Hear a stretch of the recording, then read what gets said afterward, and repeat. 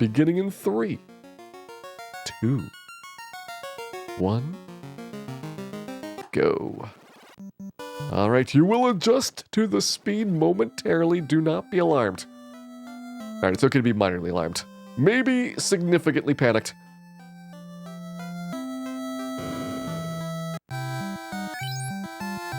And let's decide fire versus lit to start with. I'm going to start with lit one. It's just the more aesthetically pleasing spell. We'll take 3 of those. And of course is preparing to lead from the front of the party. The rest of the team is going to get very tiny knives. The smallest knife that you ever did see. I'm almost debating whether they should get cloth armor. It would be 1 point of defense. And that is 1 more point than they have right now.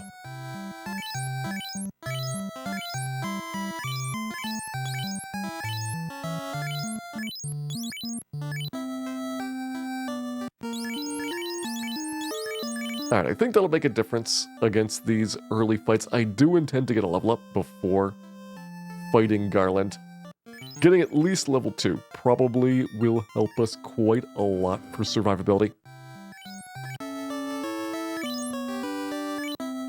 And with that, let's go fight some imps. I mean, realistically, you can actually fight more challenging enemies because, well, other than Dan, the rest of the team has these lit 1 spells. But I want to keep things a little bit simpler for the start of it. We can take out 3 imps quite quickly here.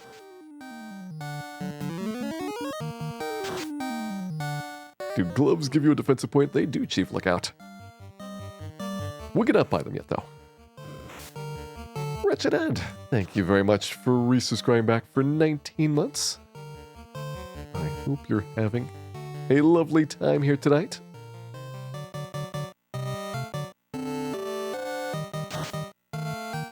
And I hope these imps are ready for some stabbings, because they are about to get a whole bunch of them.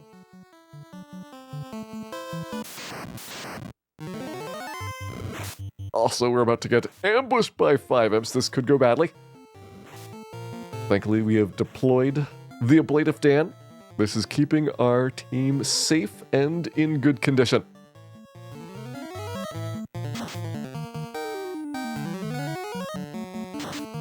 Everything is fine.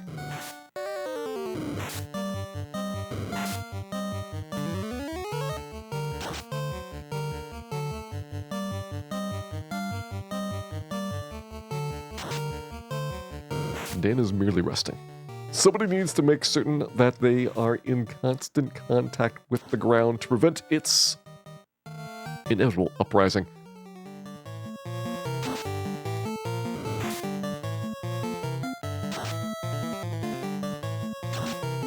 And we need to get out of here before Bill gets destroyed. It's okay, Bill. Worse things have happened to Dan already. Alright, so we've managed to get 85 gold there, which is enough to hit the end.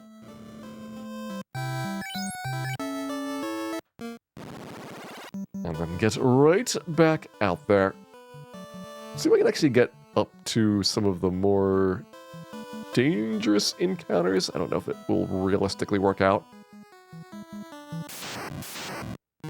But there's a chance maybe this could be beneficial.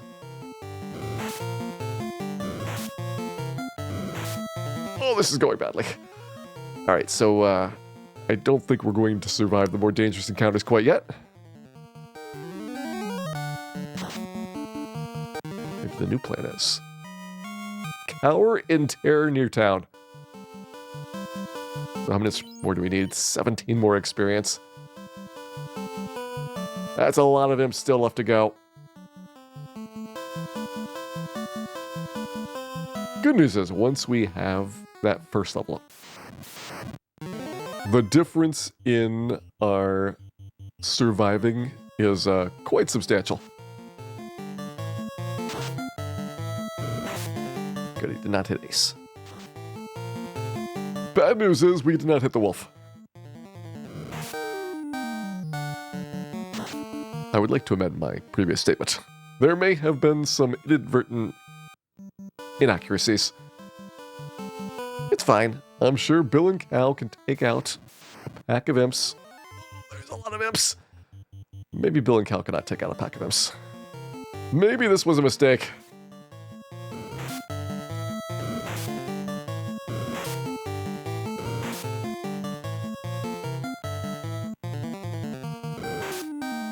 Maybe it has all gone wrong. Alright. Everything's fine. Do not be alarmed. Everything is fine.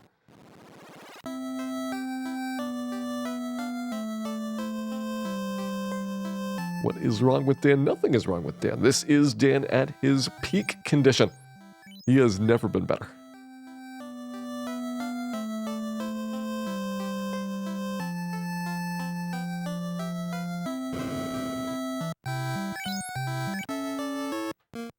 Alright, so I had a little bit of buffer for money.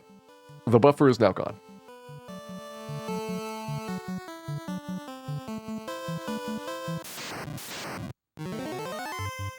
But aside from that, everything else is totally okay.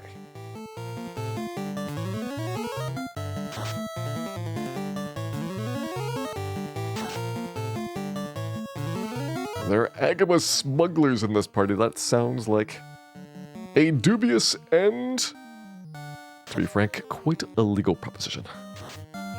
So probably. Alright, there's Bill and Cal up to level 2. Unfortunately, they don't get their hit points right away, which would allow us to be a lot tankier here. I think I actually want to stay up in this part for a bit. Maybe try and get the Mad Pony fight. It is a pretty angry-looking pony, after all.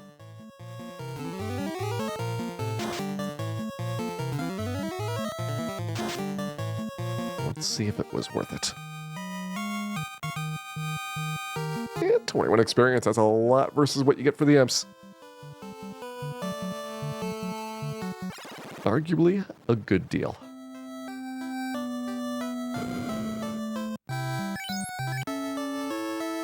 Barely enough cash there to save the game, so we are clearly still just scraping by here. 132 experience. This is so many fights that we have to do just to beat Garland. I am sure it'll be fine. Now we got 9 lit ones though per trip out, so that's gonna go a lot better. We were able to previously do 2 fights, now we can very comfortably do 3 fights. Comfortable is a relative term, of course.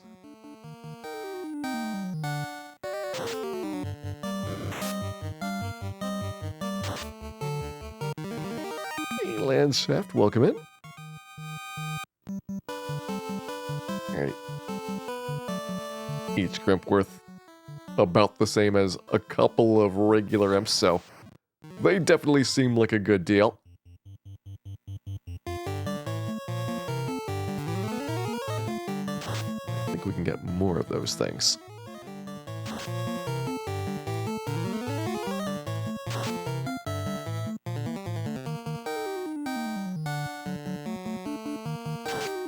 My other idea was to see if I could go up near the Temple of Fiends and try and pick off some of the more advanced encounters there. Like, you get those mad ponies all the time, and grimps and bones and other kind of decent things that a single lit one is about enough to deal with. Maybe not consistently, but it's close to being good enough. And often that's what counts.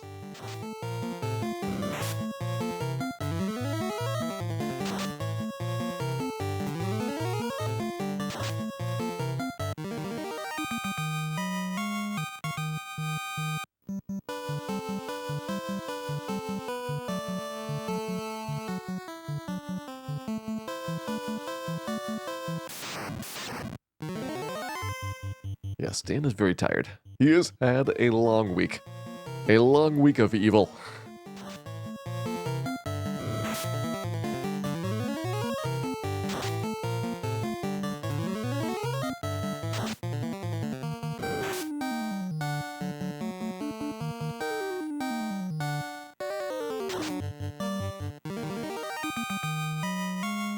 Alright, decent there.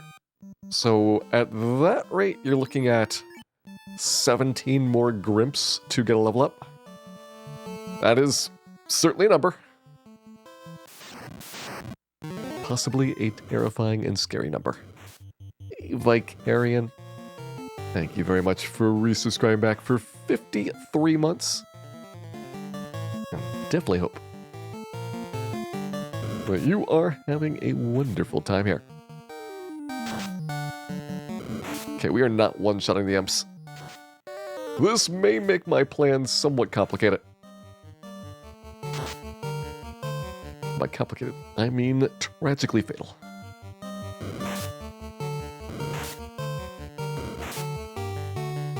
Ready, clench it. Keep clenching.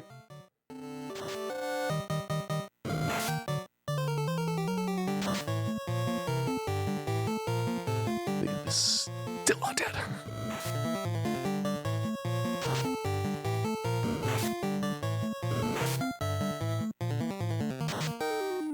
Four and 7 chance of them targeting Ace. We got one imp left to go. Who will come out on top? And was it ever in question? Good fight. Another terrifying yet good fight.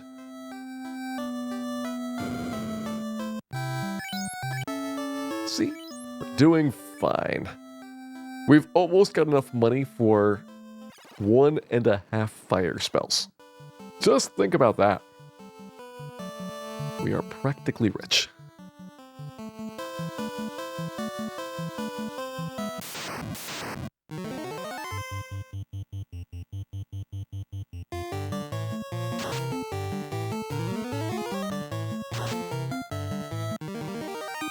Alright, so if we kill wolves, those are 8 experience each. The regular imps are like 2 experience. The Grimps are like 6. I think I've got some clear preferences for how we want to proceed with this.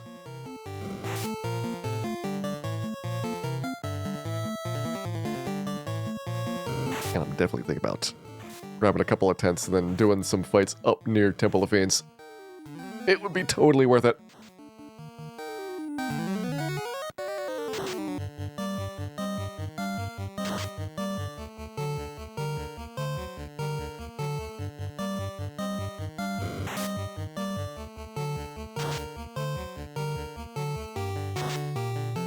Man, how many lits could we practically use up there in one battle?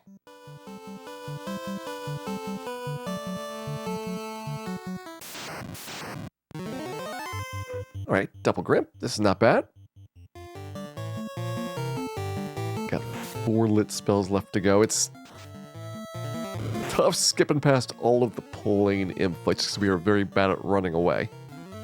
Otherwise, that would be a very good practical way of making this more efficient.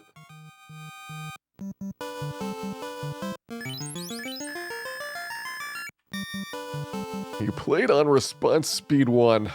That sounds tragic, Hawk Laser. Possibly even the worst possible thing that you could have experienced. It's really bad. Even just going under response speed 8, like 4 or 5, it hurts a lot. It is quite painful. To be a response speed 1 challenge run, I invite others to try that challenge. Be certain to do it with Solo Thief. That way you have plenty of time to think about all of your bad decisions.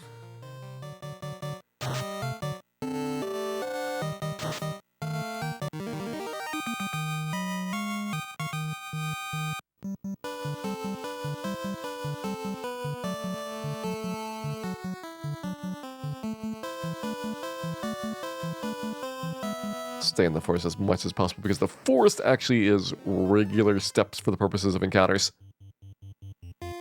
Whereas off the forest, there's often tiles that do not count. About 50% of the area around Cuneria is not advancing the step count. It's kind of like in a checkerboard pattern distributed out there. So you get more encounters by walking in certain prescribed ways.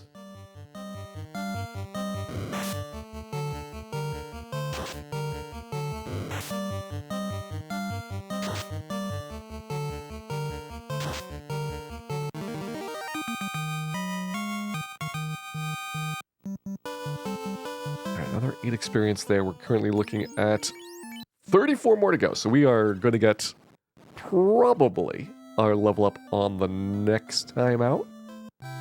And then at level 3 we'll be thinking about that Garland fight. I can afford 2 fire spells now. This is clearly working. Maybe not very well, but at least a little bit.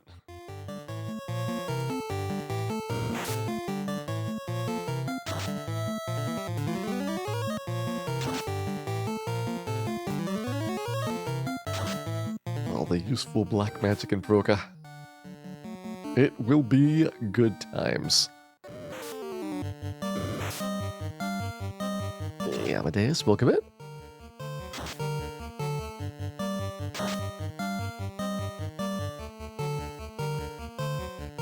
It looks like our black mages might possibly be defective.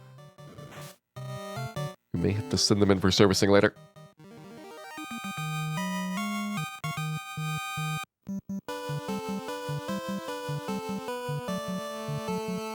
We might get level 3 here. I think it's a pretty good chance. We got triple Grimp. That's a good start. That's the equivalent of getting 9 regular imps. Basically 2 full packs.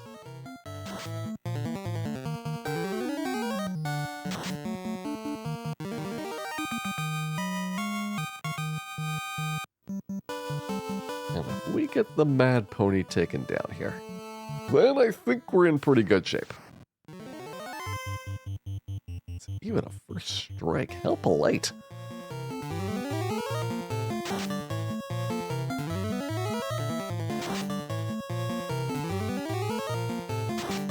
Alright, 1 lit 1 spell left on Bill. Bill's got level 3, Cal's got level 3, Ace has got level 3.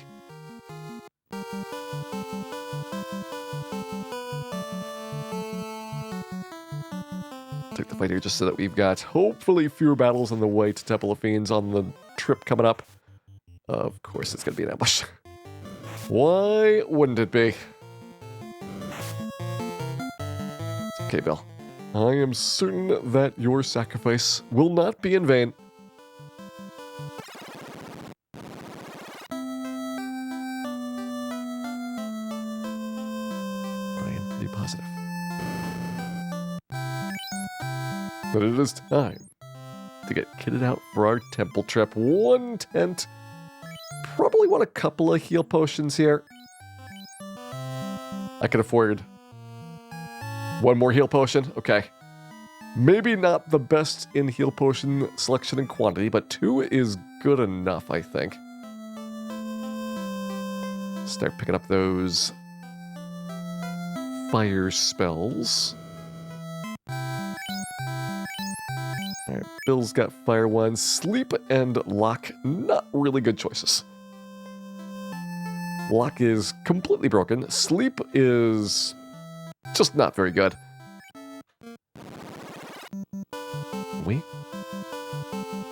We are headed to the temple. Hey, Cassandra, welcome in. Thank you for the good wishes there.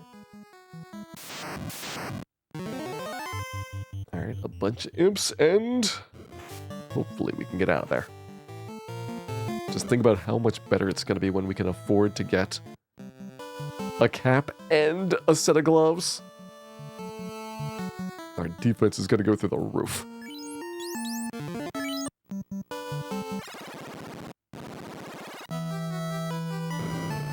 fight with Garland. That is going to take place now. Triple it. Let's do this. Only 20 minutes to get to Garland. And we really don't have a very optimistic view of the pirate fight.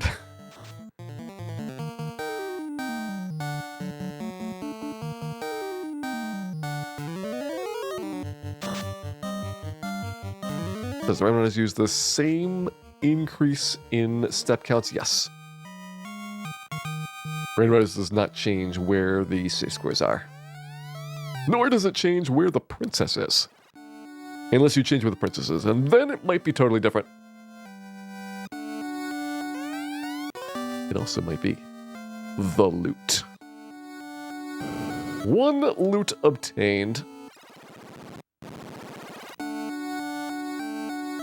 I mean, if we went over to the Provoca area, there would be some pretty burly encounters that we could use to more quickly level up on. If I could get those ice spells, that'd be really nice. The downside of Provoca is that you are paying for an extra bit of cash on every single in-stay. So whether you break even or not may be a complicated matter.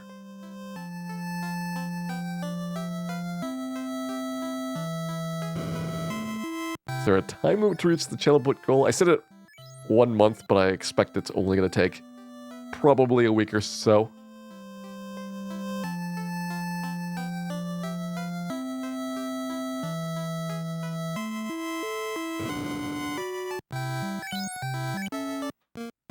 I figure people would be very interested in the Agama art and Agama art products. You know what? Let's just try to get a better start. Maybe that was the practice strip to Provoca. This is the real deal. This is where our adventures begin.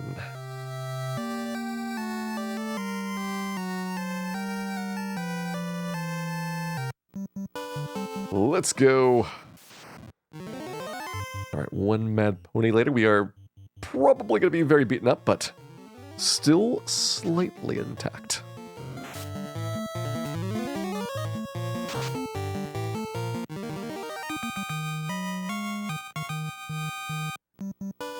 "21 experiences, mad ponies are actually pretty good for us. If only we could survive like the 4-pack of them.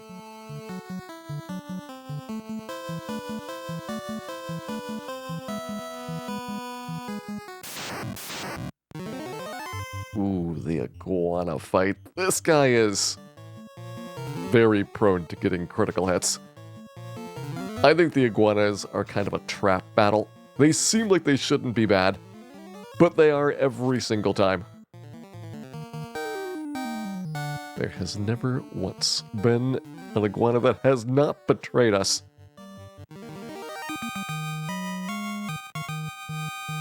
And you know this one is going to be no exception. Alright, 200 some experience points for level 4 to pick up. If we get lucky, we can win the pirate battle at level 3. It is going to largely come down to not getting a quadruple mad pony start, but also just getting very good turn order. If you can knock out a couple of pirates, get a couple of good dodges, things can happen pretty fast.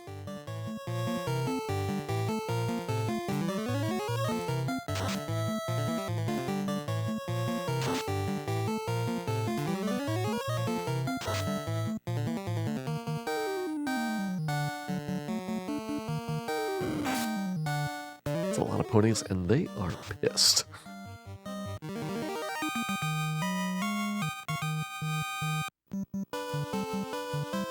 Alright. Can we make it to Provoca? That's the first question. Yes, we make it in. So now we've got a much more interesting base of operation.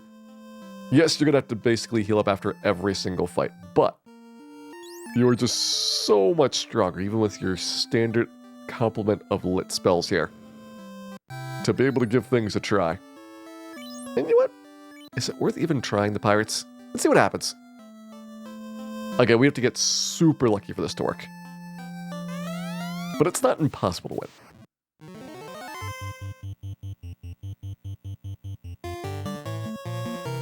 Nine lit ones, 9 pirates.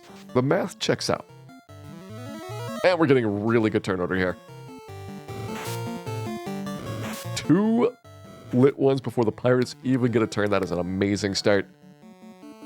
Will it be enough? Ace has gotten some dodges in. We got an okay mix of attacks. Like, we might be looking like a decent chance of winning this. Nice. You get your lit spell off. That's going to be really big. Very nice. I think we've got this one. At this point, 3 versus 3, if they take Ace out, it becomes a more difficult fight to finish off. If Ace gets his attack in, Ace does not get his attack in. Then one of the pirates attack Dan.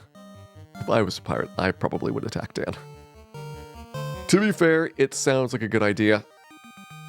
It looks like Bicky first try. That was actually quite good. We got a boat. We could try and fight things with that boat. The money is not great for fighting aquatic monsters, so that's a bit of a problem. Again, I guess we can do some science. See whether this works out.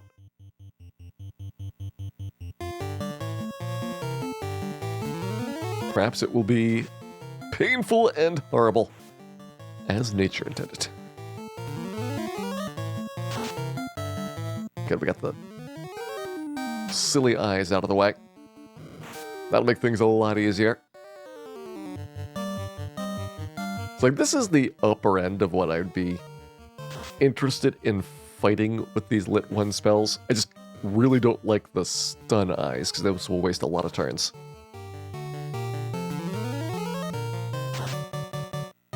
We're spending 50 gold at the inn. We are getting 110, so a little bit of profit.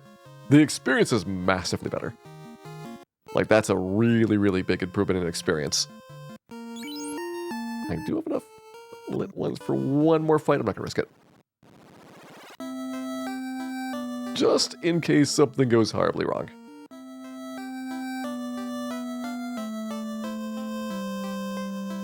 And ultimately, at the end of the day, we are trying to get to the point where we can pick up ice spells for everybody. Having a more powerful attack option would be really, really nice. And so my basic plan is get a little bit of buffer money, pick up a pair of tents, and go hit the chests out of Dwarf Cave for the cash. And that'll pay for itself if we can make that trip work out.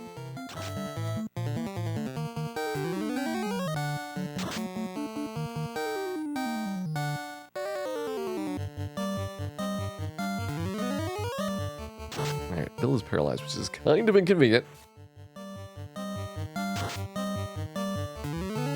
We did not lose a second person here.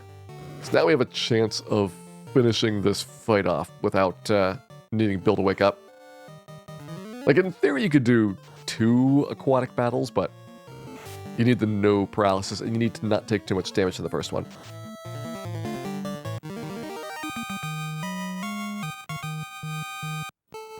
That time we got 140 gold, so we're making about 100 a pop with those. If we could kill an ogre, then things would be pretty good. Could also look at doing the Kaizakus. Upside of the Kaizakus would be a lot of cash. They aren't that good for experience, unfortunately.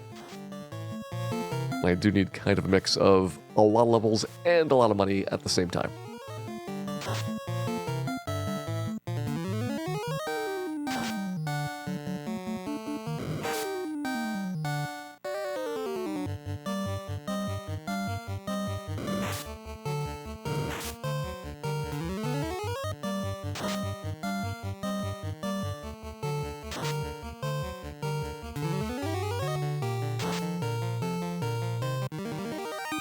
Okay, we can probably do 2 fights now. That'd be really good for our rate of income at that point. Not having to do an in-trip every single battle will make for a dramatically more efficient little grind session. Assuming that we can kill Arsag, which I don't know if we actually can. This may be ambitious.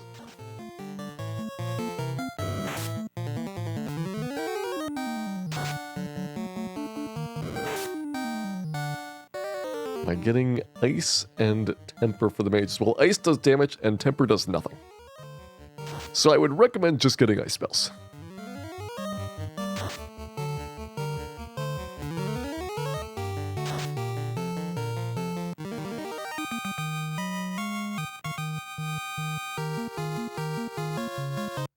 And I do recommend getting those delicious hags. Alright, so Ace is decently far back now. He is almost 200 experience behind the other two.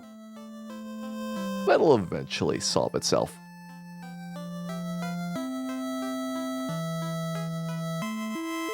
Right now, our solution is going to be to get more damage options. There's Ice 1 on Cal. That'll be a very big improvement. I think I will go and get the Dwarf Cache now, which should be enough to get the other 2 ice spells. Maybe also pick up the fire spells as we're going back and forth. That could be reasonably decent. So 1 of those, there's 2 of those. Yeah, 2 should be good.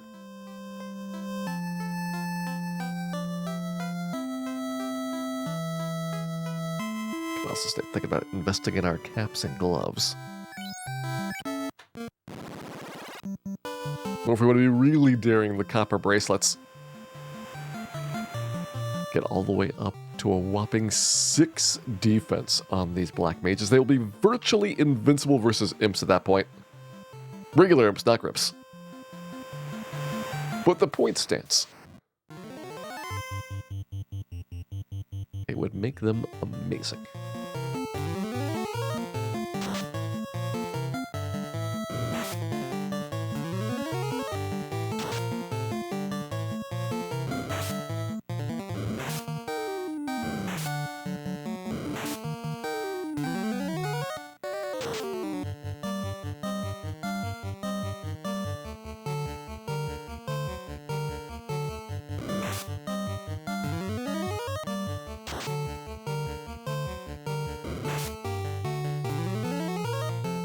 Alright, basically halfway across, we've used up half of our lit spells.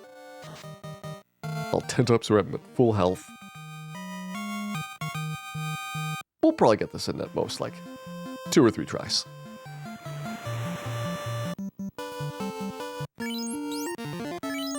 So why don't we get this try here started? These dwarves, known throughout their land for their outrageous acts of insurance fraud, but they have built up a massive treasure through these illicitly gained proceeds. So really, blackmailing them is the least that we could do.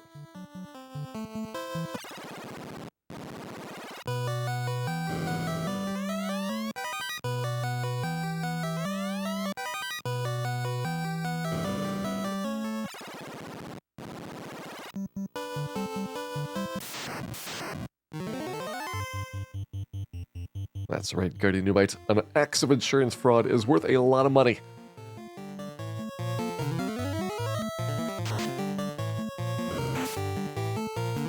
But we'll see if it's worth fighting arachnids. This might be a bad idea. And by might, I mean probably a really bad idea. Alright, another lit up there. We'll swap your ice down here, and we'll see if an ice plus a lit kills them. Close. We should be very close.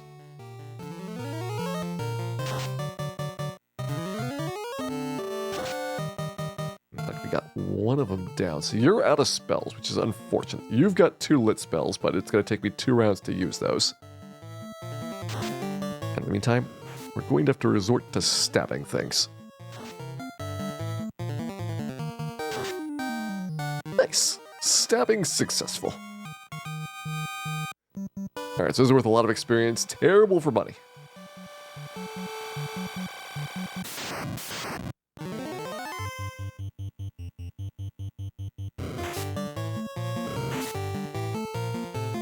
And only the most enchantingly pleasant sound to the ears. Alright, we got across there. We got enough cash here to get a bunch of upgrades, so probably want to pick up the fire spells, the ice spells, another point of defense. It's like 1 point for $100 or 3 points for 1,000. So it's kind of clear that getting the cap and glove is a better idea than getting the copper bracelet first. And yes, I will even get a pure potion this time. But don't let it happen again.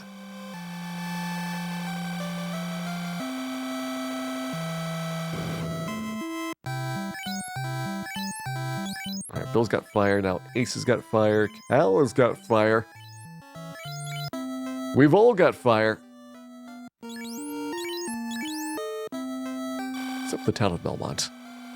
Won't someone give the town of Belmont the gift of fire this trying time?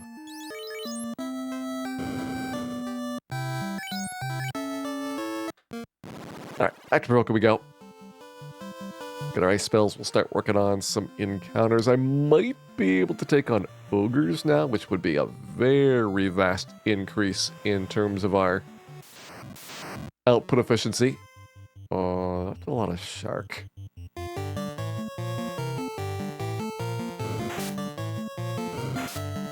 Yeah, shark's pretty painful. I'm going to say it's maybe even not going well.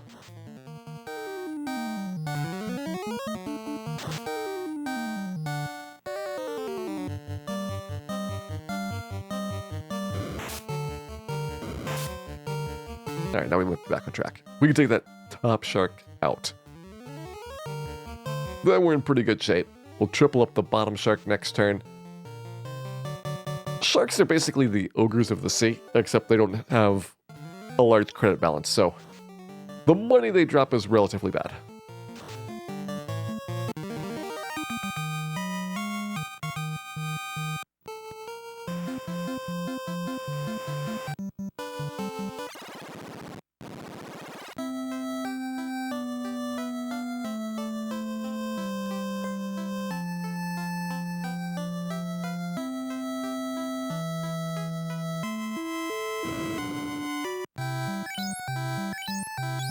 Alright, you've got the ice spell, now you've got the ice spell, and you've got the ice spell. That is a nice set of ices.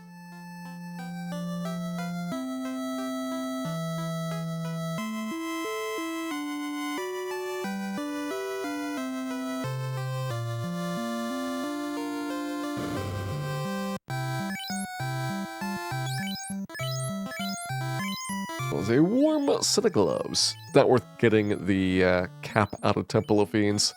They're only about $100. Don't really want to go to the Temple of Fiends again for a long time. Maybe not even for 2,000 years.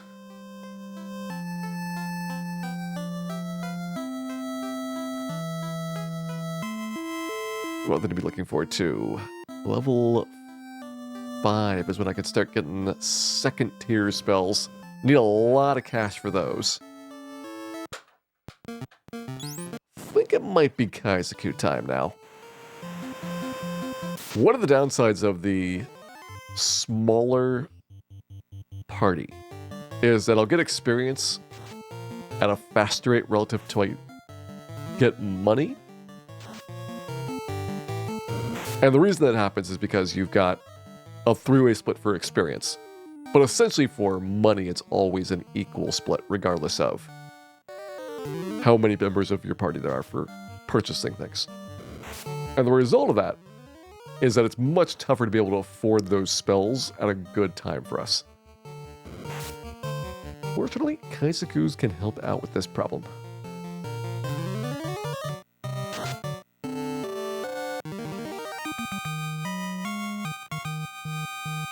Because Kaisakus are rich. About to beat Final Fantasy IV for the first time. Good luck, Bidbag Eric. It does have a relatively tough final boss.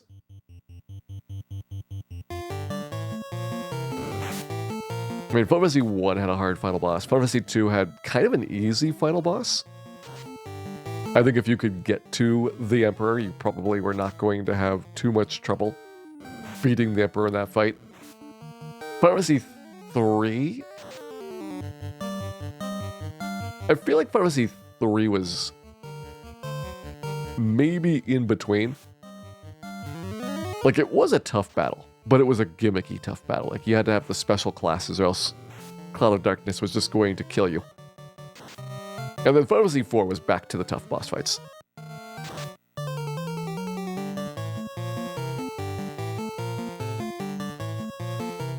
Alright, let's see if I can get one well-eliminated Sahag here.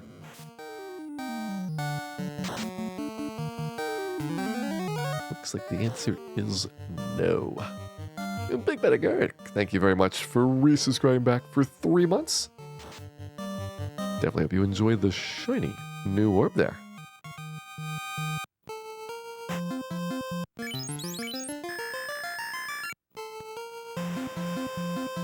Have to have enough HP in Final Fantasy III. You really have to have the Sage class to be able to out-heal Cloud of Darkness.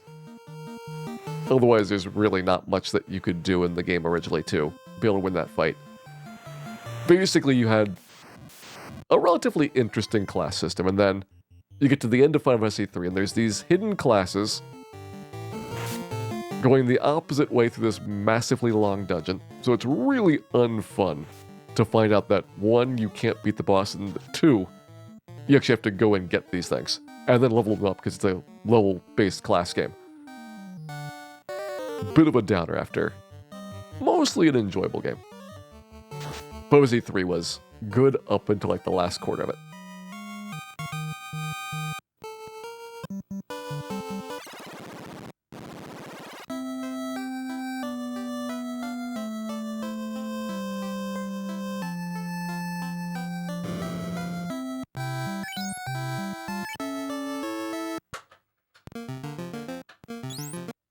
Alright, I've got less than 1,500 gold, which means we should do another loop around for Kaisakus. Okay, 3, 2, 3. Yeah, because Ace is the one that's back a little bit in levels. Unfortunately, because Black Mages get no real gains in health, you can't really tell that Ace is back in levels. That is one of the downsides of the Black Mage. Terrible, terrible hit points.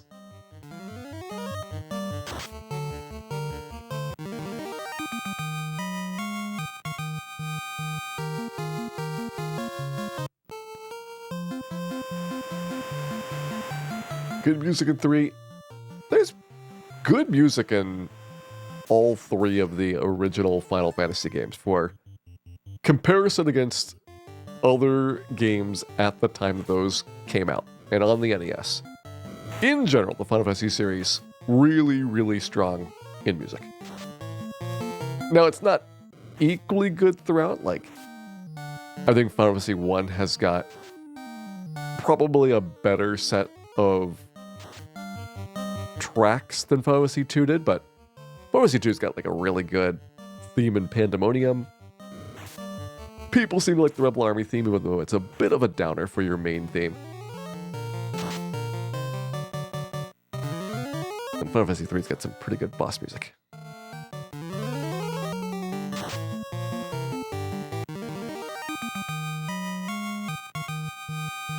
Alright, time to rotate our mages.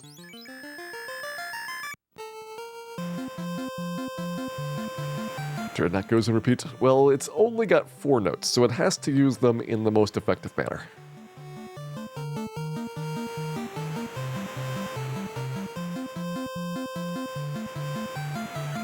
And yeah, once we can afford the Lit 2 spell, we are going to do considerably better here.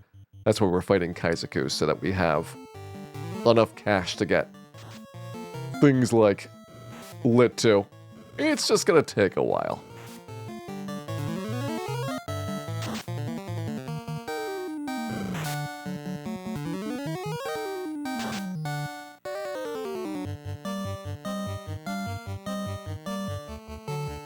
I could just do a Lit 1 on you. I'm not too worried about missing out on some minor spell opportunities because we're running out of hit points faster than we run out of spell charges. That's probably going to be the story of Black Mages for quite a lot. Quite a lot of the game.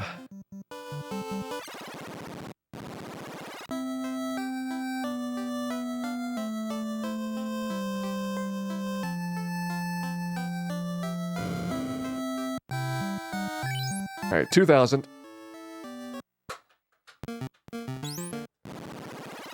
Let's go down to Elfland. We can pick up some more Kaizokus on the way as a bonus.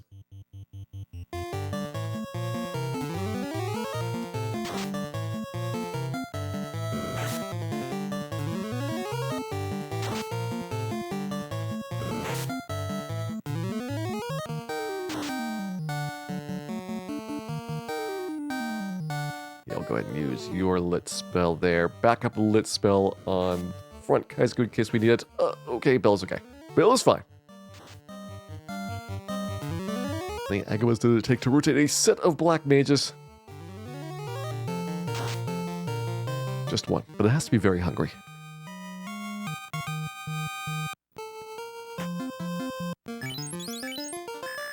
Is 4 Thieves possible? Several claim to have survived it.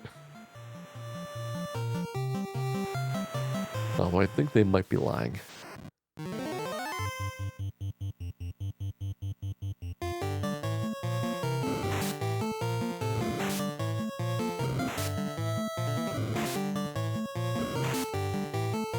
he didn't die in first round. That's a good start. It is at least slightly promising. Every time we go to a new town, it's more and more expensive to use the clinic and to use the inn, so you have to be kind of judicious about making the leaps. Especially with Peroka probably having as good or better encounters nearby than Elfland does. I don't really want to use all my Lit 1 spells up, but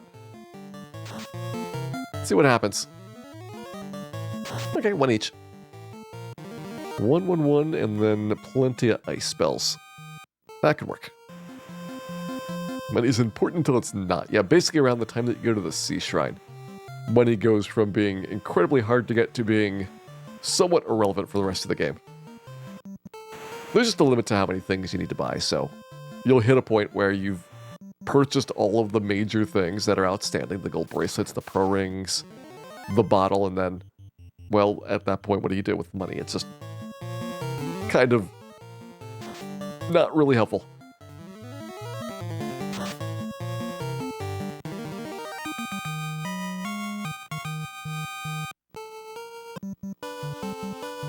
It's only 1 Kaizoku, but let's see if it is enough Kaizokus to get the job done. 2,800. So we're going to want to have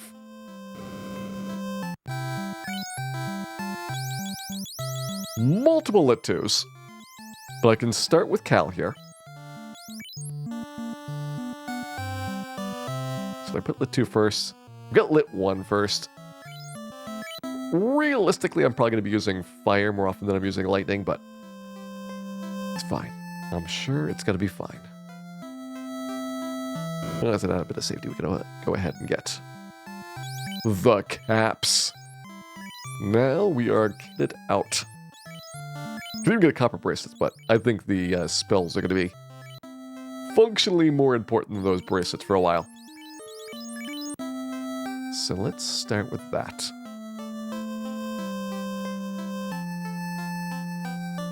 How many lock 2s are we going to get? As many as it takes.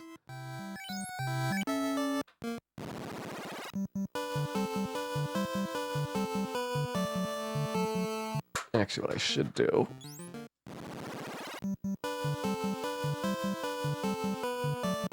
probably try and get more Kaizakus here. Nice, that's a lot of Kaizakus. The ambush is not nice. But I'll take the start.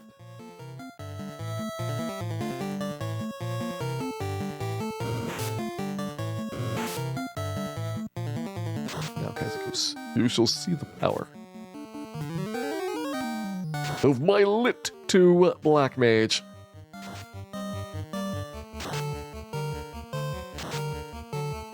It was pretty decent.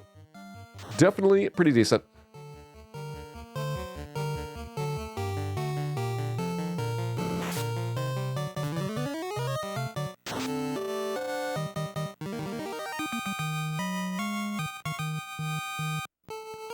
So that's a second Lit 2 that we can pick up.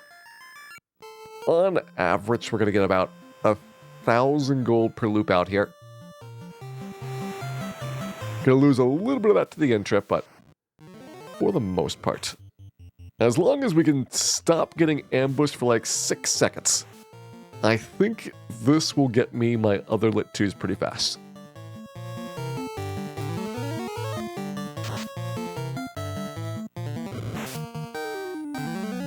Cal's fine.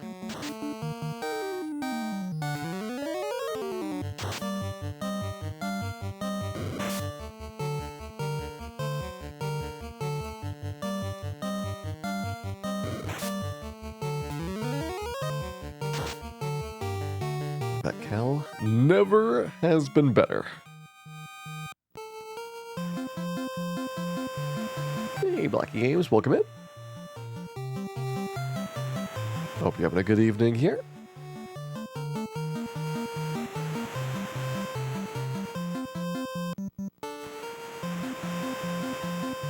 Don't want to take the risk of an extra encounter on the way back to town, but it's only one Kaizaku anyway. Never lucky.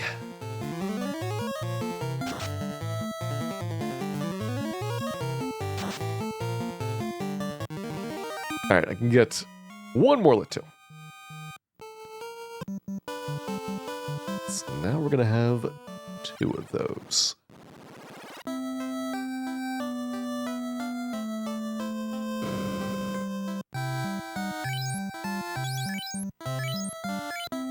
Alright, Bill's picked up the Lit 2. We've gone for Fire 2s instead of Lit 2s.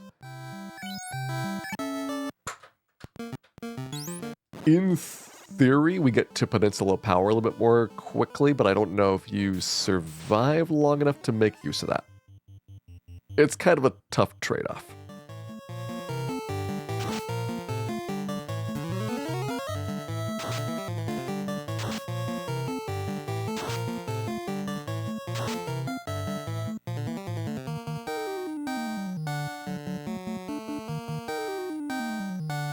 It's tough luck for these Kaizakus. Now they get to feel the pain of being ambushed.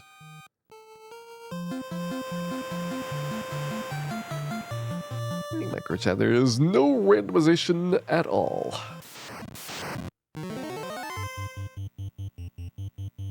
There's a lot of black mages, though. Whole lot of black mages.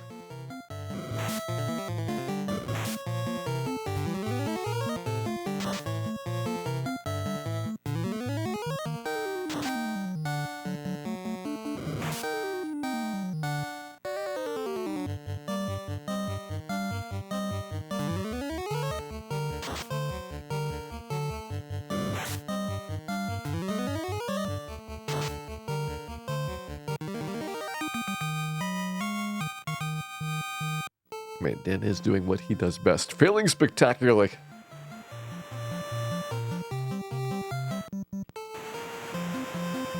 You have to admire his enthusiasm at it.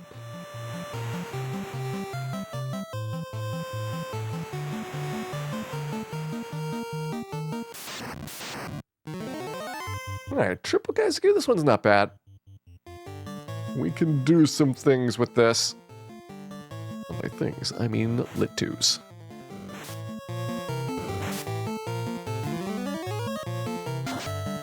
So yeah, I can just barely survive doing 2 Kaisakus plus that Sag fight. If you had pretty much any other party, this would be kind of a trivial battle by now. But for Black Mages, no. They keep it fresh and interesting.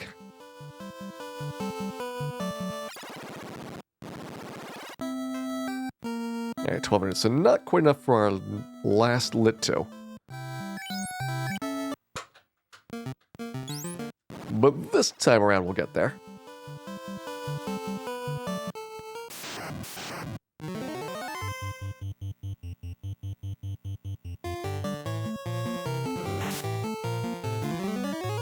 After we have all of our Lit 2s, it's our best set of encounters. And do I want experience, or do I want money more? Experience getting to level 6 is important, but we are basically already there. It's like 300 left to go for those.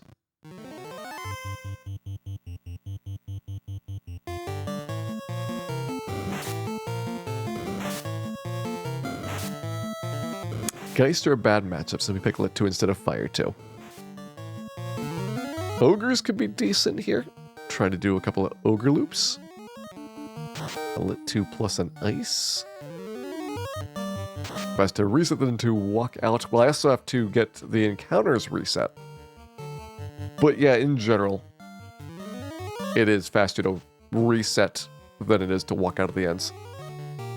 Additionally, I'm manipulating which encounters are coming up next. It means I have to power cycle and not just do a plain reset.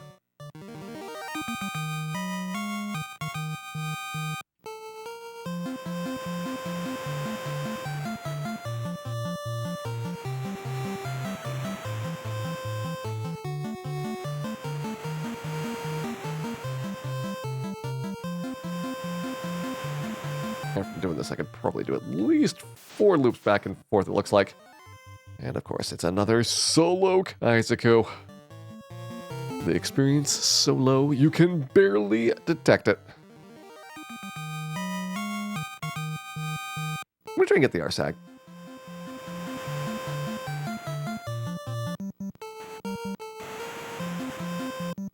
There's another fight coming up that could be at least decent for my XP, even though money-wise this isn't great.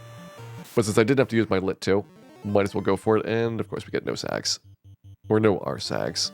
I think you get Arsags here.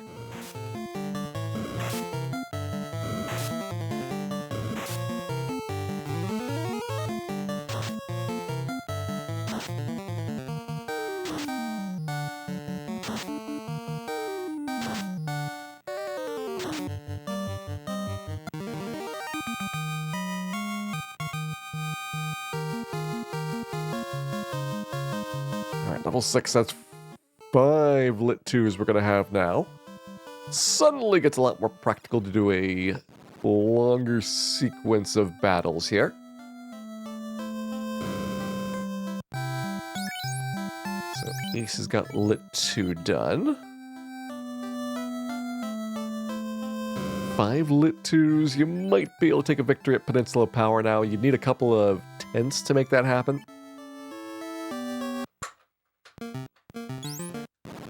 But I know just where to go and get those.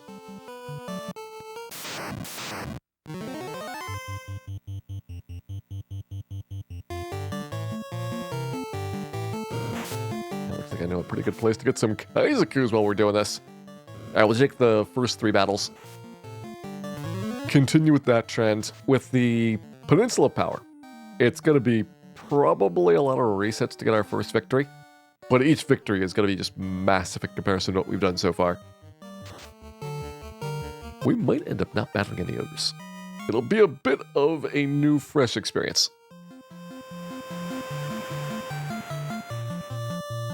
Level 7's your minimum for doing Marsh Cave. This party probably could beat Marsh Cave right now if I had a big stack of heals and pures. Lit 2 does very good damage versus wizards, so a triple Lit 2 queued up is, with good turn order, sufficient to win.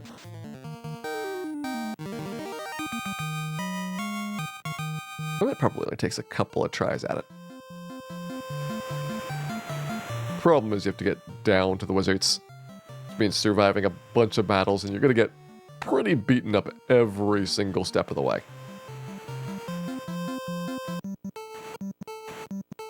Which is one reason I'm thinking about getting those copper bracelets if we can afford them. You are out of lit 2s, that is inconvenient.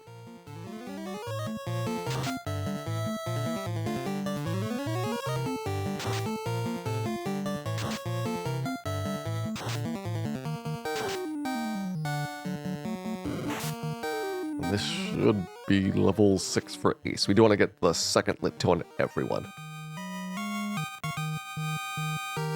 Nice. Alright, so you're all leveled up. We get 6 lit 2s. We've got another strong level up there, so our health is significantly better. Will it be good enough to take a hit from the Peninsula Power Monsters? Probably not. But we're going to find out. Oh, we are going to find out. Let's go with Cab for our order here.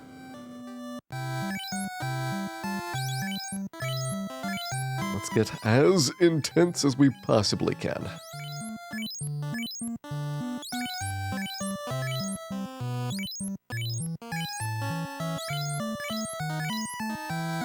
Hey there, Only Pika. Thank you very much for resubscribing back for 7 months. I certainly hope that you have been enjoying the fantasy Final Fantasy. Also have fun with our 4 black mages. And if we can successfully do this, we'll have enough cash to easily get our Fire 2s.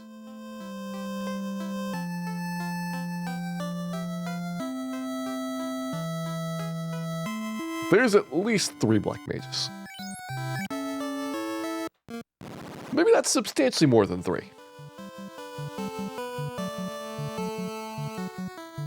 But I am certain that Dan is doing his best.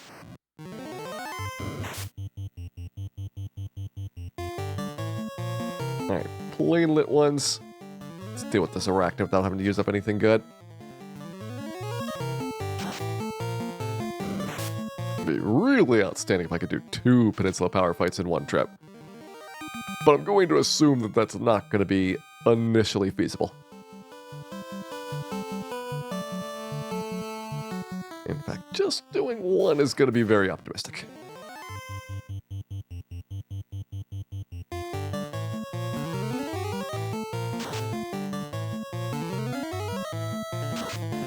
Hey, Battle Ogre. Skeeve Twitch, welcome in. Hope you're having a good day here. And I hope you enjoy wiggling things. Now we're going to try the Zombles. Giants might actually be a better fight. But we're going to see what Quad Zomble does to this team. It's probably not going to be pretty. We have to survive the first round and get good turnover in the second round.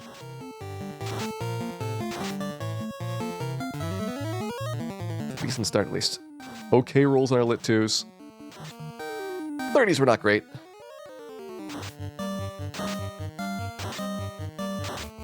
Would much rather see 120s.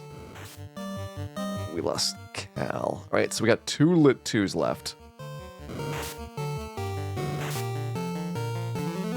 Still got the lit 2 off.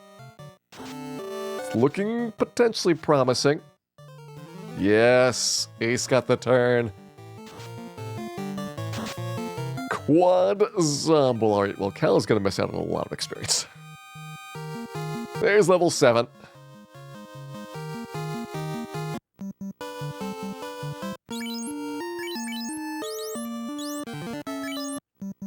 And now it's time to run. We don't get our next spell charge until level 8. But it's good enough that I'm going to call that a victory. Also because we were victorious. It's another good reason to call it a victory.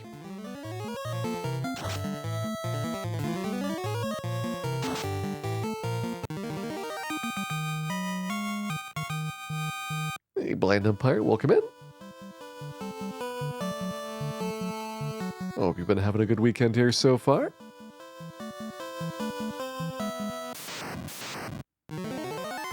I do not have any more AoE spells. Fortunately, I've got a little bit of cowardice.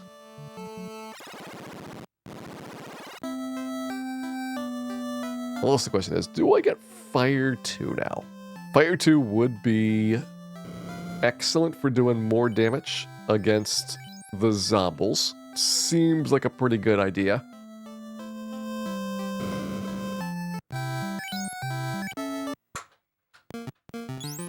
Alright, let's do it. We're going to go back down to Elfland, get Fire 2. We're going to come back to Provoca. Go do Peninsula Power. Go down to Elfland, probably get Copper Bracelets at that point, and start buying houses, and then we'll figure things out.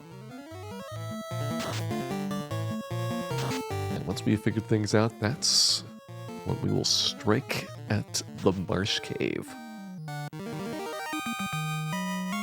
When it's least expecting it.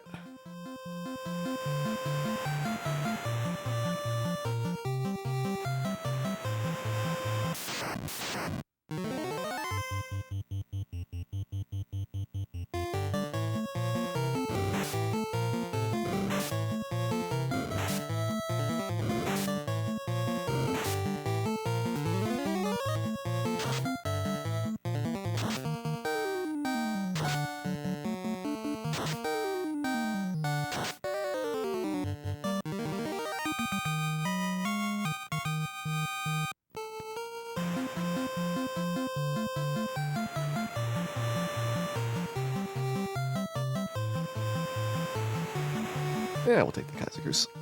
They've been doing good for us so far. Except for all the times that we've gotten a single Kaisergoo in the second battle. Then they were doing not so good for us. I knew it. Every single time.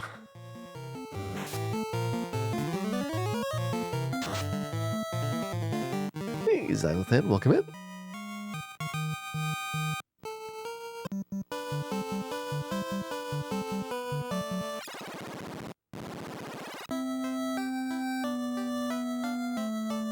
To the time when things start heating up. 3 Fire 2s. Not quite enough money to get a new set of armor, but we're working on it. We are definitely working on it.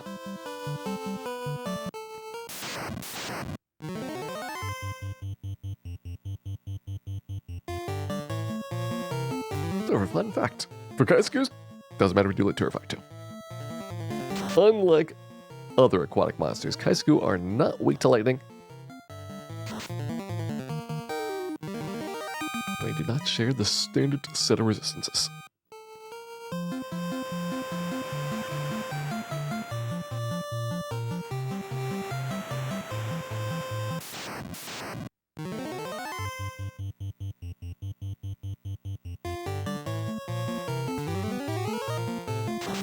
Be fun when we get one shot by nukes. Yes, that is definitely going to be fun.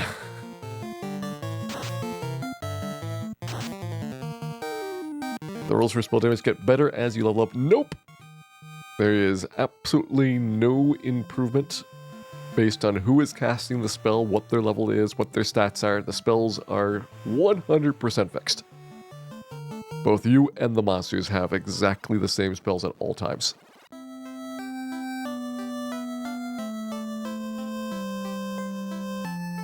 Which is useful for being able to predict how spells are going to work, but is less good if you are someone that likes to level your characters up.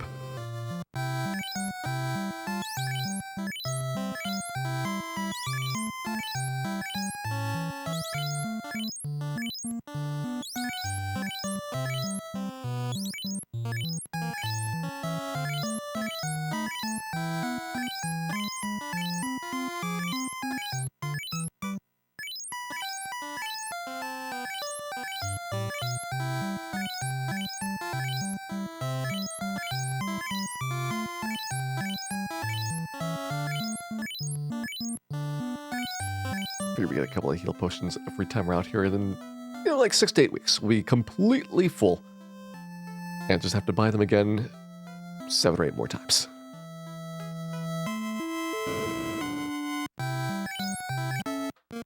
It'll be great.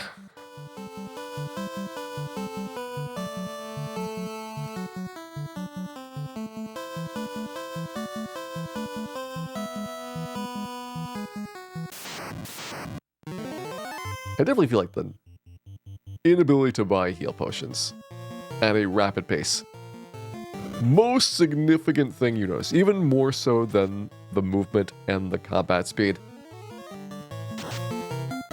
You really feel those heal potions, every single one of them individually checked for quality control purposes, with its own printed receipt and certificate of authenticity. At least you know you're getting a quality product.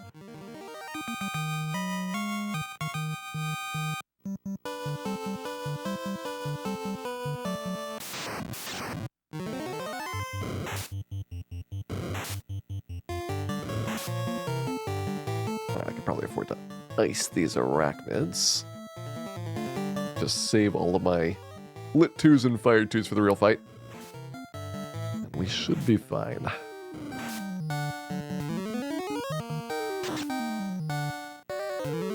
Hey, Mr. Canal, welcome in.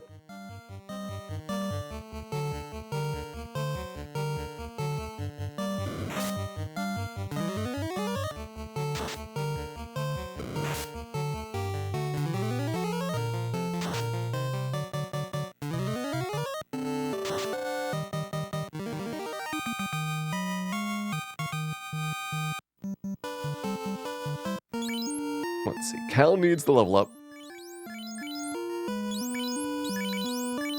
Isabel almost exactly 1 level ahead now. Bill having a slight advantage over Ace. We'll use BAC for our party order.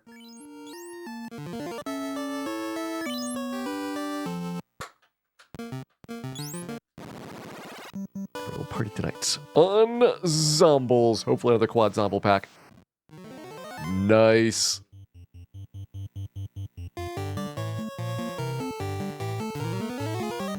This is the good stuff. Only a 25% chance of quad Zombles. Back-to-back, so 1 in 16. So I'm going to bet we're getting a little bit lucky.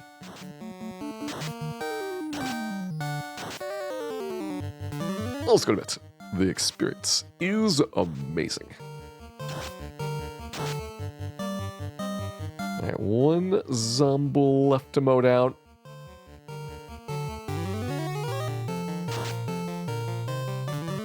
This one was really short of the other ones. Very nice. Alright, level picked up.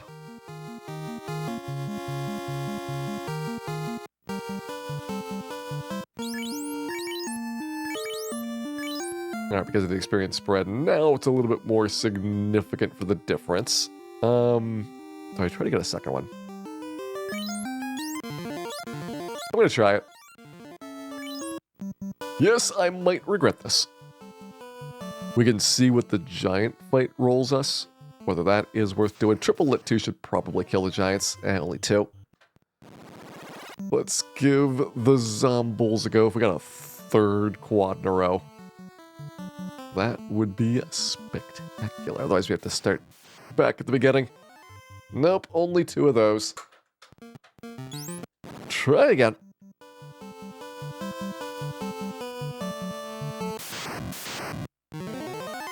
There's the good stuff. Another quad pickup. Just gotta get some good turn order. And good damage rolls, and probably also some lucky dodges. But aside from those things, it's basically free.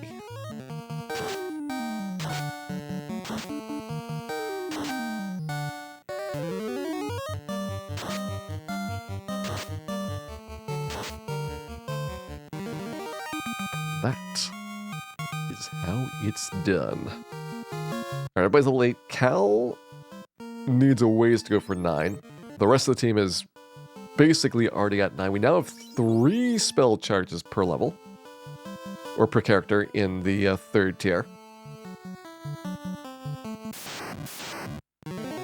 And now might be when we start thinking about... Do we want to go to Marsh Cave? Do we want to grab more levels now? What's our best upgrade path?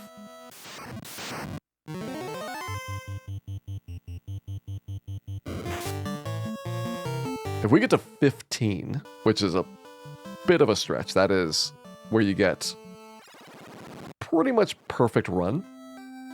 So once you hit level 15, you don't have to worry about the dungeon encounters nearly as much. Ambushes would still be a thing. If we beat Astos, we can do the Mystic Key quest and then eventually get over to where we can pick up the silver bracelets. That's a very big improvement to our defensive situation.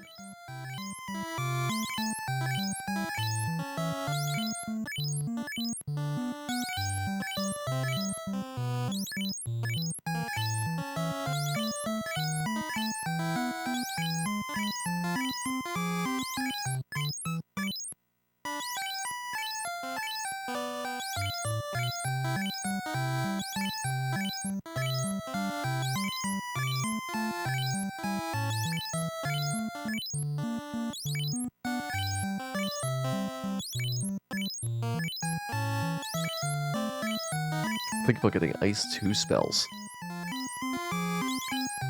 I think those are 4,000 a pop. So I probably wouldn't be able to get houses at the same time. Stocked up on tents. We got 1 set of piers. We'll need to get a lot more piers before we go to Marsh Cave, obviously.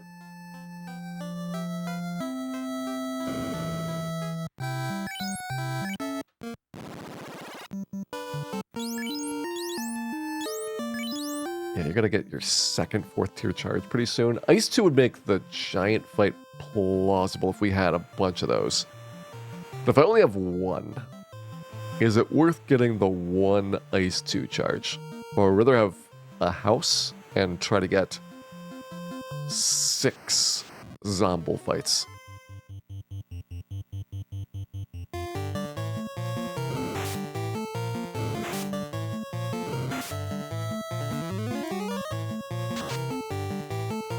I find it kind of implausible that we'll actually get through 6 fights without something going wrong along the way.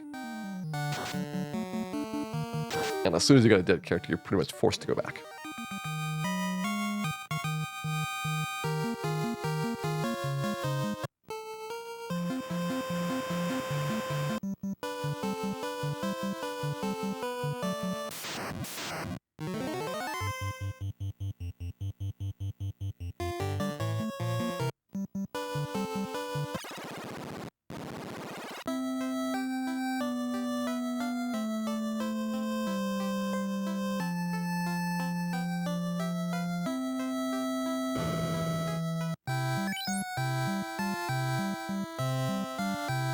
Alright, short-term rental for the copper bracelet. It's a lot of cash for 3 defense, but at this point, the black mages are pretty desperate. They'll take anything they can get their hands on.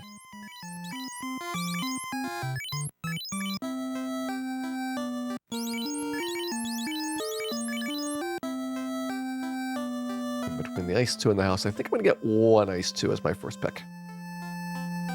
See how that goes.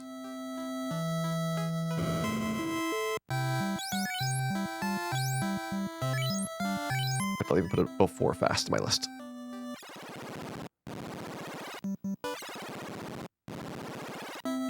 Ice 2 probably doesn't get used that much in the late game, but for the early game, fast is really not that critical. In fact, for this team, fast might be exclusively used on chaos.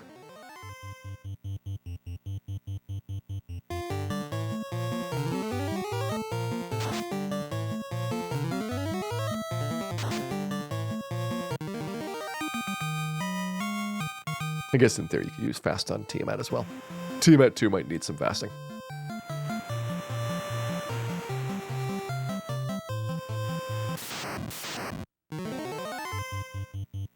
Are we class changing? The plan is no.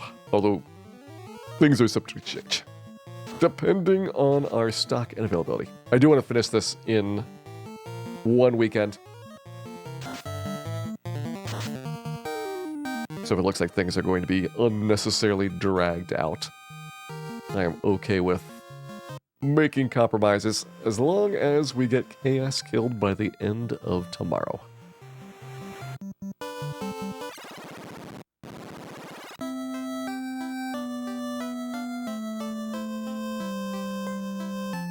Why not class change? Because it is harder that way. And you do lose the adorable hats. So there are many reasons. Many good reasons.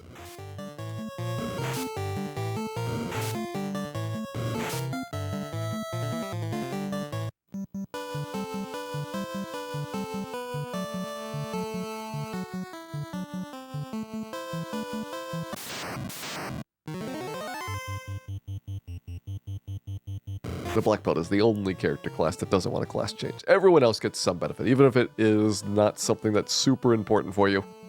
There is no downside to class change, except on the black belt, in which case there's only downside and no positive gains whatsoever. Just to make things difficult.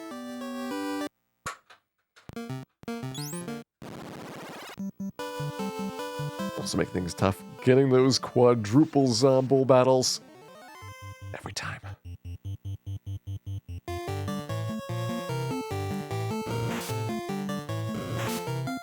Let's go. We want to see good fire twos here. Triple digit rolls are nice. Surviving's also pretty good, Bill. Surviving is kind of the important part of this. I'll reset for that. Bill being way down on XP. And we consider this a temporary victory. What might take that? What does perfect run mean? So running is broken in this game. Extremely broken.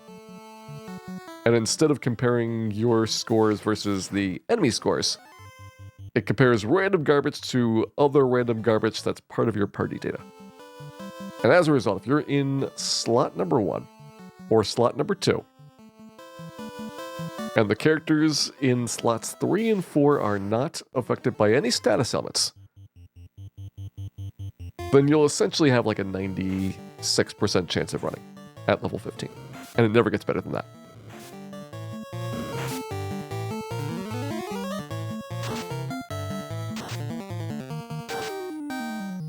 So it's both low levels running as harder than it should be, and at high levels running as easier than it should be, unless you had a very high level thief, in which case you've already made so many mistakes that you're probably not even going to notice this one.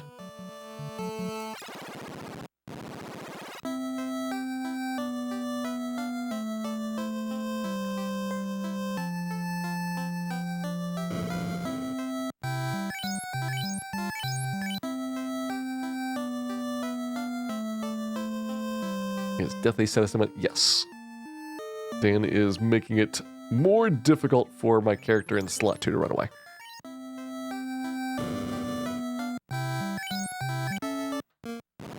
Because with Dan on the case, those are just the kinds of sacrifices you have to make.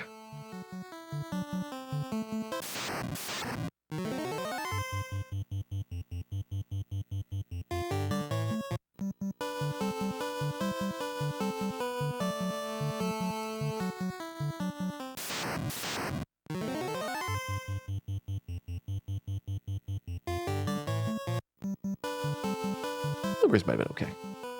I'm unlikely to need all of my spell charges for Principal Power. Given our track record of inevitable failures, I could see there being some variability here. Also could see that there are some giant problems here. Come on, Cal. Survive this and we're in great shape.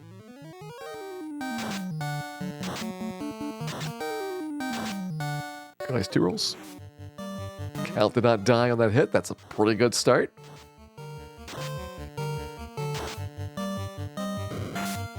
And Cal is still not dead. I am a little bit surprised by that. Frankly, kind of shocked. There he goes. Now I'm not shocked anymore. But these giants certainly are. I'll take a quad giant fight for the trip out. Is it as good as the quad zombies? Not quite. But it was pretty fast. It got ace level up. It gets us the other 2 ice spells that we were looking for.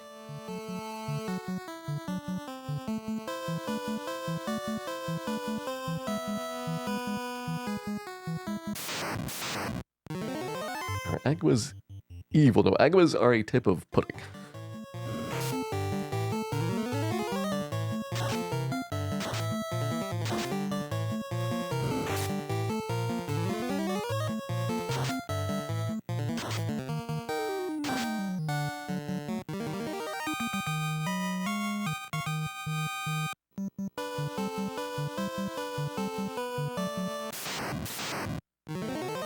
Alright, how am I feeling about Marsh Cave? I'm not going to be great at running, but we'll be decent. We've got enough lit 2s to give the wizards some problems.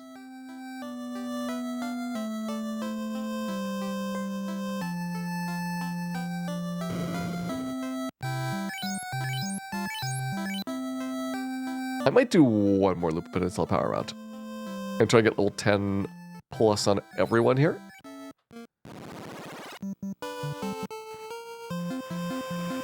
If I remember correctly, level 11 should be when we get our 3rd Ice 2 charge. Getting those basically set would be a decent bonus.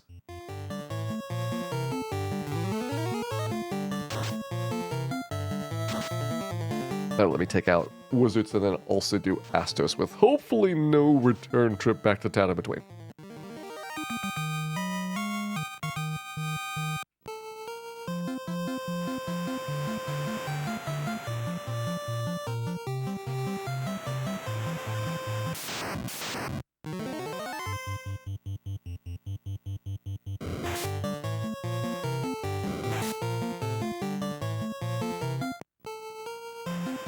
Our evasion rate should be getting better. We don't actually have any evasion loss on the cloth armor compared to the bracelet, but it makes me feel slightly better having that bracelet. Am I feeling like it's time for a house? That would do the ice 2s first. All the ice 2s, all the fire 2s. If you got really lucky, you could do both zombies and giant fights, although it would be fairly improbable that you're surviving all of this. As we have seen from past experience, black mages are incredibly fragile.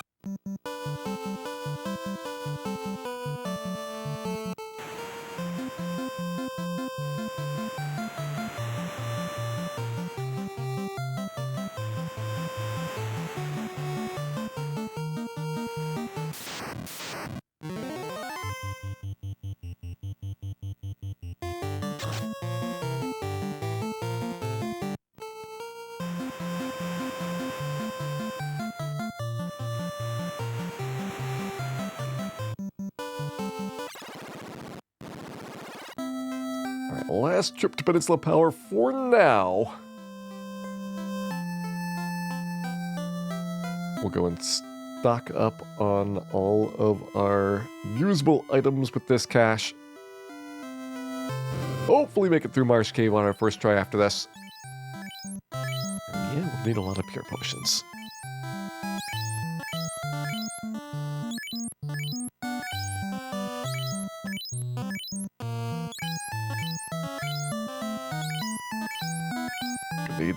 all of the pure potions. You reset every time someone died because you didn't like seeing the experience numbers be different. Yes, I have heard a lot of people did that. It turns out that is actually quite the mistake. And in fact, it is often quite better to leave Dan extremely dead at all times. The environmental impact was evidently devastating.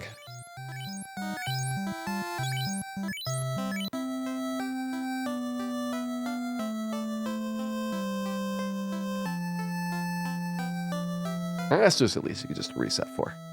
Astos on the NES is only unfun if you don't have damage spells.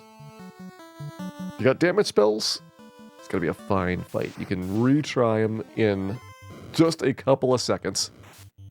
Super quick. One of the few times that you basically get as fast a recovery as you have in the remakes with Save Anywhere. So just because he's got a 60% chance of killing one of your characters doesn't mean that you have to throw the console through the window.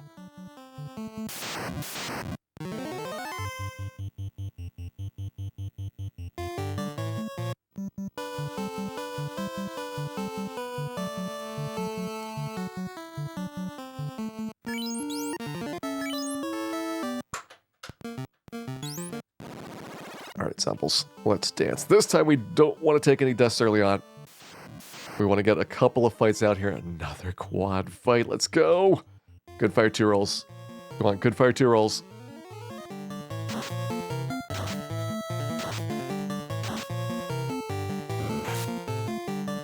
We want clenching.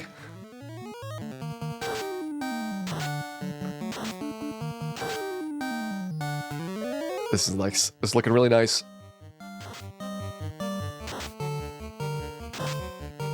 One down.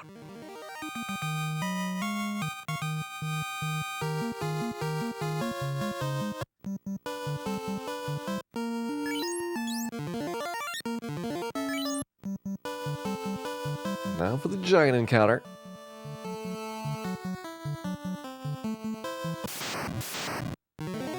We got a triple, which is probably good enough to give this a solid go here. 3 ice 2s. A little bit better chance of surviving anyway.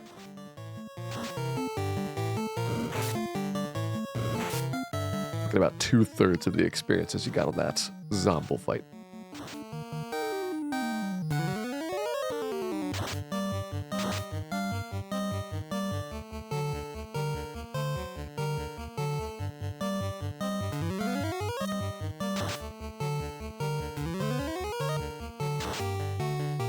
I'll take it. That was a reasonably good giant fight.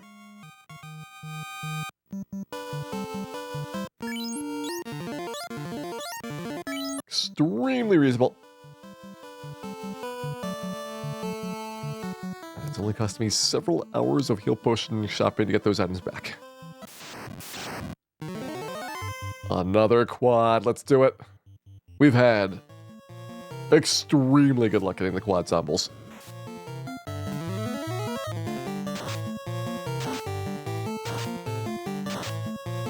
Very good fire 2 roll. Maybe a little bit of concern for the safety of some of our black mages, particularly Dan. The other ones, they're fine. But Dan, I am worried about.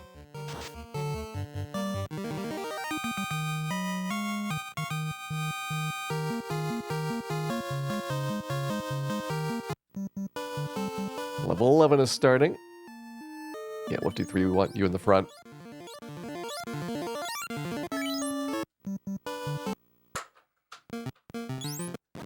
Gotta have Ace up there. Possibly takes one more hit than the other two characters still. Alright, 3 and a troll, I'll take it. The troll, I'm actually a little bit worried about. This troll probably hits me really hard. So we want to go before the troll does and kill it. 45. Kind of the worst possible roll on fire, too.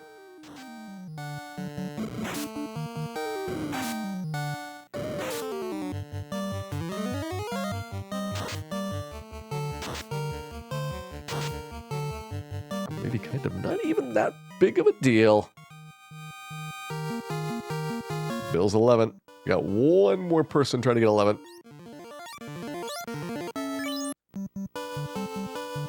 I want to try to get it on these giants here.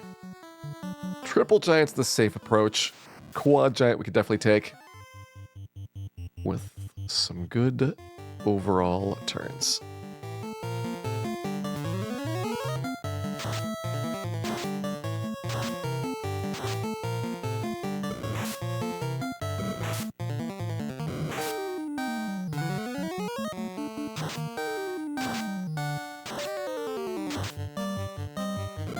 Alright, the 40s and 50s are not great. We need to average 80 on the giants to be able to hit them with the ice 2s in one round. So clearly that's not happening. Now things are going to get extra frisky. Oh, we lost ace. Alright, Bill, Cal. You need to pull this one out. Save our progress here. Pretty sure ace is already level 11, so this is fine. Sharing the experience with somebody else. It's very kind of ace to do that. Okay, it's not looking great for Cal. Come on, Cal. Kill it with a lit. No, Cal. You were so close. And yet, so thoroughly pummeled into the ground.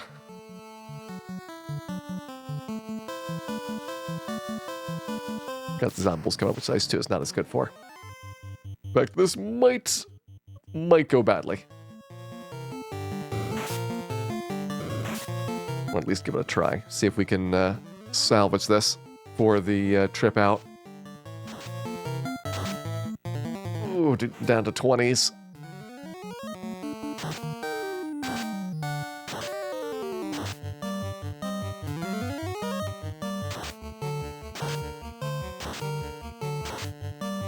Alright, pretty low rolls across the board. I was hoping we get some lucky hits with the ice 2s. Didn't happen. So probably don't win on this. But at least we tried.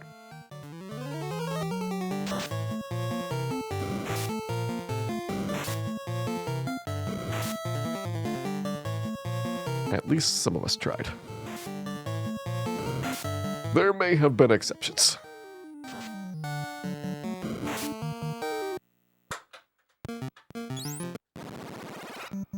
Try and scrape one more out of it. Another quad zombie and I can't take it. We're just getting tremendously good luck with the quad zombies. But we didn't need it at that time. Alright, triple, there we go. Triple giant should be easier.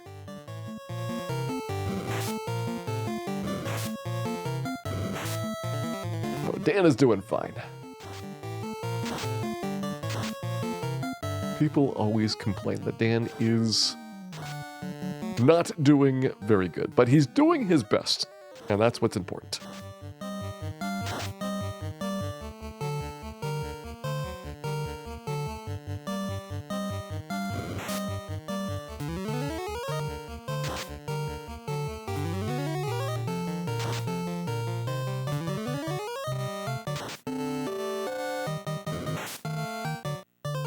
First, we got the giant that had already gone.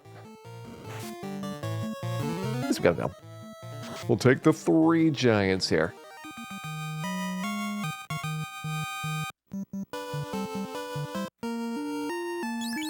Cal's 210 experience away, so he's not that far off. As for my 3rd ice 2, probably not too relevant to Marsh Cave. In fact, let's call that good for our grind. I'm going to say this is probably sufficient for getting ready to go to the Marsh Cave. I don't need the fast spell for a long time. That'll save me some cash. Silver Bracelet's probably the next big thing to invest in.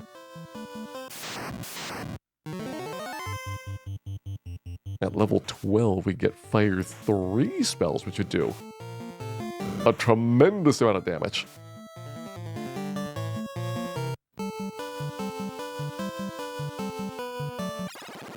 it harder to play 4 black mages or 4 white mages? I would say the white mages are harder to start with. You have to be more creative.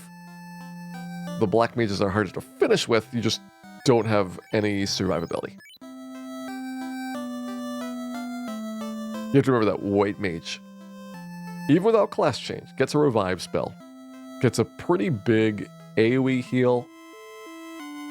In fact, it's the biggest AoE heal because heal 2 is broken and does too much healing. Gets a solid single target heal. And yeah, your damage is terrible, but at the end of the day, spell damage is not going to beat the bosses. They just have too much health, too much resistance. And if you can kill them with the spells that you know, you can also kill them with a Thor hammer, a mage staff, a black shirt. Like, you have infinite lit 2, fire 2, and ice 2 in this game.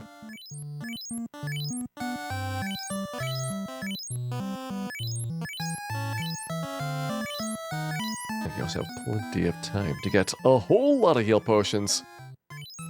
We don't need 99, but we should probably get a lot. Just in case.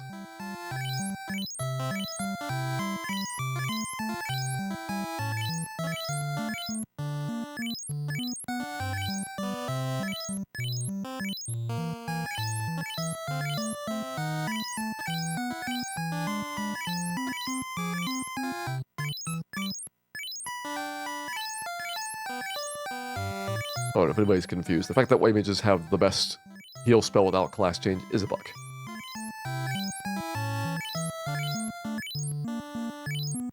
What happens is that in battle, heal 2 does the same effect as heal 3. So it's actually stronger than it was supposed to be. So you don't really need heal 3 because you're never going to use it outside of battle anyway. You get life 1 for your revives, and that's supposed to happen. So the only thing that you're really missing is Cure 4 for healing and support. And Cure 4 is a big, big thing to miss out on, but it's the closest to being fully functional of pretty much any of the character classes.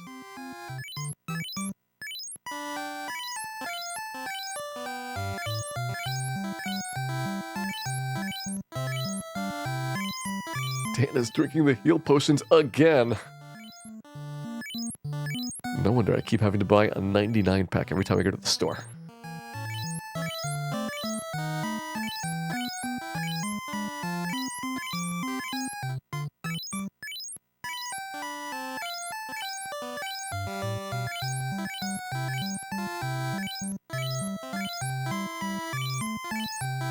Hey, right.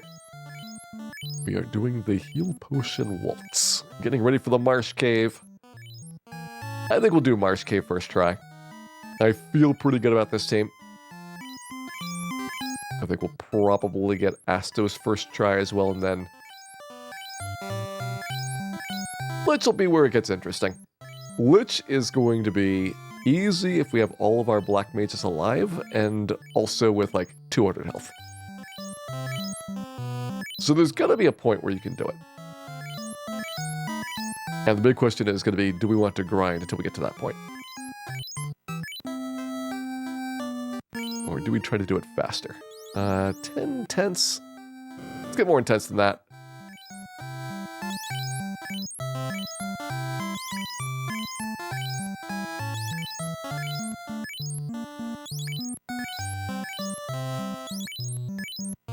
Probably don't need houses for Marsh Cave, although coming back from Marsh Cave is when houses get interesting. And I probably have a lot of gold just from picking up and selling all the gear that I can't use. We can get things like the Dragon Sword and the Rune Sword and the Coral Sword, and it's not like we're going to be wielding any of these things, so those are like a couple $1,000 a pop. You buy 3 silver bracelets, that's it for your armor upgrades. And at that point, it says 5th tier spells. Those are, I think, 8,000 apiece. We probably want Fire 3 as our only pickup. Let's say we've got 40,000 to get everything that we need post the canal blowing up.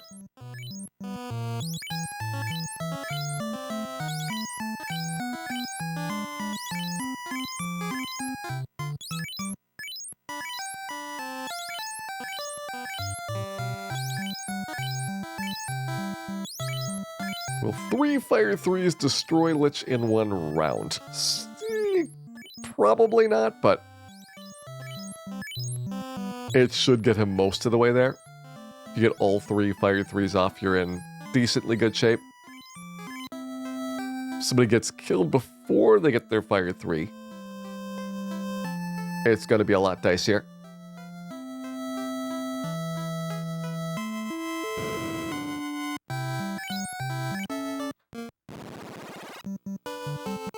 £50 for heal potions. Yeah, 50 points doesn't really make much of a difference over 30. It would be a lot easier to get through Temple of Fiends with the extra healing. You wouldn't have to do all of the heal scumming to save out on those potions, because it's just enough of an upgrade that functionally you have sufficient healing to get through everything. But I think if you take a look at what the remakes do, and specifically the idea of high potions coming in at a certain point in the game, that's probably the most effective thing for solving the heal potion issue. Because not only is that going to make it so that you don't need as many heal potions, it also makes them at least a little bit effective in battle, even if in general it's probably a bad idea to use your turns to hit high potion. It's not a complete waste. And high potions are 100.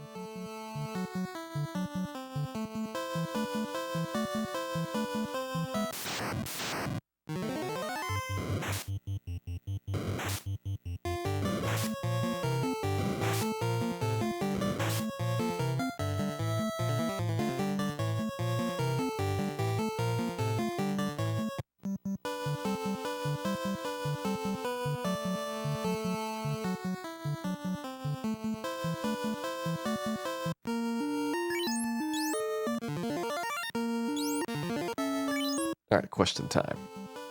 Best path through Marsh Cave. I've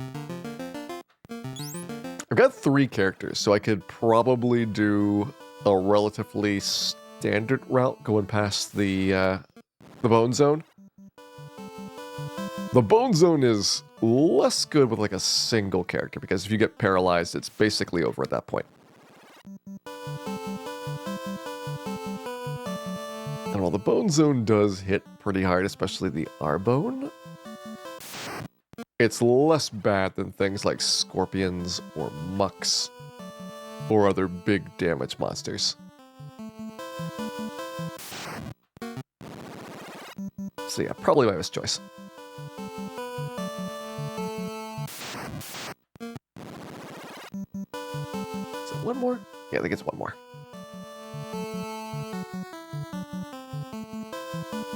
If it's not one more, I'll have some problems.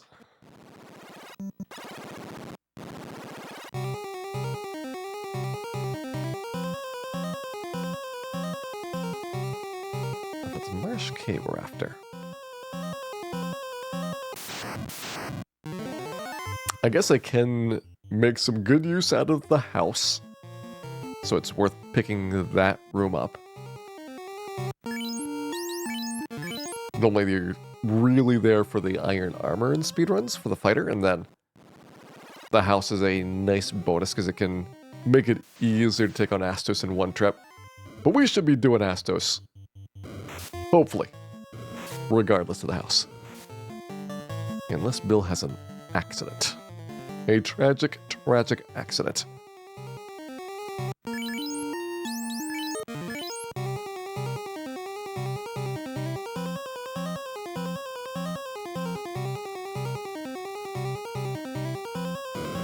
You can get a silver bracelet here, but only after you have the key, which means coming back to Marsh Cave a second time, and that is definitely not a good idea.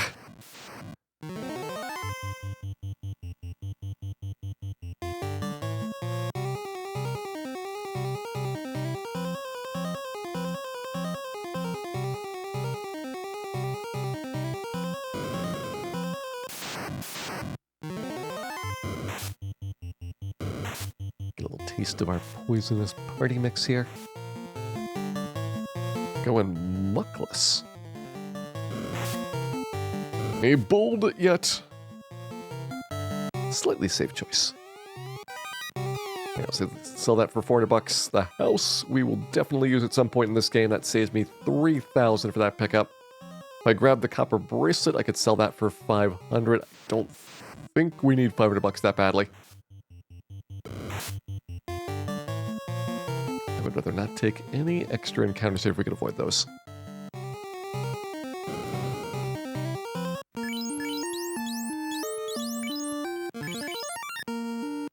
Let's see. Can we take on the wizards? We got a double. That is perfect. 1 in 3 chance of getting only 2 wizards to show up. Vastly improves our odds of survival. We get earlier turns, fewer attacks per round. And you know what else we got? We get the crown.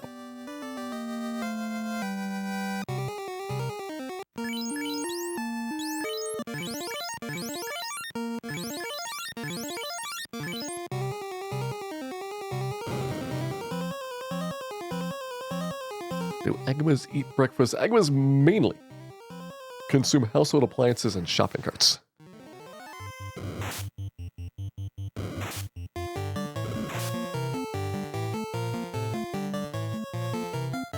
Did the randomizer increase the rate of monster criticals? I don't believe the randomizer changed monster critical rates. They weren't broken. From a balance perspective, monsters don't crit all that often, but that's because most monsters have a 1% crit rate, and when monsters do crit frequently, things like the tigers, the phantom, you really notice that they have a much higher than 1% chance. Like, effectively, once you pass, I don't know, like 5% or so, you're getting crit so often by monsters that it's a real big pain.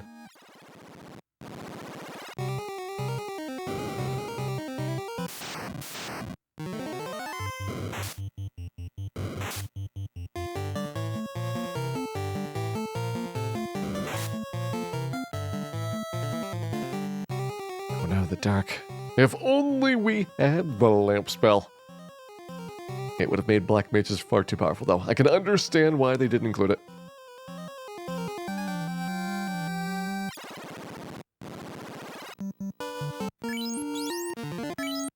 Hopefully, we will soon come to an understanding with Astos here. Magwin, thank you very much for resubscribing back for 27 months. Hopefully you enjoy our fantasy Final Fantasies, including this Black Mage Challenge weekend.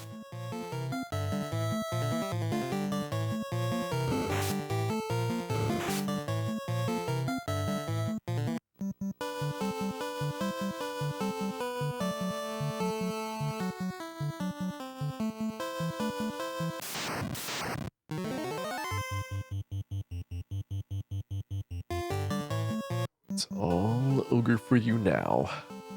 We're coming for you, Astos. Just you wait.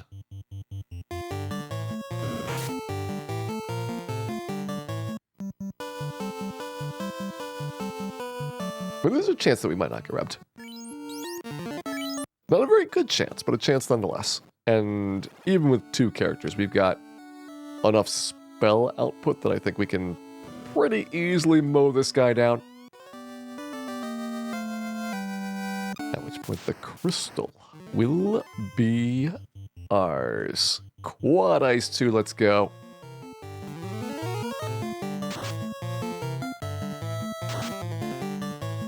Alright, Cal is going to join Dan on the floor. It is a very comfortable floor. Astos. He is going to go down. Alright, sub 2 hours at Astos. Feel like we're making a good pace here for our black mages. In theory, you don't really need to do a lot of stopping on the way to Lich. In practice, I am thinking about that level 15 number as being interesting to go after. If I can run away more consistently. The rest of Marsh Cave can be ignored. Earth Cave is going to go fairly quickly for both trips. You can lit to the wizards, fire to the vampire, fire 3 lich, or just fire 3 all of the undead fights if you want to.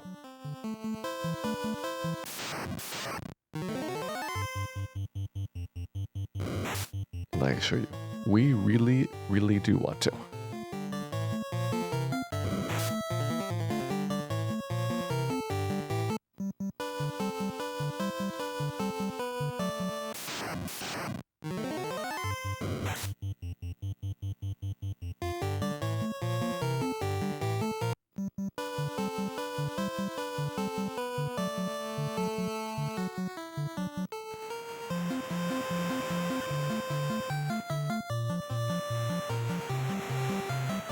I guess we'll get the revival done now. This is going to be the most convenient spot for it.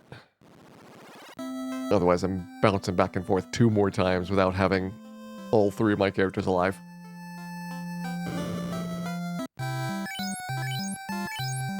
Might as well have as best a chance of running as we can get.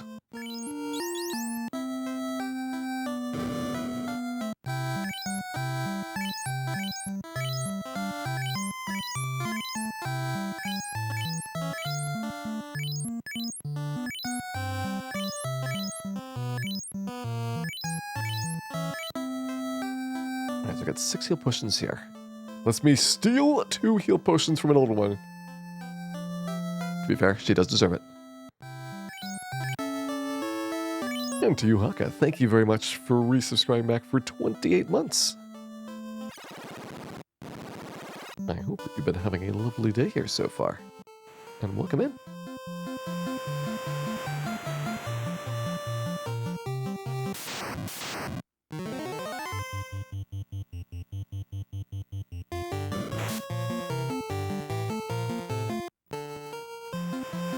And our party of black mages, mostly operational. I think in comparison to what could have taken place, they are doing just fine. Picked a decent time to start our Peninsula power grind. We got good luck with a lot of quad zombies. We're gonna need that again when we go back to Peninsula power. There's not a lot of other good spots that black mages can farm at. Single giant, single troll, just not gonna be exciting, even though we would have a town right nearby. And you could even successfully do the cobras and scorpions, but in terms of experience per minute, I don't think it stacks up. In terms of crystals, I would say we are hitting 100% of those.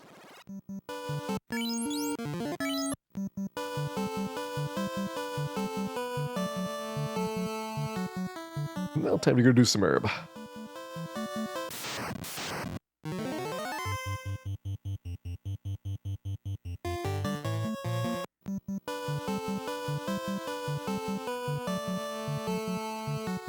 Grab the key. Do I want to grab the power staff? I could do some mummies while we're there. They wouldn't be especially good, but at least makes the trip less of an overall hit. Problem of this team with mummies is that you get hit really, really hard. Maybe I'll wait till after I have the silver bracelet. Just to avoid that particular problem.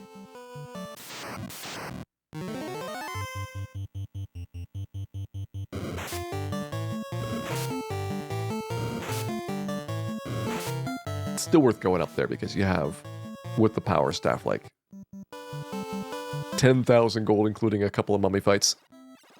That's going to be a very substantial amount for my shopping coming up.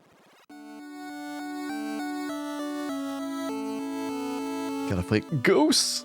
I bet we are not going to see any ghosts at all. And if we did,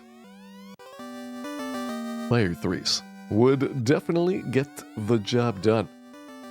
And by job, I mean burglaries. Time to go rob the prince.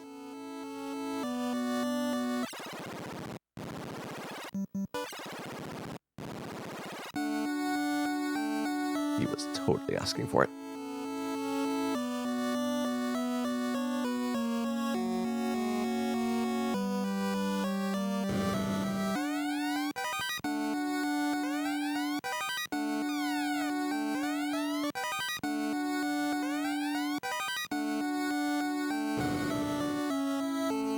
Are we class changing? The plan is to not class change. Plans can change, though. My overall goal is to finish this run by the end of tomorrow, which for 4 black wizards, feel very doable. 4 black mages, probably doable. Depends a lot on how much progress that we get here tonight. And so if I feel like things aren't looking solid for beating Chaos at the end of tomorrow, class change likely could very quickly fix that. There's no downside to class changing the black mages late. They get all of their upgrades immediately and just have wasted a little bit of time by delaying how long it took you to get those.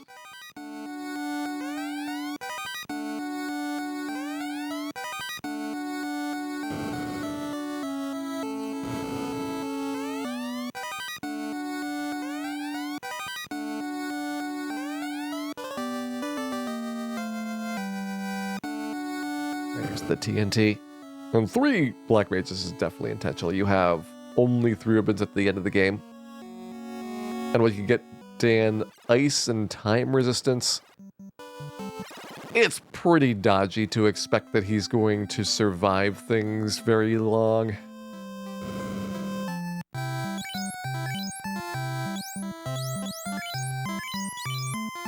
So I don't really want to invest too much in him if he's not going to contribute much at the end of the game. I'd rather just have the experience on the other party members so they level up faster.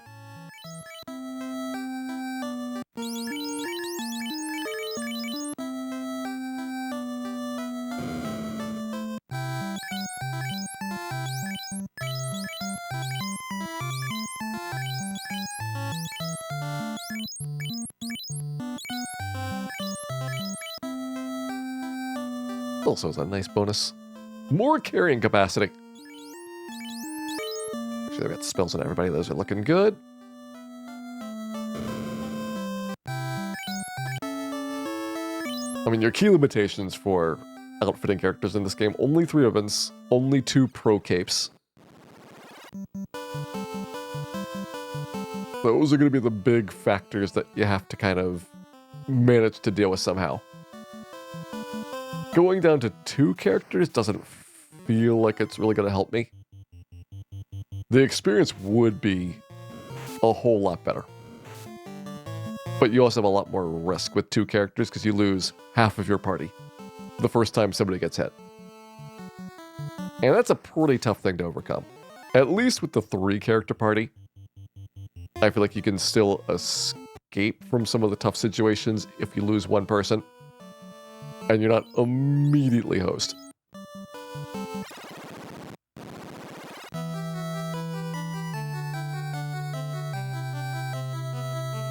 Cat claws are better than they seem. Cat claws, I am pretty certain, literally heal the enemies. I think you do negative damage by using them.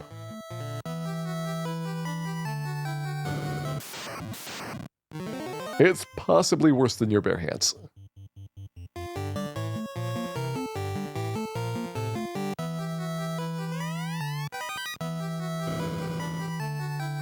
Alright, the runes, so let's grab the wear sword up here. We'll have the dragon sword coming up. Coral sword as well. And I can get a soft potion for free by doing an extra gargoyle fight. You know what? 3 characters actually do need soft potions. Might as well grab it.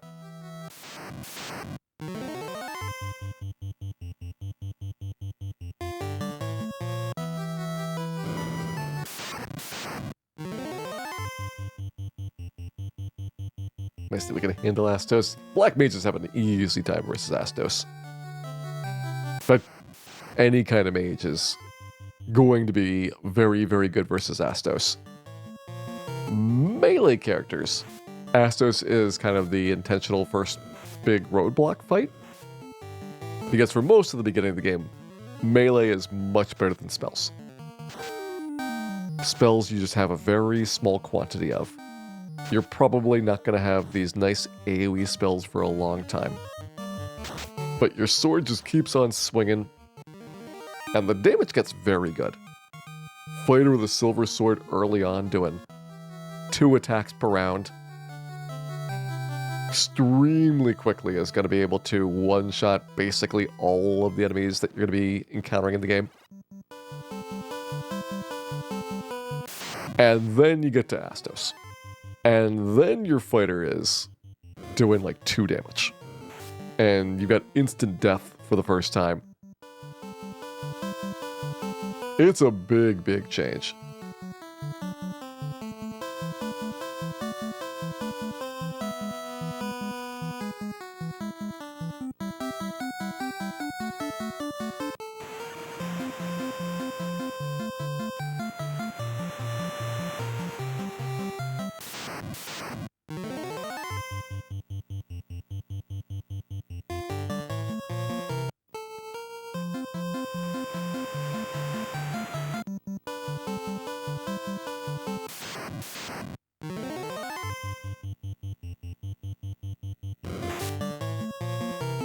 Don't remember Astos' physical defense being high. It's massive compared to the other things that you're fighting right now.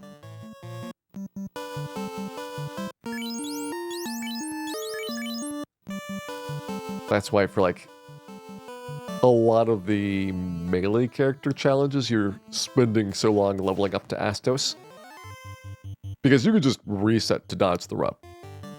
That's annoying. You might have to do like 4 or 5 resets per solid try in there. But the reason that you have to try a whole lot is because without enough damage to just naturally bash Astos down, you're relying on critical hits. And those are going to be very finicky to get.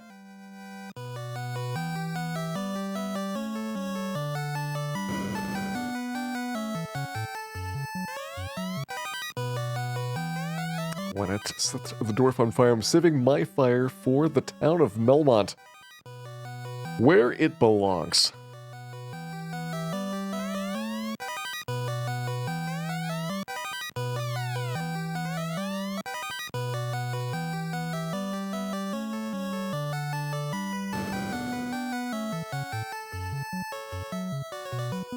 Yeah, so it's got slow 1 and slow 2.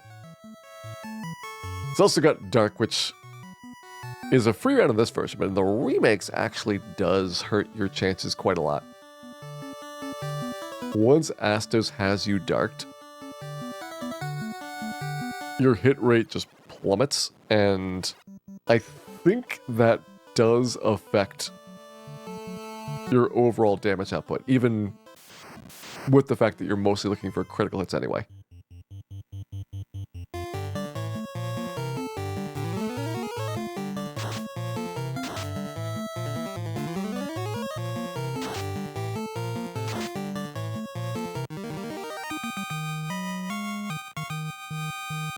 Dark on Astos makes it tough to get the second loop around any real progress on him.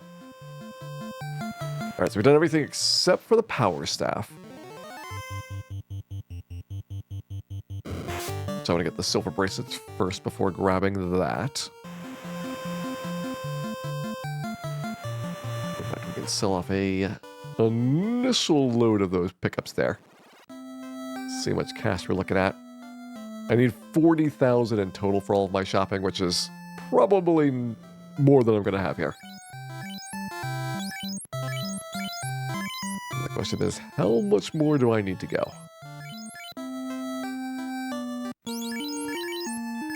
Alright, Bill's got the other swords. There they are.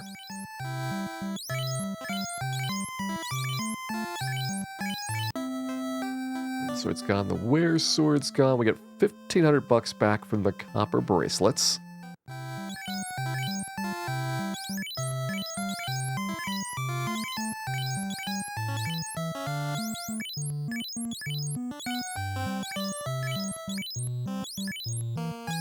It's at least closer than I expected from the first trip out. And this is enough to get 2 Fire 2s, or Fire 3s. It's a very decent start here. There you go, get the Power Staff. That's all your Fire 3s you're going to need. Hey, Bone Washer, welcome in. Alright, Fire 3 on you, Fire 3 on you. Ace will be waiting a little bit for those.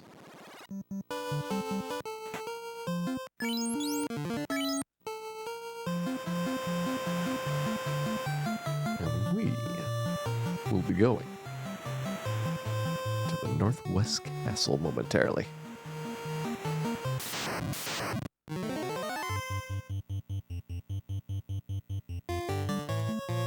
Carry is easier with 4 white mages than with 4 black mages. I could probably see that. Depends on when you do the fight. You don't have to do carry until the very end of the game. So likely, by the time that I fight carry, I'm going to have like the white shirt and probably can get a decent bit of safety. But if you want to do carry like right away, maybe even before you go to the ice cave, then it's going to be a rough time.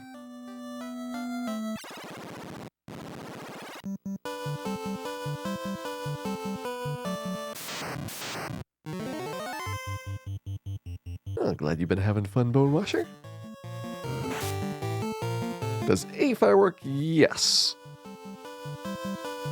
A fire would solve some fire problems, but again, you can do carry whenever you want, so another way to solve fire problems is to have ribbons. And then you're basically taking very little damage from her Fire 2s. You're not going to get hit by any of the status issues. If you want to swing the wizard staff around, you can try and get carry confused, which will save even more turns. White shield will help slowly with the evasion. That is something that the white mages have a big advantage on. They can ruse and invis 2 much more quickly. And so they're going to be out of carry's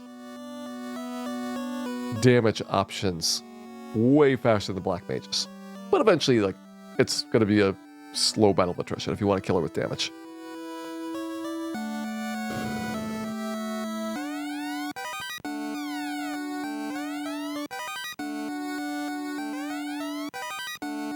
If you want some bonus mummy action, well, these mummies are kind of sad.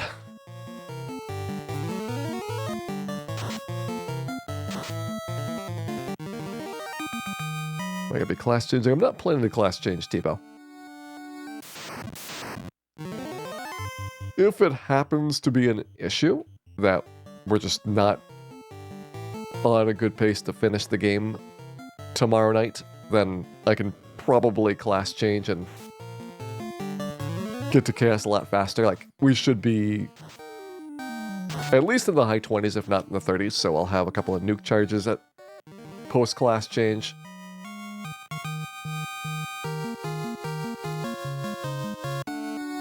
But kind of like the little surprising bit is that you're really not getting a lot from class changing these characters.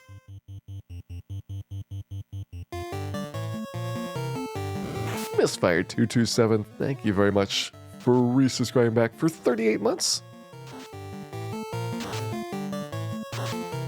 Hope you're having a wonderful time here. Am I getting boxes? Only the ones that I think are going to be useful. Early on, you can sell a lot of things for gold. And so it's worth picking up most of the fighter equipment that is worth a couple $1,000 a piece. At a certain point, right around the time that you go to the Sea Shrine, money becomes basically worthless. And so at that point, you only want to pick up the essential stuff, which is going to be things the black mages can use in battle.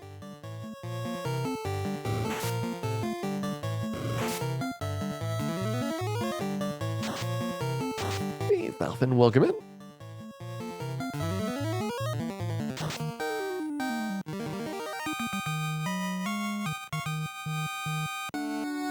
Alright, well. We can quit these mummies anytime we want or when we die. That is also a good time to quit.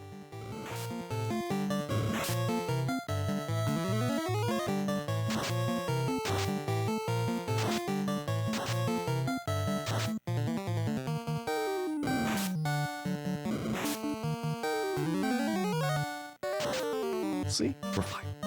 There were no problems with the mummy fights. Basically, wasn't expecting it to be too bad with the black mages. They have shown that even with their bracelets off, they're not taking that much damage. We've got some things in the Dan bin to go and dispose of. We got through all of our fire 2s there and didn't really have much of a struggle. At level 12, we start picking up the fire 3s, which are going to be big. And then we're looking at a nice time going through Earth Cave. So somewhere around level 13, you've got enough offense for Earth Cave, and somewhere around level 15, you're going to have enough evasion for Earth Cave. We might make some compromises. Dan sleeping on the job. Dan is inspecting the ground for any imperfections that might cause us problems. So far, he has not found any. But he will let us know when he does.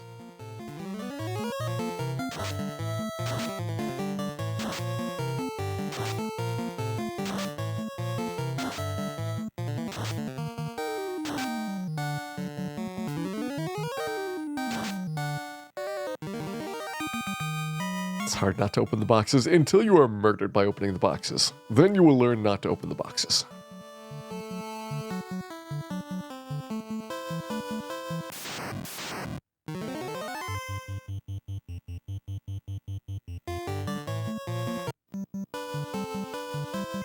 I feel like in Final Fantasy games where there's very little consequence for getting into battles, there is more of that trend to just try and open everything and be a very heavy completionist. But if you start playing games that are more punishing, and you're just barely surviving, then you more naturally kind of gravitate towards doing the absolute minimum to get through areas, and just not stressing over what might be left behind. Such as any unimportant organs that you were not using.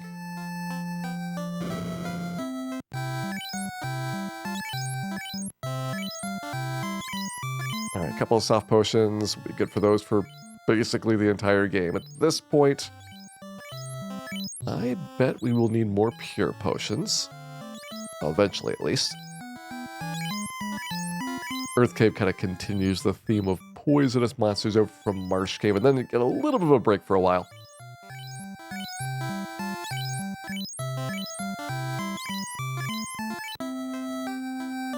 Cabins and houses I'm not going to bother with too much. We have 11,000, which is enough for that last fire 3. So we got the basic stuff we wanted out of the way.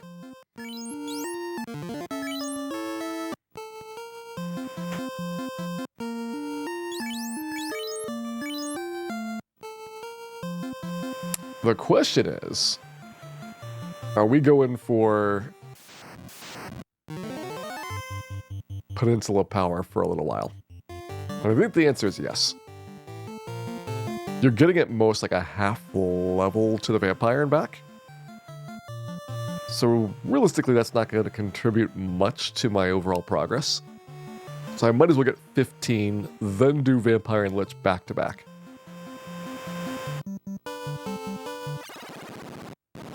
And that means I should get Fire 3 here, probably a house picked up. I might need more tents. How many tents do I have? 36. Okay, that's probably fine. That is enough for now. It was not Cal. Is it Ace? There we go. All done for those pickups. Can't get the warp spell without class change, so that's not really going to happen. Bane doesn't make a lot of sense. You could try and Bane Tiamat, but by the time you get to Tiamat, you're going to be so far in the future that just wait until then to get your spells. Same thing with things like Fast. Fast is almost certainly going to have 0 value right now. So you might as well just wait until there is some chance that you may ever attack again. Which I think is probably going to be like Tiamat 2.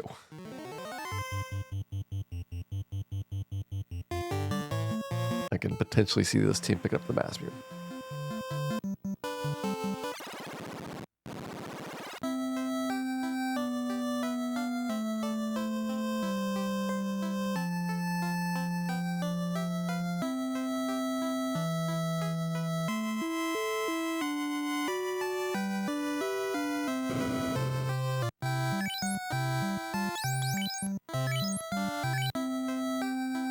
Alright, so we got the house. Got Fire 3s now. And then also the Fire 2s. So we're leaning more towards Zombles than to Giants, which is good because we have about 2-to-1 tries on Zombles versus Giants for getting good formations. And if I could do something like 10 or 11 battles...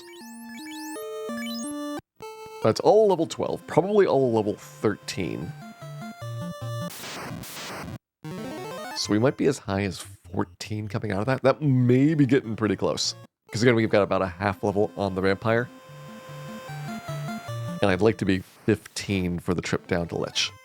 Ideally 15 down for Vampire as well, but it's not a hard cutoff for 14 versus 15. It's just that past 15 there is not really a much of an advantage.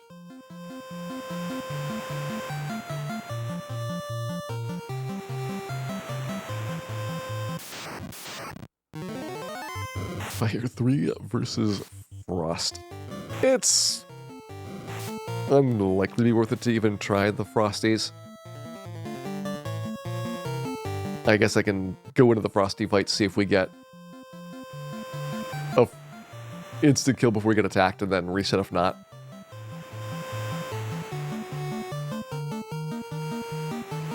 But the experience is pretty bad. Let me actually do this side. I guess in theory I could go and take the upper dock, but is it worth all the extra sailing? You're just in a bad spot for sailing to the Earth Cave again because there's not a lot of good opportunities to sneak your boat down to the south side of that continent. That's where you could potentially come in. Hey there, E-Tier, welcome in. Enjoy our Black Mage adventures this weekend. Hopefully we have a good time with this.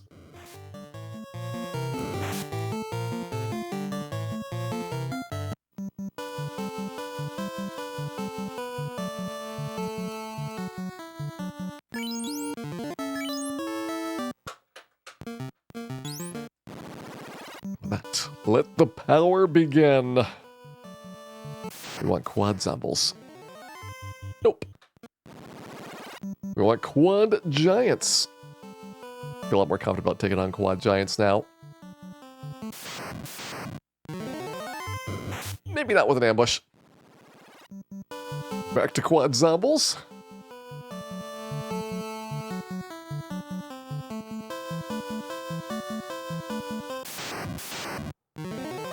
Triple. Let's start off with the good stuff.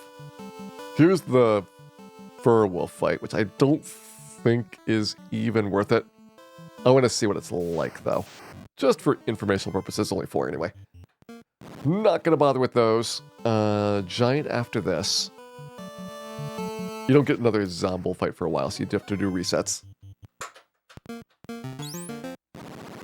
And that was our first loop around it.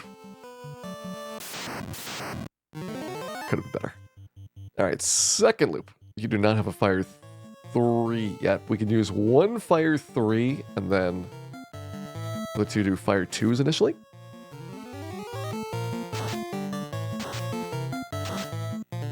Like, the Fire 3 shouldn't dramatically improve our chances of success. It's just that it really makes it a lot safer to one-round them.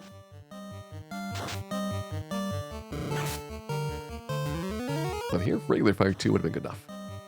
Oh, 258. And somehow, that Zomble survived all of that. That Zomble was super rude.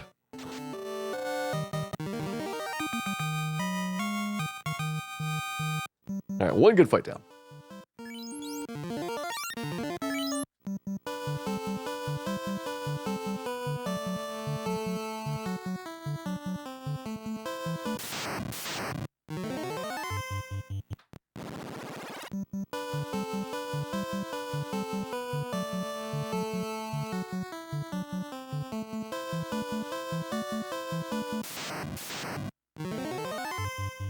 I mean, this is okay-ish. It's not quite as good an experience as the Quad Zomble was, but we are getting a quad, and this is going to be very close to what you'd have for Quad Giants.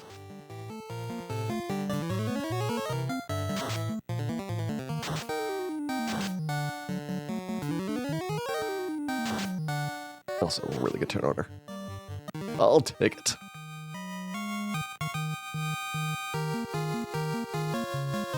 Cows level 12, that's another Fire 3 charge now. 13 will be another Fire 3 charge for everybody. We're getting close to. I got 3 Ice 2s, 2, 3 Fire 2s, so I probably can't really afford to do the Furwolves anyway.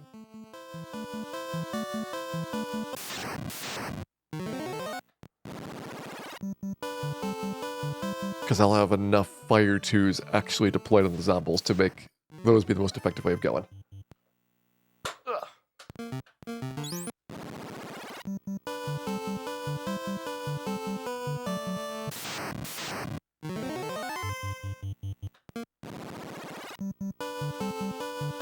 I can tell that old men have been using my Nintendo again. It is both sticky and greasy at the same time.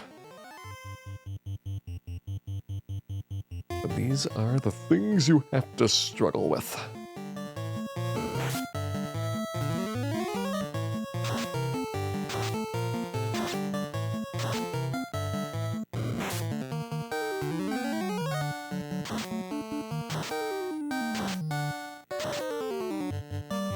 Alright, okay, Ice 2 rolls. We want 80 average, which is clearly asking a lot of these things. I might go with just 2 4-packs of Giants target. We'll see if that ends up working out. If I'm playing the class change, I am not playing the class change, Timran. Plans can change, though, depending on how quickly we get to be in chaos range. But it looks like we are having a hard time finishing by the end of tomorrow. Then I will class change to make the overall game shorter. But I would like to ideally avoid that. Alright, you should have used all your Fire 3s. Yeah, those are all done.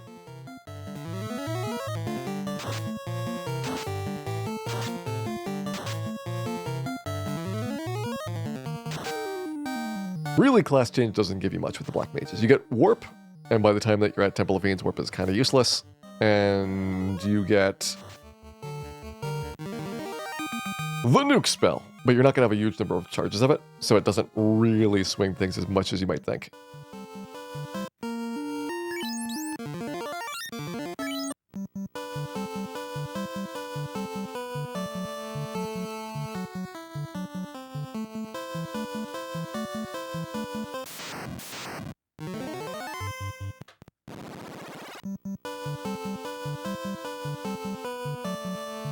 Don't know if I should go for the second set of giants.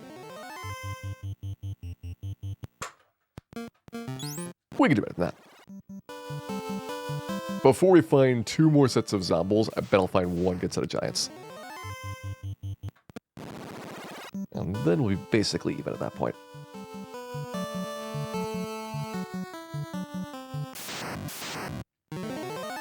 See? Good set of giants. This will probably take me down to 1 ice 2, and that is really not going to help with any of the battles. But to get low rolls at the giants, you might need 5 ice 2s to kill him.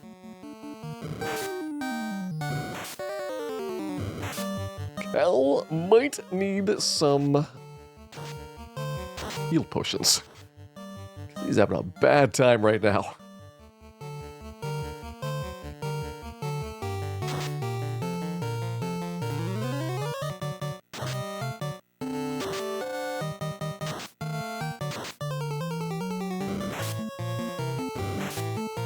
Al, you wrecked an otherwise good fight.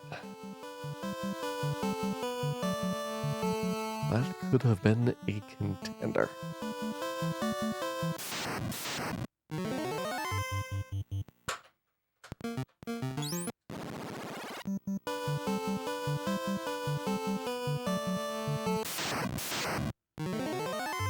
No more Agamafax. That sounds like something the town of Melmon would be potentially accomplices for. Stealing everyone's hard-earned Agamafax. And probably selling them at outrageously inflated prices on the black market. Truly a devious and horrific. Not to mention profitable activity.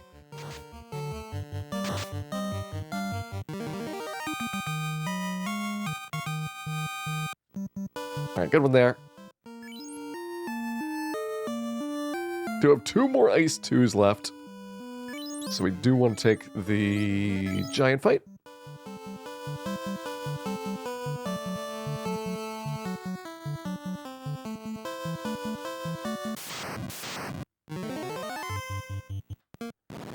Needs more giant.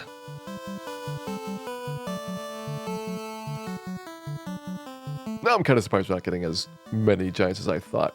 Should be a 1 in 3 chance to get quad giants. It's actually easier getting those than getting the zombies that we need.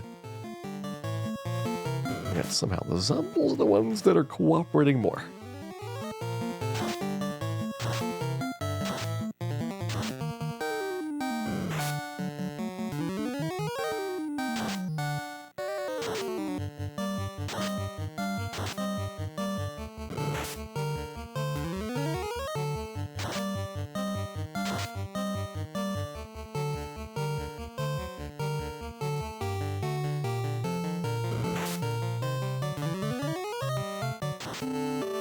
Getting some nice dodges in there.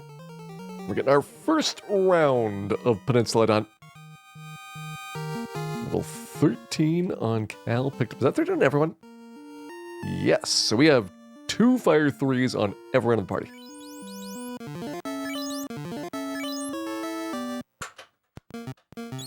That is a massive damage upgrade.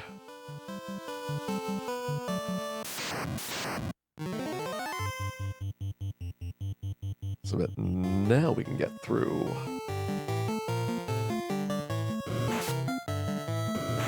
Maybe 6 rounds of quad zombie. We've got probably 3 rounds of quad giant. This is the optimistic numbers. It might be less, but somewhere in the ballpark. Seems quite good to me.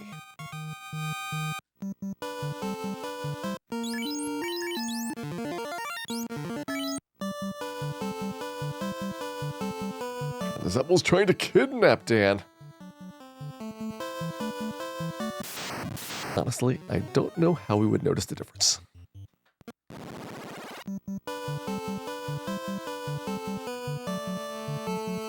It's still 4 black mages if one is dead the whole time. Dan is with us in spirit.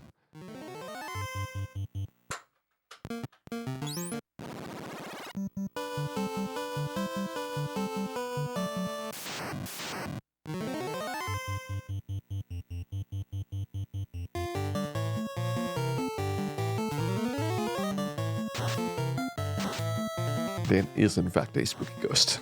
Keep your small children safe.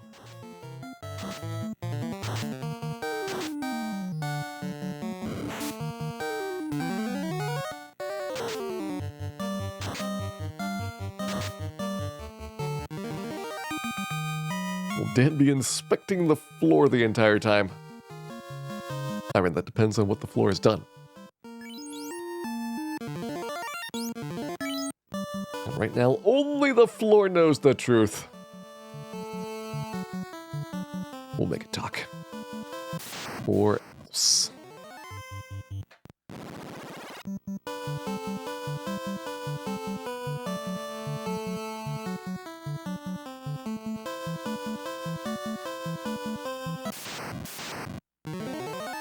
Alright, good enough.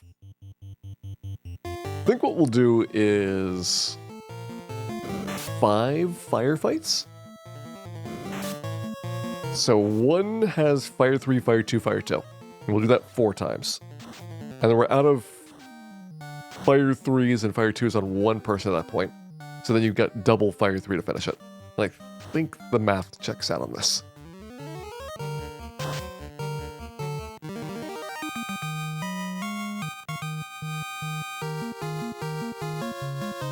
Nice, level 14. Go ahead and bump Bill up in the party times.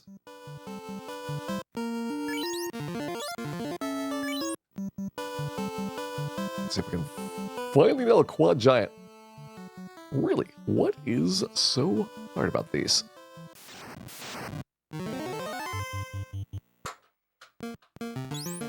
That was second level fight anyway. Alright, back to the game, then we'll nail the quad giant. It's gonna happen eventually.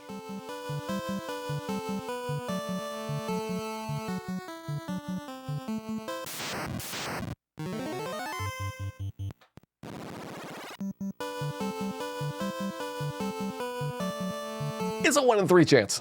Where is the quad giant when you need it?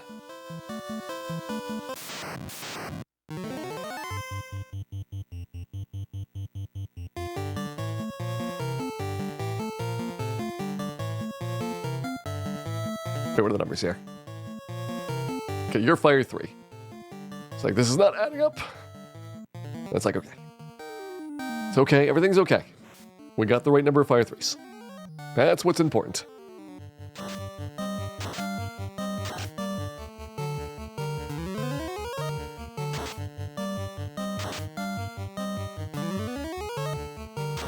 Giants are short-staffed. The Giants are slacking at their jobs. Next thing that we know, they're going to demand chairs. There's no sitting down in Fantasy Final Fantasy. There is only relentless demolishing. And sometimes there's laying on the ground, but that's a totally different thing.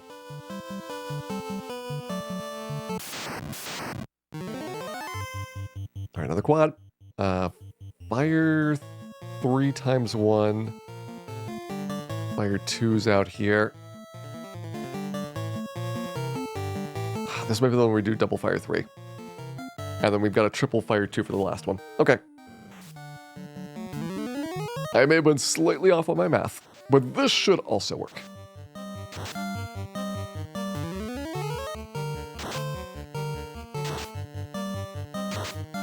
We should be able to take 1 more battle after this for the fire type. 2 more battles for the ice type. So I still have not gotten my giants. Oh, Cal's got level 14 done. 7,000 for level 15.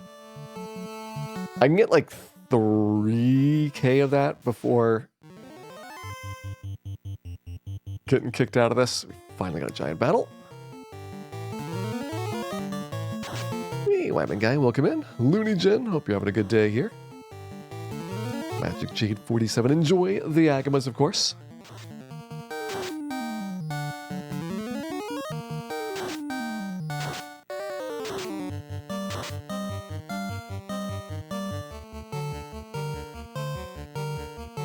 Alright, it's gonna be tough enough getting 2 more giant fights. I'll take 1 more giant fight and then use the Ice 2s aggressively.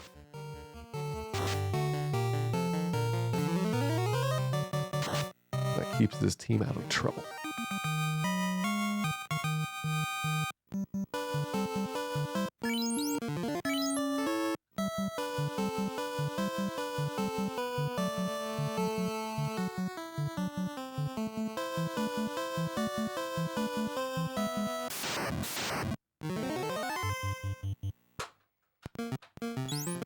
Alright, back up there. We need one more fire type and one more ice type. There's our fire type fight.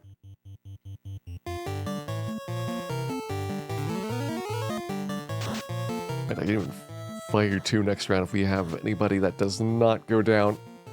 Ideally, there's a nice even spread of fire across the zombies. A light dusting, perhaps just a glazing.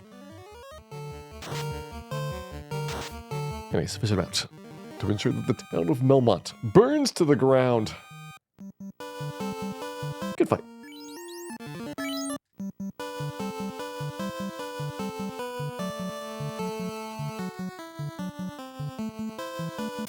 No, good Giants. It was not good Giants. Of course, I'll get like quad zombies nonstop. You know what? I'm kind of glad we didn't.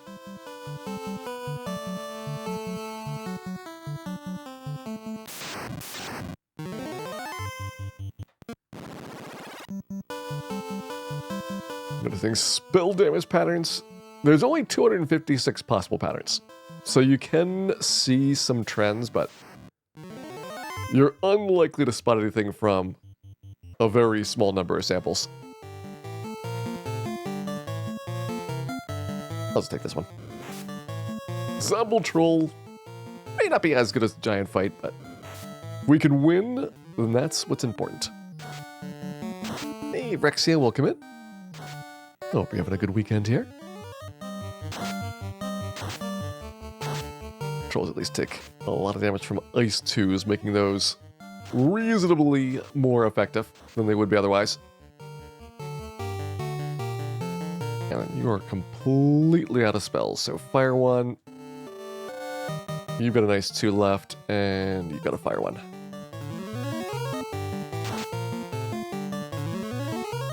That's a lot of black mages. Some would say it's not enough black mages.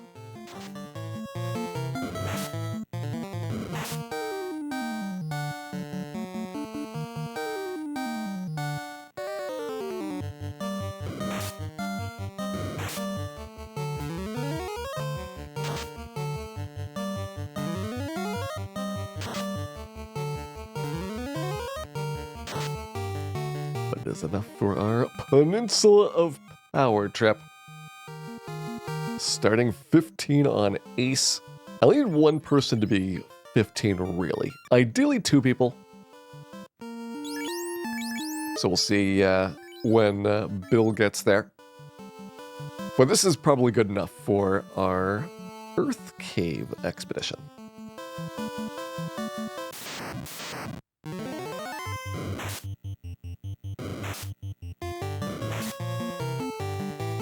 And you notice a couple things happen. One is that we will actually be very good at running from things, which is a definite improvement over earlier parts of the game. The other thing is that we should maybe start seeing a few enemies in this part of the world run away from us. It's not going to be super consistent for a while. But we are definitely a little bit above what your target level would normally be at for doing things like the Earth Cave.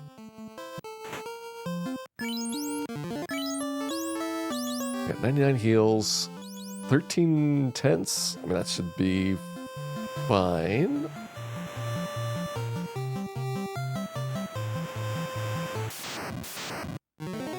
Dan is very sleepy. He ate too much turkey.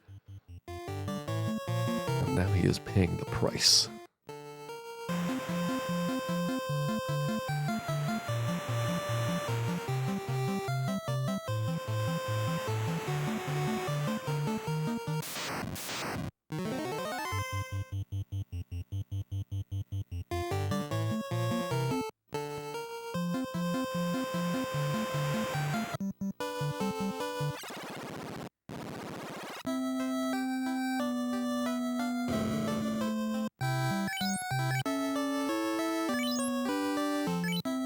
Alright, all that grinding got me 50,000 gold. I can't use 6-tier spells yet, but I'm not that far away. This is kind of interesting.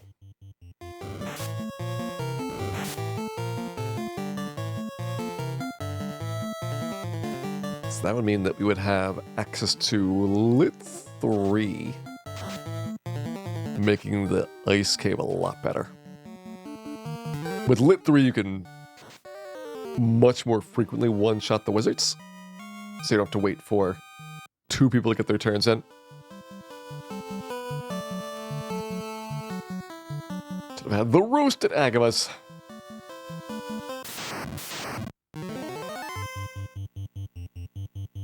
Shouldn't we all have?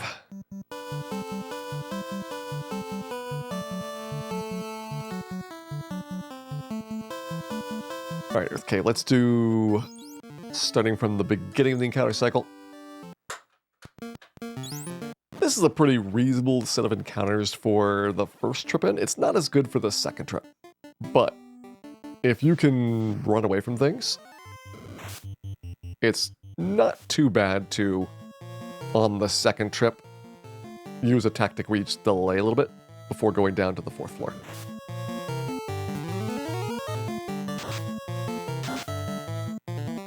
I don't know what Bill has done to these bulls, but it was definitely personal.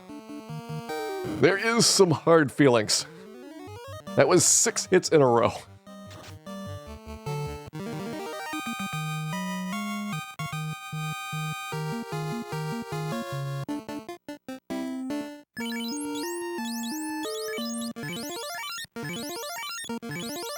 And let me tell you, Bill earned that level up. Alright, front 2 characters are at 15.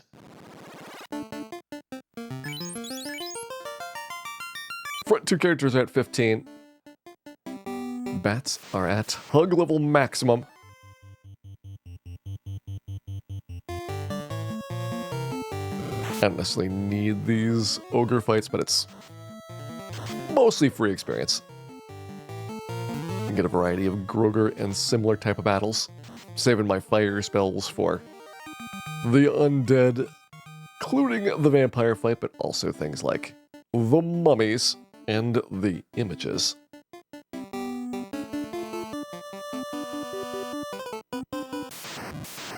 I forget if I was supposed to go grab the sword first. I feel like I should grab the sword second. Might not matter with this particular route. I think this one's got more steps to burn.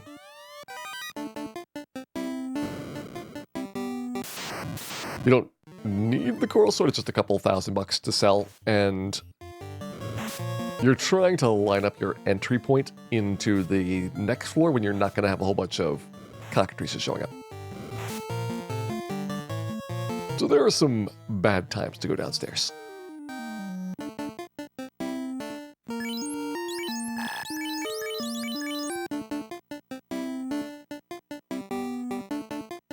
Oh, if these bats were out of bounds, things would be a lot better.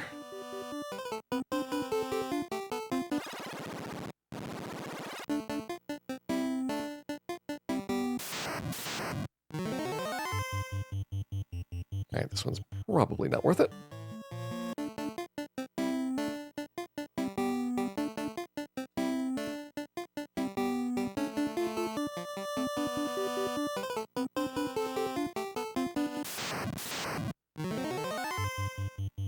Also not really worth it. Yeah, I can tell I was not supposed to grab the coral sword until the way back because I got the cockatrice / arachnid fight way earlier than I needed it to. This might mean I take an extra image fight on the way from vampire back upstairs, but we should have plenty of fire for that. There's one thing this team is good at, it is burning.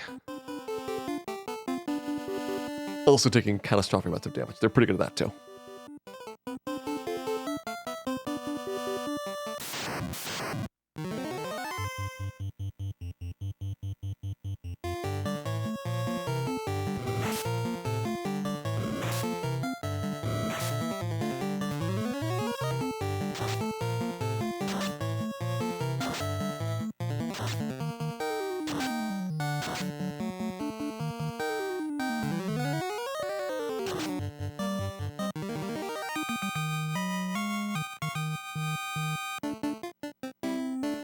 So far, so good.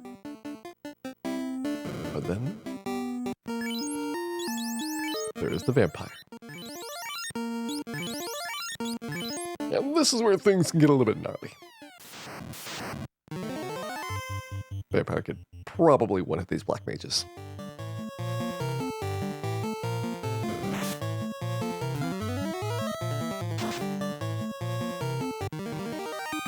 Of course, the feeling is mutual. Vampire, done. And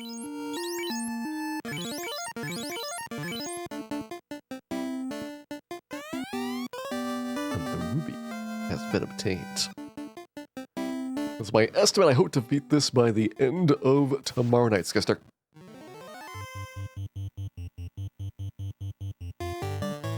So somewhere in the ballpark of 12 hours at maximum. Is it better than 4 Thieves? 4 Thieves would be fighting Bicky right now. Just to let you know how things would be going.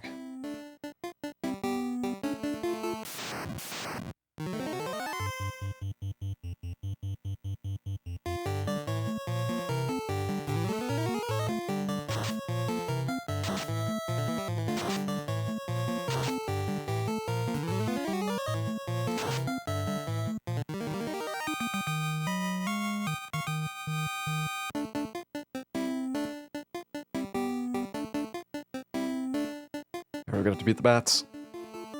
A little bit of beeping here. Come on, bat.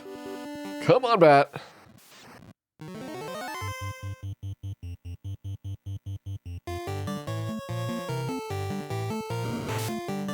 The bat, unfortunately, did not come on.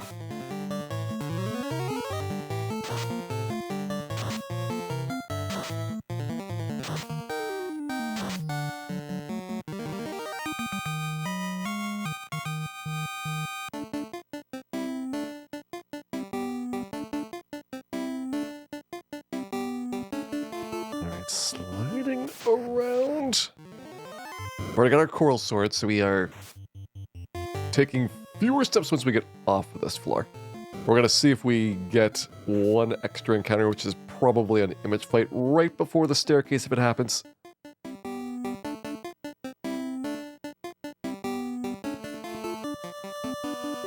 Nope. Okay. So for this setup, it really doesn't matter. Gonna get the same fights in the same places regardless. Well, that would have been cockatrice downstairs.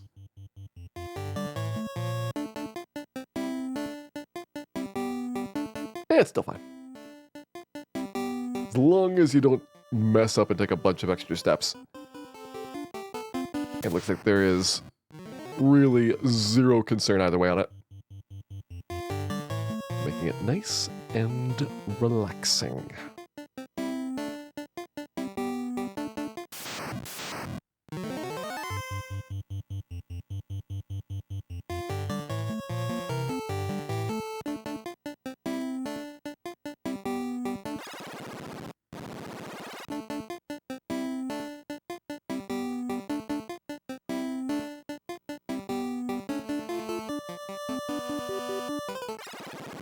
Well, Vampire Trip is finished. We're going to go and murder a Titan.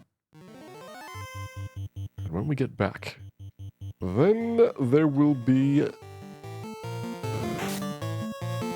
fiend. First of our 4 fiends.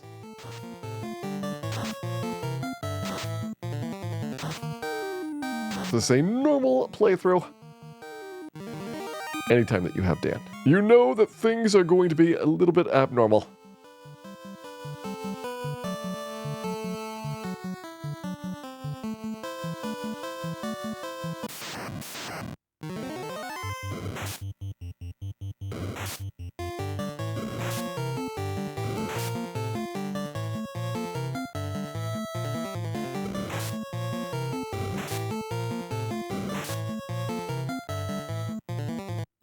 Mentioned how the thieves would still be fighting Bicky right now. In comparison, the speedrun would be finishing right now. So there is some slowdown to the black mages.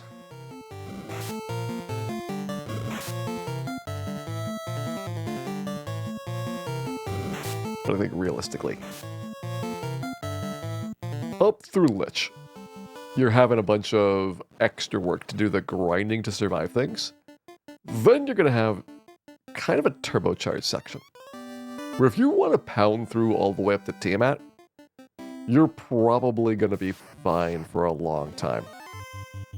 And then you go to Temple of Fiends and you're not fine all of a sudden. And so if we want to get to like Tiamat in 6 hours, we could probably do it. The thing is, I don't think that's a faster way of getting to Chaos than to do the prep on the way. Because all the prep that we're doing for Chaos is going to make those trips through Sky Castle and other places much, much faster.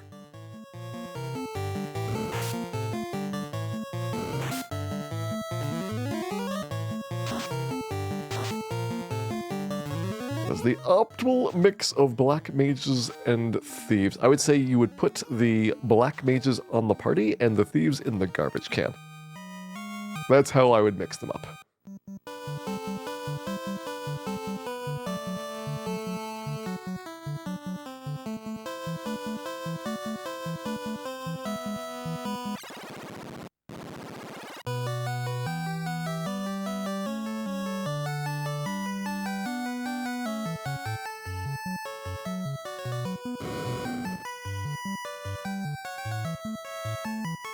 And this is how we would get the rod.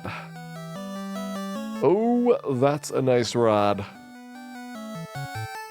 A rod that we can use to take out Lich. But ninjas, that seems like cheating.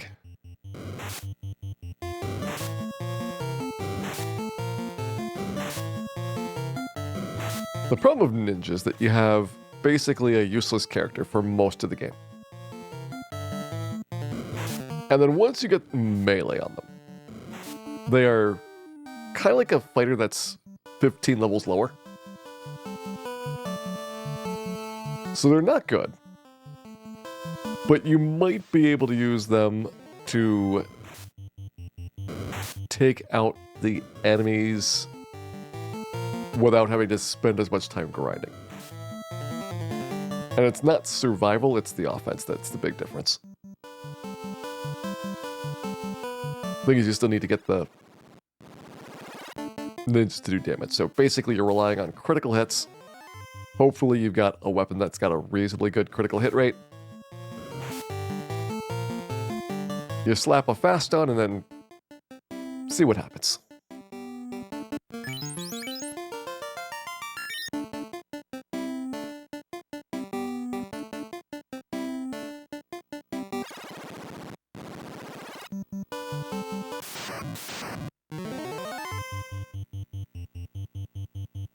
Another tiger's probably not worth it. We may have gotten our maximum tiger value already. And we got Mako Soldier 939 back for 6 months. Thank you very much for resubscribing there, Mako Soldier. I hope you're enjoying your shiny new orb.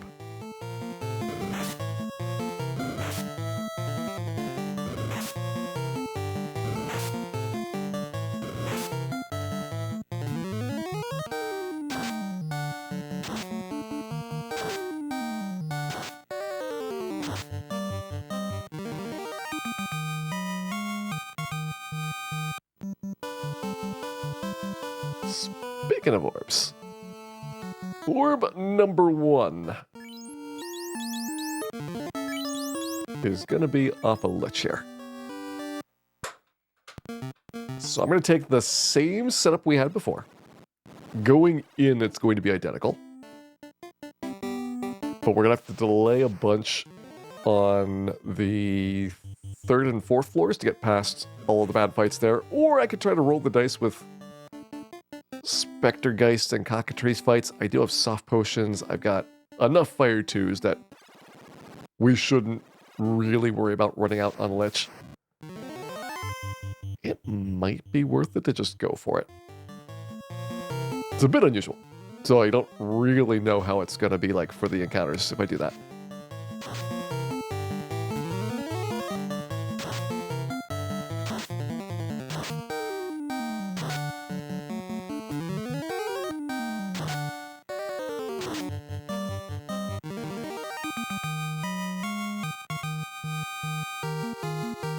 Cal's 15. That's everybody on the team at 15 now. I think that means everyone can survive on ice too. Definitely looking good there.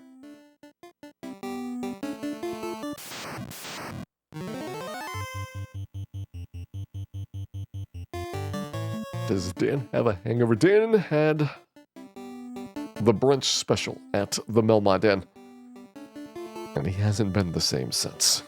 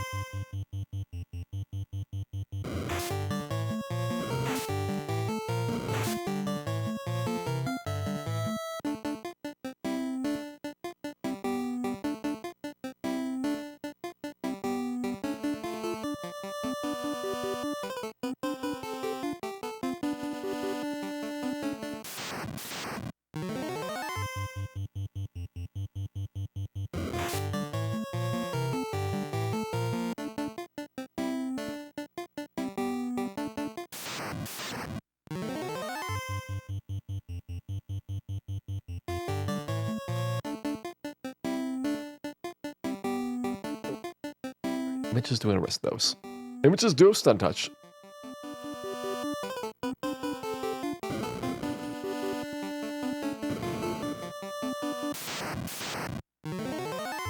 But 2 images are probably not much of a threat.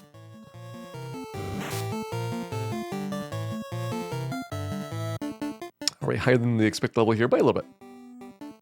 This is the expected hit point range that you would have for a white mage or a red mage going through this. But those classes would probably get that amount of hit points like 3 or 4 levels earlier.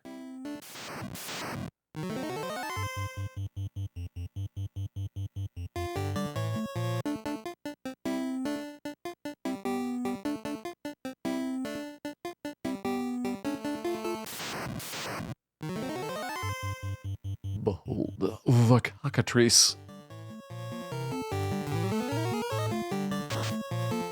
Behold the cockatrice flavored ice cubes.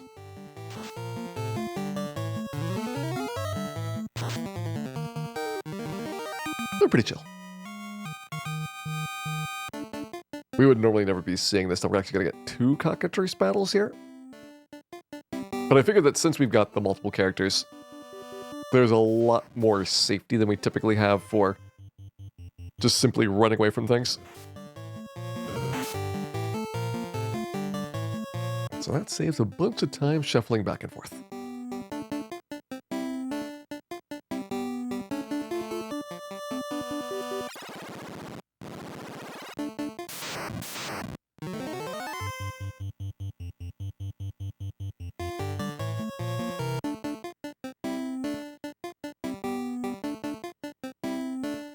Alright, Lich.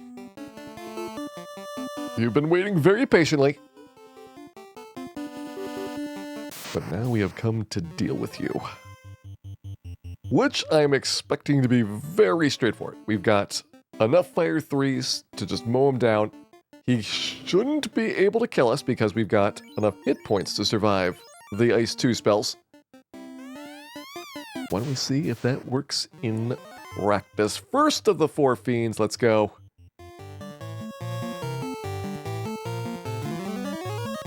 It is time to tangle. Alright, 150 is solid. Ice 2 is pretty cool. And Lich is dead. That definitely worked really well. Earth Orb has been lit.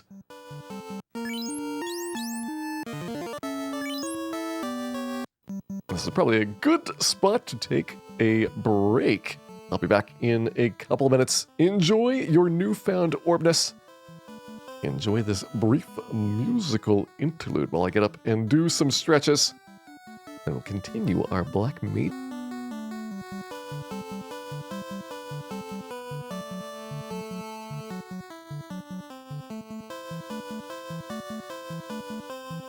Alright, Lich is down. And now, let's get to business. Mr. Flo, welcome in. Hope you're having a good day here.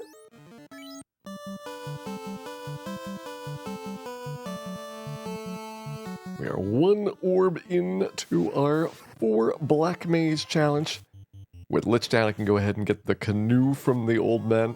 This opens up a variety of different options, but even though we are not playing the class change, I still want to go to Ordeals to get that Zeus Scarlet. And then we've got unlimited Lit 2s, which does make the value of our 3rd tier spells go down a bit. But it's nice to have as many as you need. It's also looking like we probably are going to be a little bit short of the levels that it would take to get a 6 tier spell charge here. But we're getting close to that.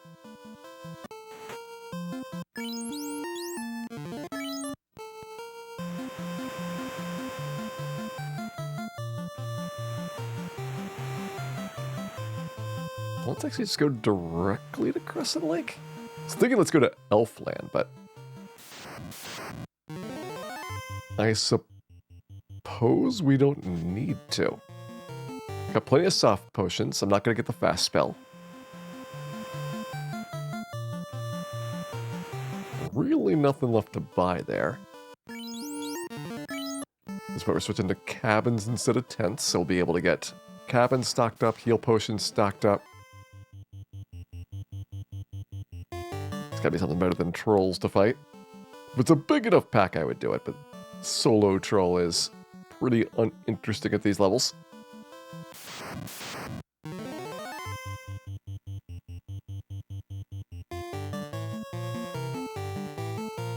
That might be an idea that we're going to have to consider at some point. What's our next really good grind option? Assuming that we have an easy enough time going through the ice cave, you could have a very dangerous eye grind. I think it would be ill-advised without the warp spell. Warp would make the eye grind massively better. But maybe I'd do it anyway. Hey, Tunneling Geek, welcome in. Don't slip. Hope you're having a good day here. I hope you enjoy our Black Mage Weekend of Savings.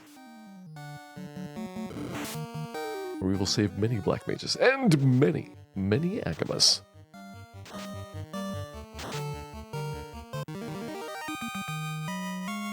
Also might save some eyes. We'll see how that eye guy goes. It's got potential. The nice thing about the eye grind is that you do get a lot of experience very concentrated. But if you don't have a great way of killing the eye, I think for the Black Mages it's going to be a bit rough. Is it really that amazing?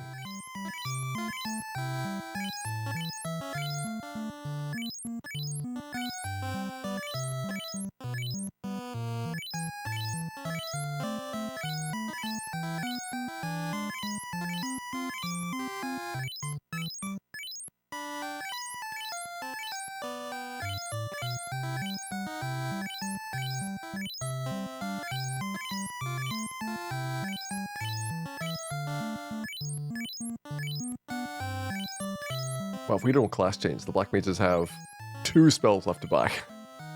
Gold Bracelets, Pro Rings, the Bottle.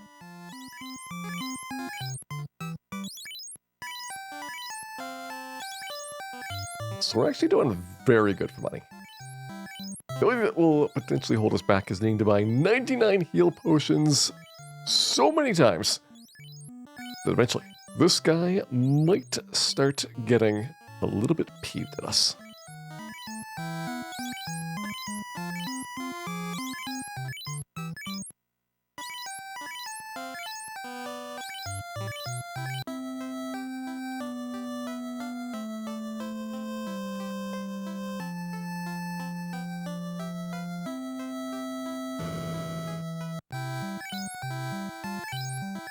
There's Cal getting lit 3. Ace has got lit 3. Bill's got lit 3. 6 tier spell purchases finished. I think 7th tier is 45,000 gold. So we need 135k for the Ice 3s. 7th tier Ice 3 is the one black magic spell you get pre-class change.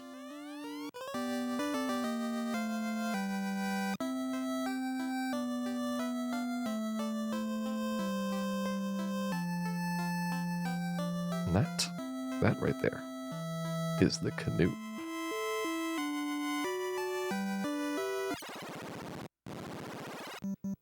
That's one of the big things that really makes this game free-form for a bit. You get vehicles to go different places. The canoe, and then soon afterwards, the airship.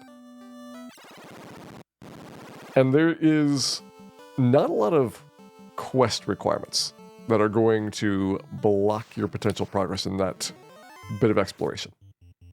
And this is very unlike modern Final Fantasies, which have very hard requirements to get from one spot to another. Basically forcing you to go a predetermined path for the adventure.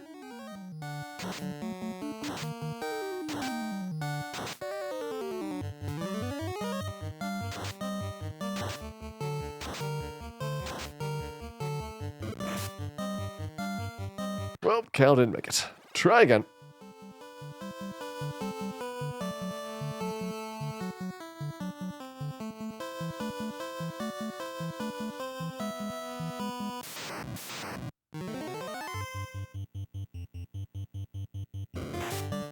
Canoe less useful than a whole canoe.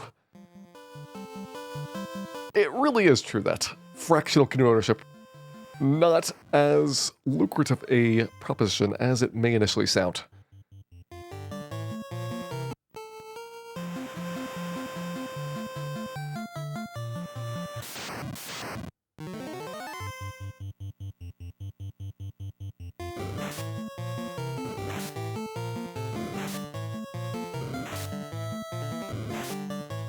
Hey there, straight out of Melmond. Welcome in.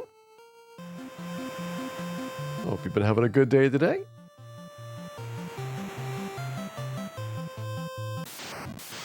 And hopefully you're ready for a good night of 4 black mages.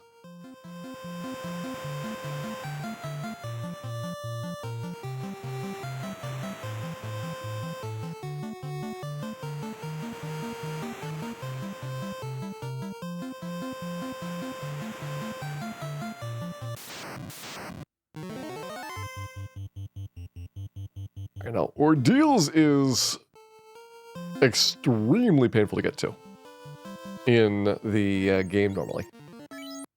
Gotta walk a long way through some monster-infested territory. Then you got horrible things inside. So to skip that, we're gonna be going through a bunch of battles right here.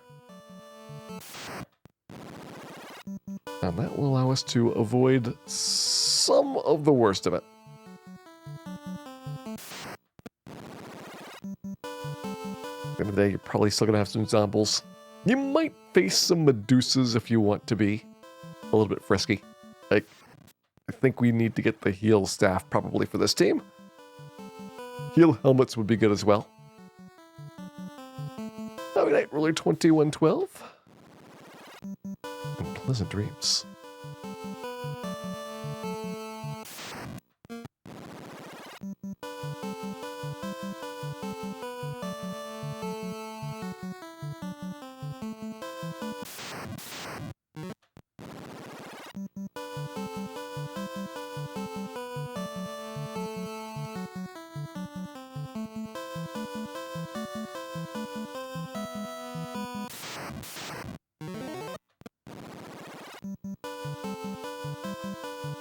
Not gonna bother with the worm battle.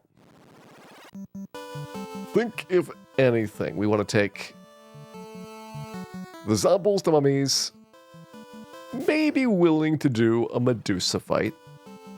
With 3 characters, again, this is more relaxed than doing like the solo challenges, since we can very easily avoid things like petrification or paralysis compared to a single character who's just going to get destroyed by that. Let's give it a try. This is the earliest possible entry point. That makes sense. I can grab the heal staff. I've got a ton of extra steps. I'm gonna have to do a Medusa fight to do it, but that's totally fine. We're gonna find out. Did they remember to randomize the pillars? Looking like the answer is no. Also looking like we got one zombie. That's kind of lame.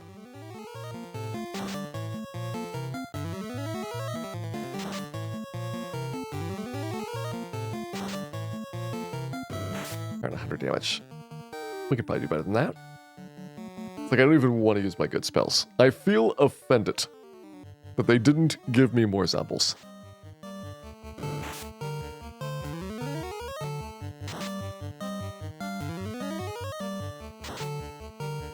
Could have been 3.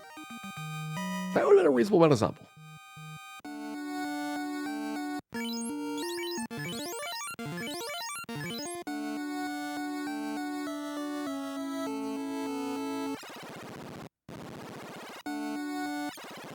But it's not randomized. The trick is that you always want to go for the bottommost pillar in every room.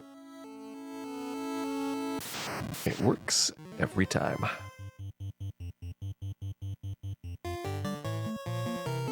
Alright, triple fire 2. I could also grind on the zombie Ds. It's maybe a little bit ambitious.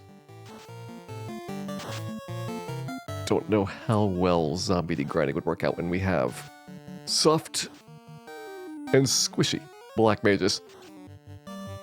I kind of doubt they can survive 2 hits. So focus fire is a problem. Paralysis is certainly going to be an issue. And we'll take the Medusas upstairs. As planned.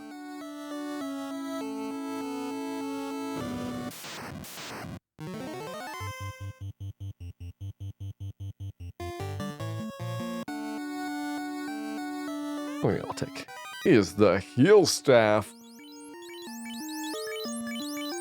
Now we are set.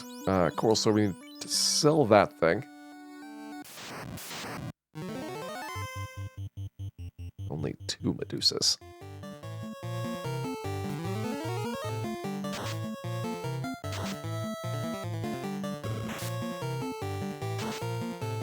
I think 2 is the lowest number?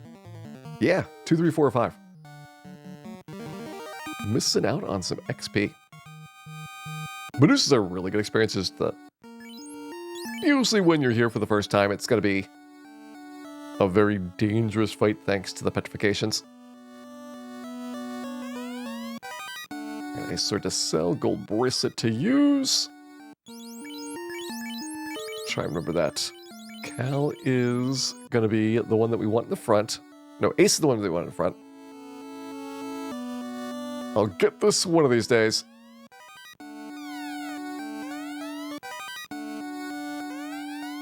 The other thing that I'll get is the Zeus Gauntlet. Unlimited Lit 2s.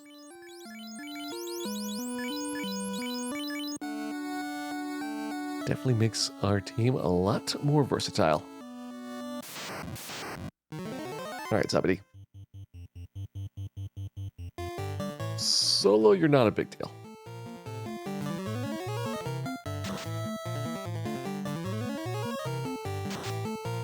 Question is whether we want to try and grind you a bit. Experience is decent. The tail is ours. We might never use it, but we will have it just in case. And 50% of the time, you do get a double zombie D fight. Let's see how this goes.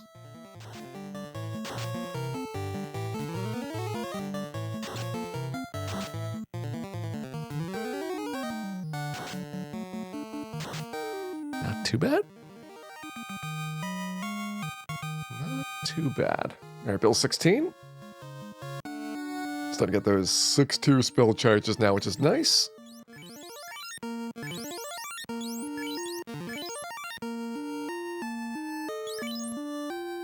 Yeah, 16, 17, 19. Gonna be the start of those.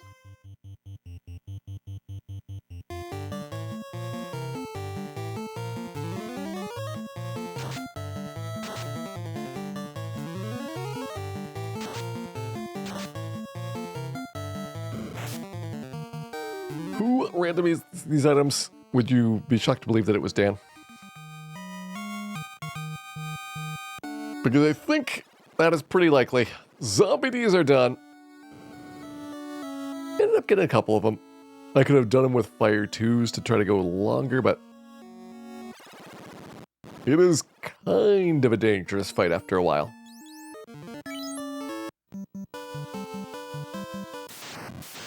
It's gonna be kind of a nice time over at the Ice Cave. We're going right there. Couple lit 3s we've got as an added bonus. The Zeus Gauntlet for free lit 2s. I wonder if Fire 3 will one-shot an eye. So I even tried doing an eye grind the first time in. Like, you're gonna get hit by the instant death.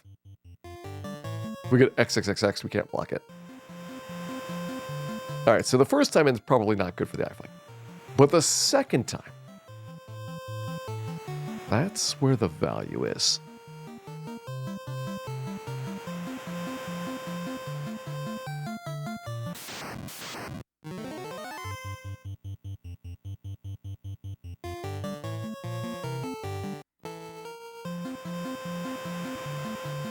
And once we get that eye down, so much stuff opens up. You get a massive improvement to your defense.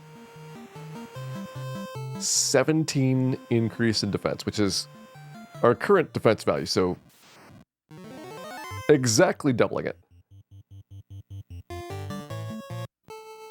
Can start picking up ribbons. There's one in the waterfall. There's one in the Sea Shrine, and there is one in space to go grab. Cassini 2K4, welcome in. Enjoy the fantasy Final Fantasy.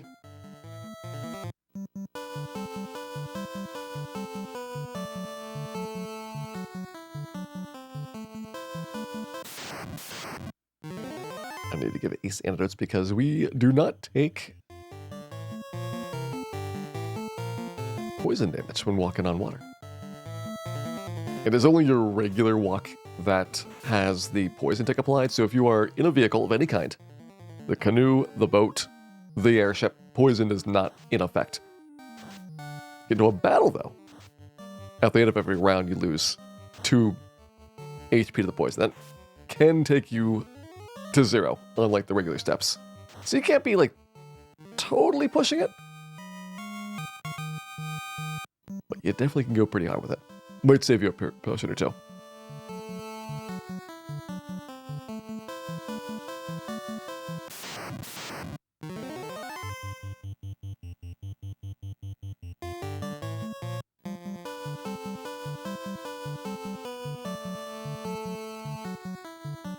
You see rock columns? Yeah, they're in space. They're worth big experience if you can find them. Rock columns are actually very good in the randomizer since it is unlikely that they will have any spells or skills.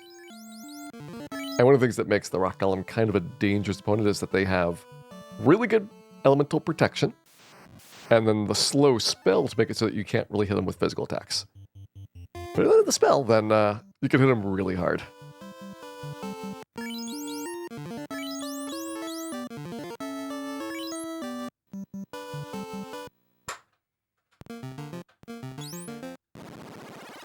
You can also, although I would advise against it, even go to the Ice Cave. Here we go. Ice Cave first try. It's all gonna be fine. Just have to get through one cockatrice battle. several dozen wraith fights, possibly some disgruntled fur giants. But aside from that, it is smooth sailing.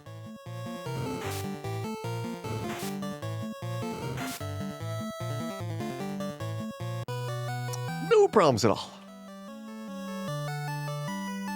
You can't really skip that last cockatrice battle. It just doesn't quite line up with your trip downstairs. Nice race. Don't need to fight those things.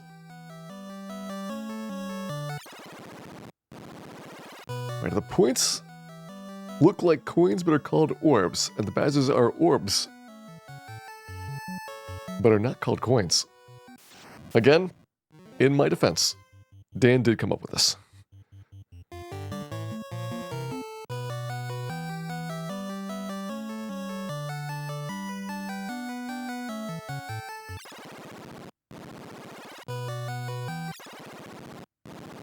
You can tell he's even on the coins.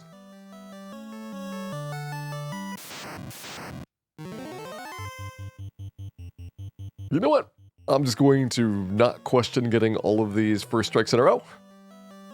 Surely nothing bad will happen because of this.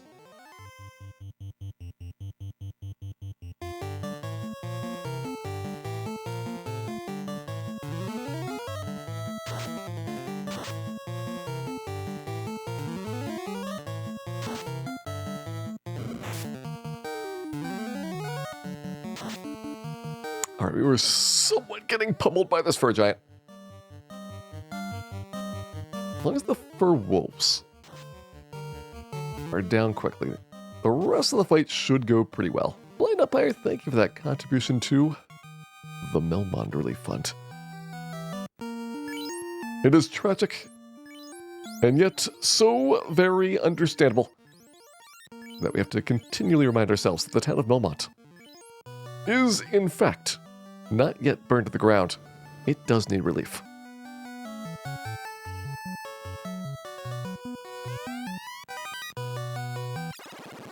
Get that flame sword for later. Do I get the ice mail? Yeah, I'd probably not really recommend the ice mail. It's unlikely to go well. That said, money is still decent to have here.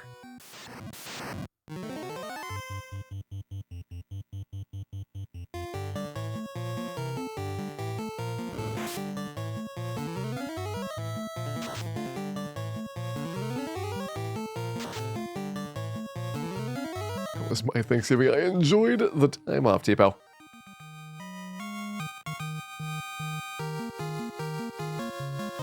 Didn't mean well. Had a little bit too much of a time at the Melmond Inn. And now he is paying the price. The horrible, horrible price.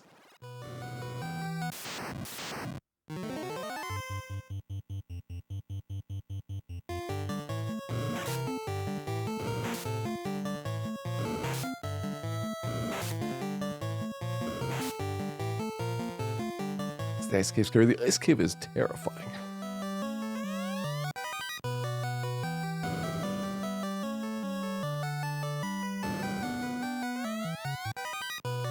Grab the cash here. I'm just pick up the items that I would normally get in a speed run, because the steps will mostly work out. And we'll just end up selling a lot of the things that we're not going to use, like the ice shield and the flame sword. Should be very, very easy to afford our gold bracelets and pearl rings quite quickly.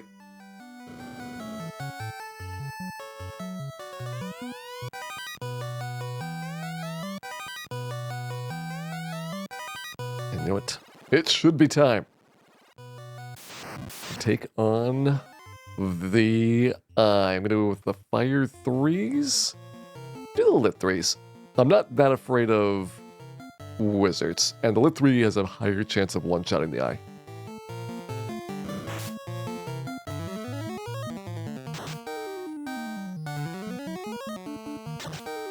Every chance is pretty bad of one-shotting the eye. There you go. The eye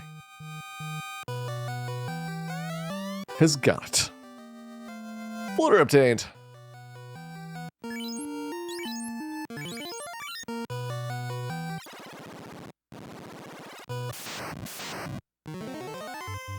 Problem with the eye grind without the pro rings is all of the instant death issues.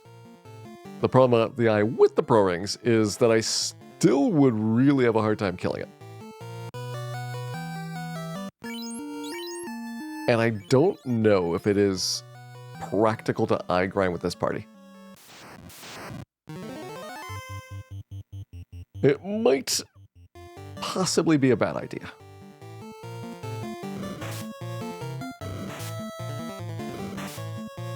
Ooh, okay, no fur with breath.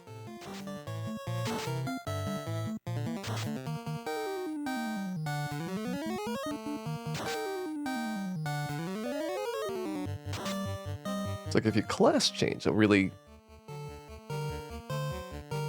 interesting strategy you could try would be to get the Mazmoon out of Temple of Fiends, warp all the way back out.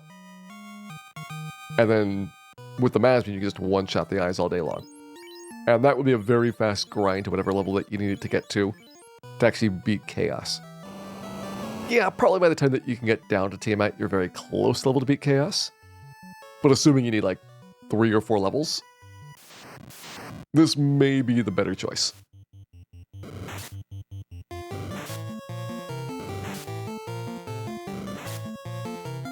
This may be where we ultimately do get boned.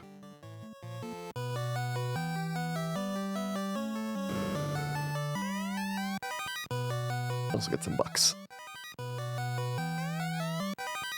I'll take the top row. We'll see if this is a bad idea. The last chest you do not want to pick up that is guarded by fur wolves, and it has like 10 bucks in it.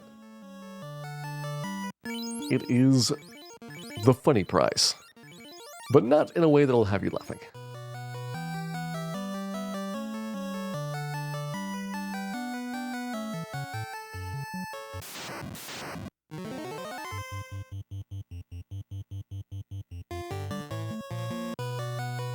There's our Gerpede. You got a really bad fight coming up, so you have to be off this floor.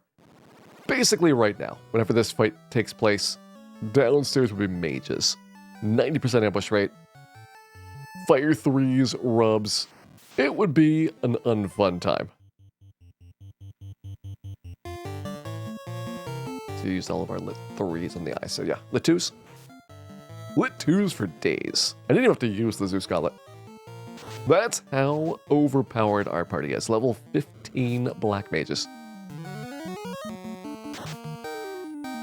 Destroying the ice cave like it was nothing.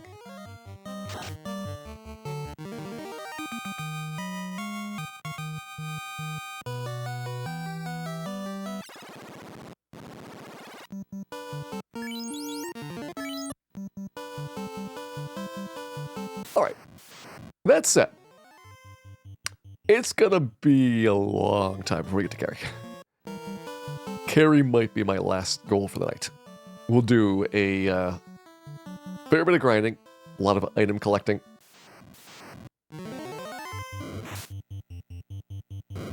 But carry is going to be massively more difficult than what we have faced so far. You're just not at all set up for what carry is going to bring to the table here.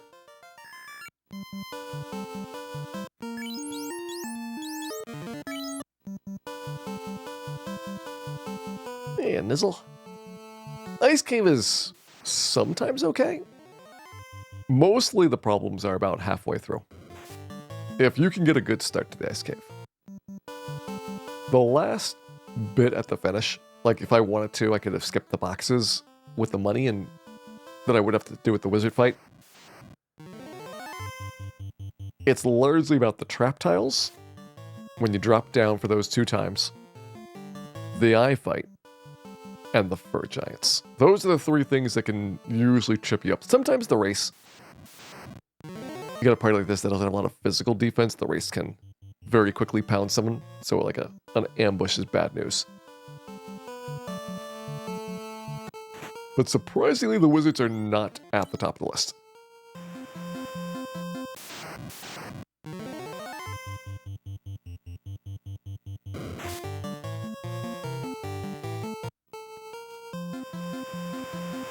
Maybe even more surprising. We have got our airship. 3 hours, 41 minutes for this airship pickup.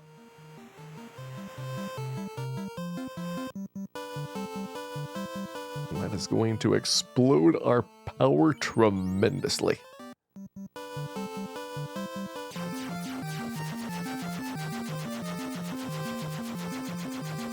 I'm going to do this. Grab the bottle.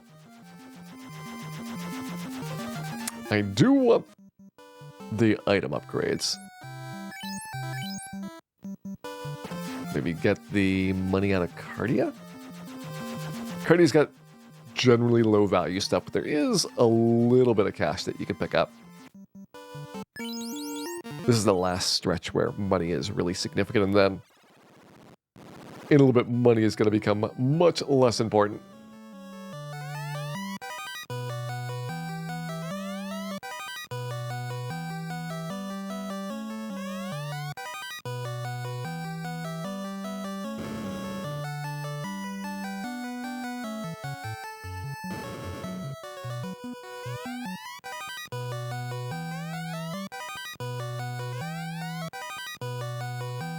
There's another purring worth of cash right there.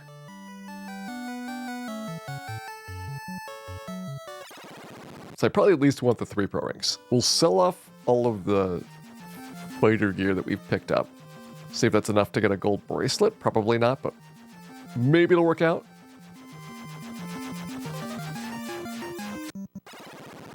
And it's going to be a long time before we can use those Ice 3 spells. So I think this was 45,000. Yeah, 45,000 for Ice 3.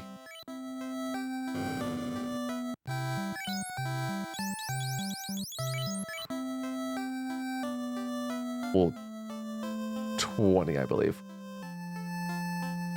So really not that long, to be honest. At this point, the gloves can go.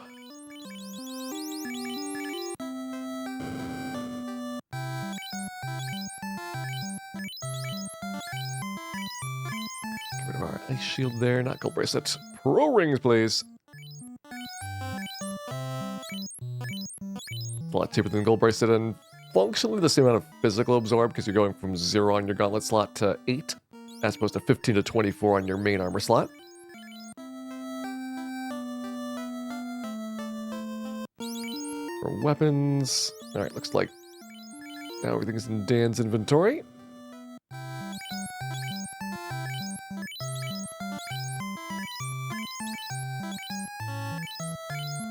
Enough cash to get plenty of cabins picked up.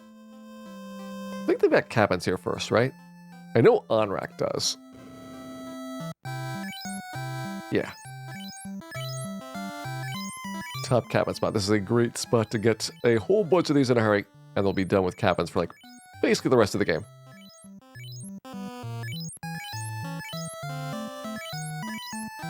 Any other free gold bracelets besides ordeals? Nope. You get a free opal bracelet in the Sea Shrine, though. If you class change, you got the black shirt. But since we're not going to class change, I'll have to buy 1 gold bracelet.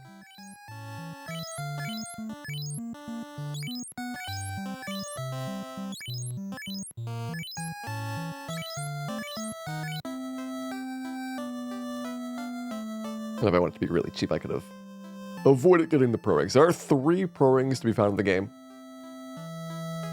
But all 3 of them are very late. So you have to at least get to space before you can get them.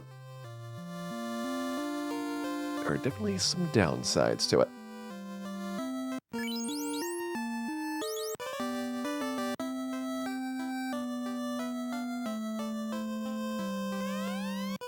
There is some Oxiale. Okay, 1 Oxiale later. Okay, now go to Sea Shrine, but let me get heal potions restocked. We need 30 of those.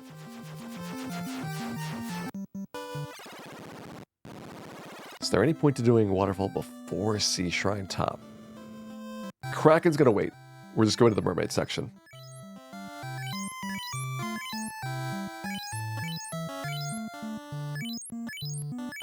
probably could do Sea Shrine top first.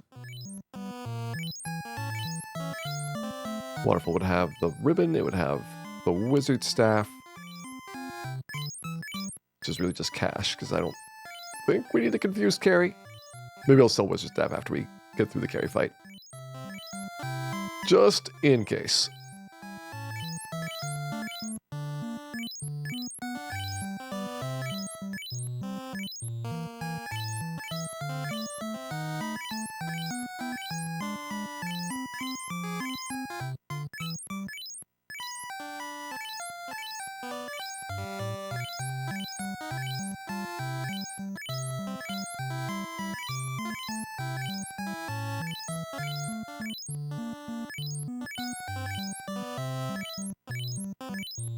Heal potions. We're buying so many heal potions.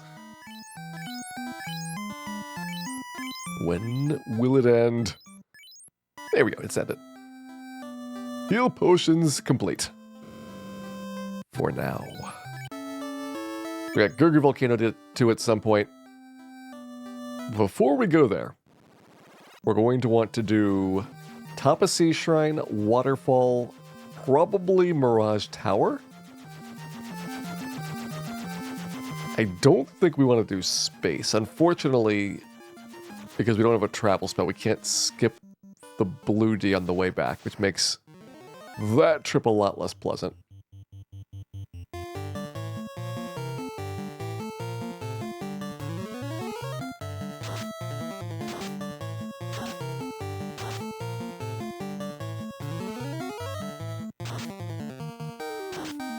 Probably don't want to do bottom of Sea Shrine until we have a fair bit of defensive items.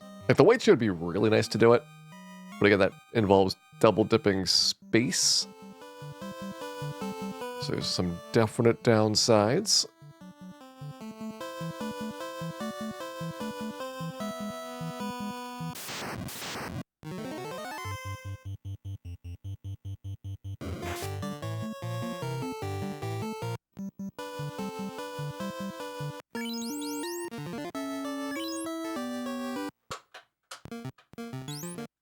Alright, how does this work? For Sea Shrine, we're going to skip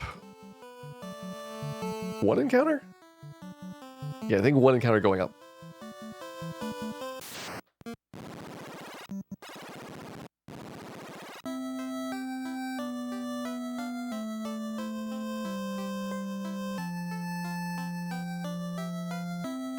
Will the ferry avoid getting bottled again? The ferry is a scam.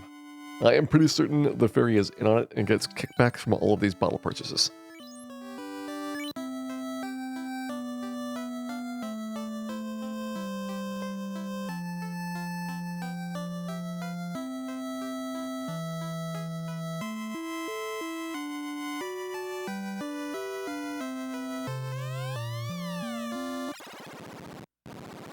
And I'm about to get my feet wet. Into the Sea Shrine we go. Time to grab some stuff. Ooh, the Gershark ambush. Fairly painful. We'll see if we can kill the Gersharks before Cal dies. This burns off all of my lit 3s. It's probably worth it.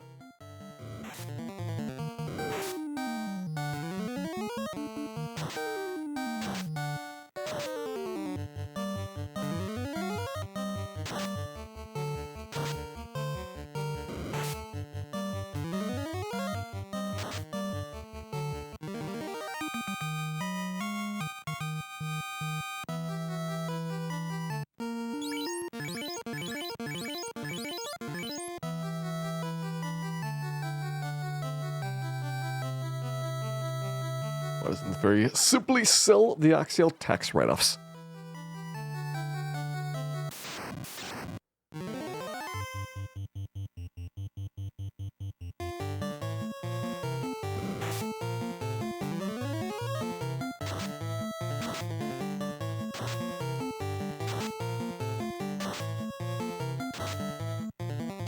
Are we killing Kraken? Nope, we're just getting the slab and the opal bracelet and a couple of opal items that I can sell, enough to get me a gold bracelet in return, and then the only thing we're saving up for that point is going to be The Ice 3 spells.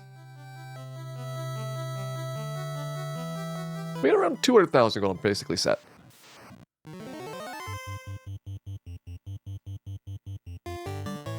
Check we can pass. The money here, I got the Maid Staff and Light Axe.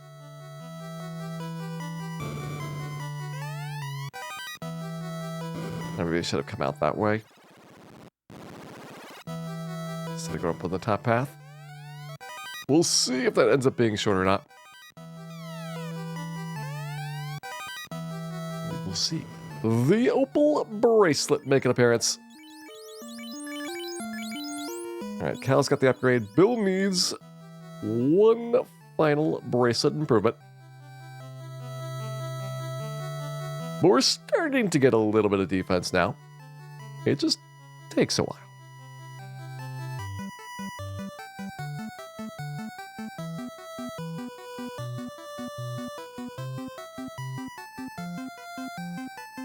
I'm taking a walk down here.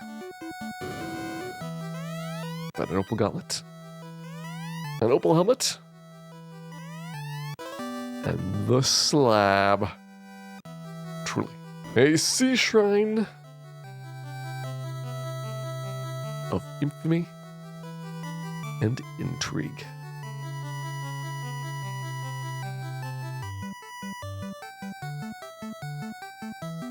It's also a sea shrine that's got a decent grind spot. Sea shrine pile of pain at the bottom.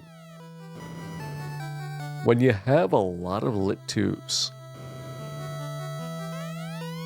I wonder if realistically that would work. I know we've done it with other character types, but the Black Mage is especially fragile.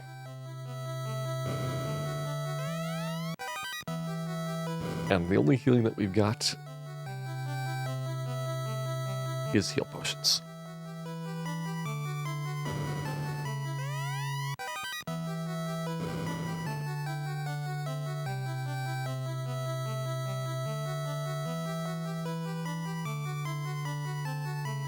It definitely sounds painful.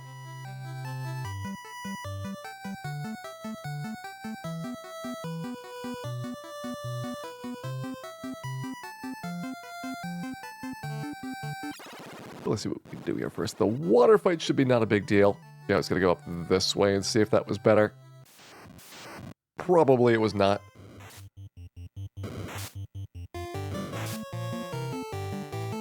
And sea snacks are fine.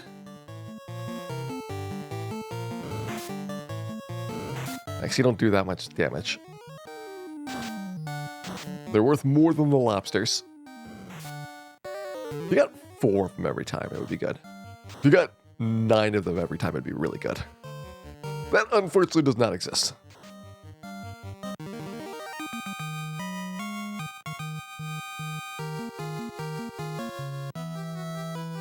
That is level 17 down on everyone. We're getting there. Second lit 3 charge available. Maid Staff. Maid Staff on Cal? Maybe it's time to move the Zeus Gauntlet down to Ace or somebody. That's for sale. That's for sale. If I snag the Opal Armor, that's like 40,000 gold, so 20,000 back for selling it. That'd be pretty decent for overall cash.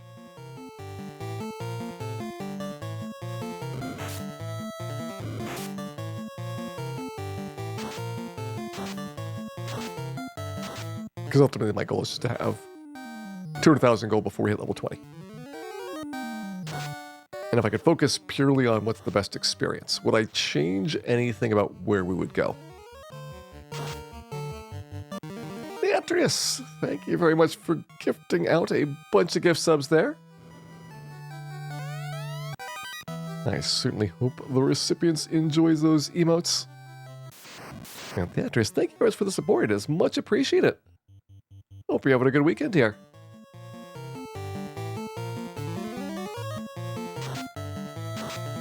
Nooster, thank you very much for resubscribing back for 58 months. Glad you've been having fun. Thank you much for that, Theatrius. While Bill may have had a very slight accident, I am sure we'll be okay.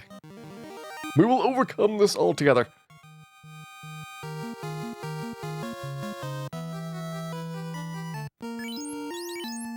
Or we'll definitely die in the process. One of the two.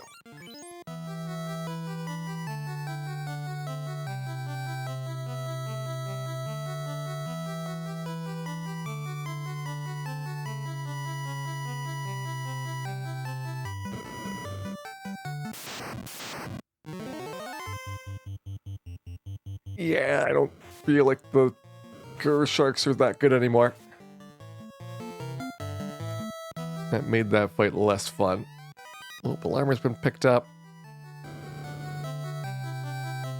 Here's where the lack of travel spells really starts hitting you. You'd have no problems getting out of this dungeon. You wouldn't even think about the issues with traveling around through here. If all you need to do was warp out of that top floor, it would be a breeze. Same thing with the ice cave. If you could warp out of the ice cave, I think you'd be much more willing to consider the possibilities of doing an eye grind. It would probably be a couple of hits to kill an eye.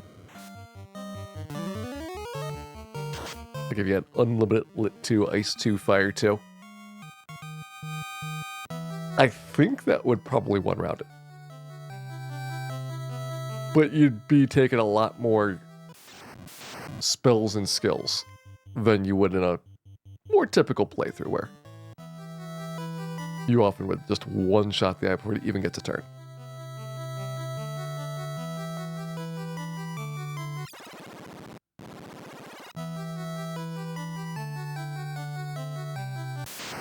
So, Agamemnon 3rd each time you fight it. Instant respawn, you don't have to walk around a whole bunch trying to get it. Like, that's even bigger with the movement speed that we have here. The time that it takes to trigger the next fight, fairly significant cost when you're walking around. The trap tiles are extremely potent at fast level ups.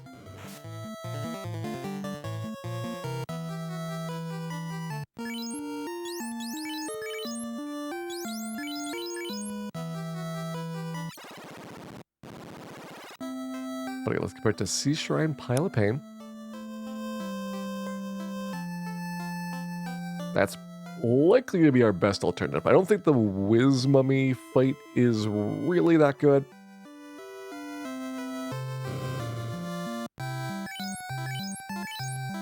I used to do Whiz Mummies as my go-to trap tile. It's an Agma and a half average. It's a trap tile. You have no off-step encounter, so it's unlimited numbers of times around. But you got 9 targets in there. So while you're getting an Agama and a half, the time spent per Agama is a little bit excessive.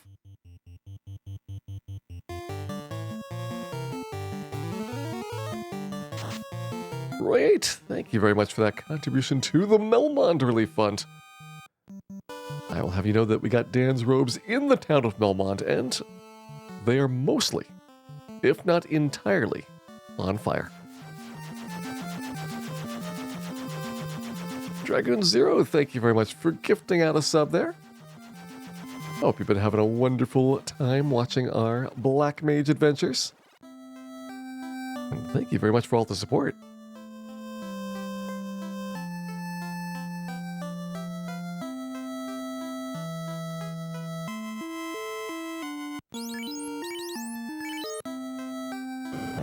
Up there. Just making certain I've got enough cash for everything. Oh, it's 60,000. Those were 40,000. Well, now our money is definitely doing really good.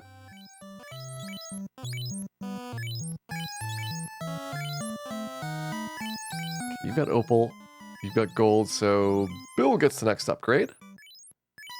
That's going to be our 1 gold bracelet purchased. We've got all the pro rings done. be honest, the caps really not helping at this point. I am going to get rid of those.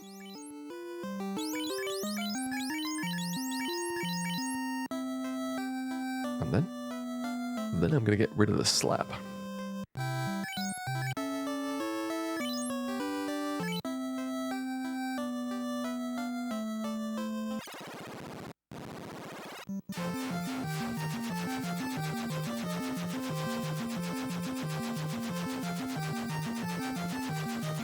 Ended up not doing the waterfall on that trip.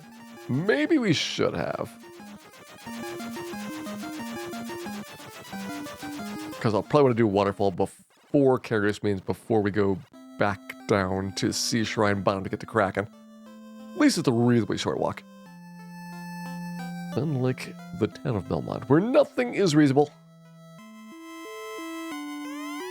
And the only public transportation takes you to the dump.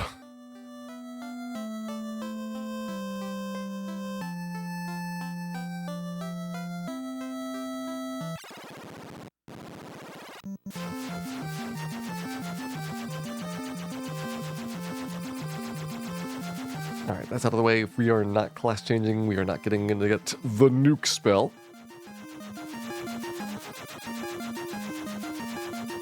So don't have to worry about my timing for the Lufania trip.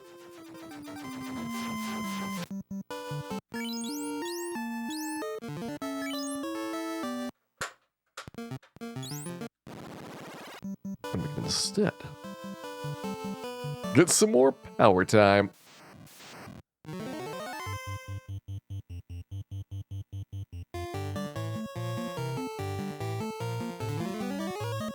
This peninsula, as powerful as I remember it.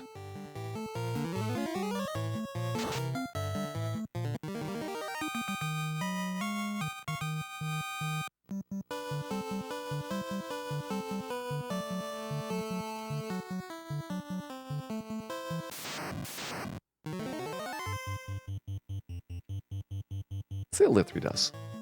They don't have any particular elemental affinity, so this is just Lit 3 does more damage than Fire 3, which does more damage than Ice 2. And we're looking for at least 80s on the Giants. Yeah, Lit 3 is a lot better at that. Fire 2 definitely was not even close. Ice 2 was doing like 40 to 50. This has got a much more credible time at one round of the Giants. I am a fan.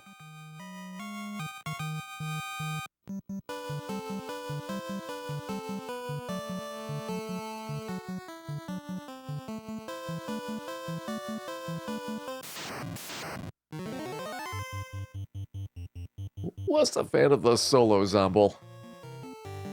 What a waste of a good opportunity. That could have been an entire Zomble family that we set on fire.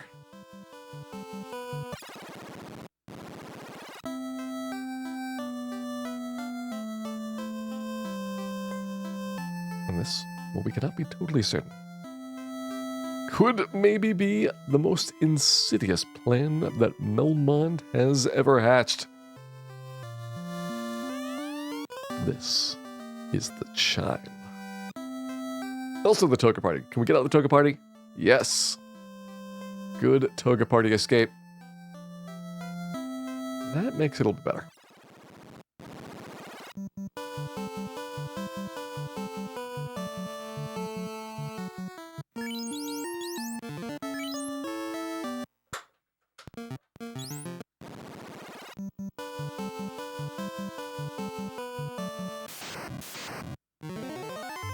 And now, let's make for the airship. Enough Fire 3s and Lit 3s that we get out of here without doing a house. At least we know it's not the Vorpal Sword.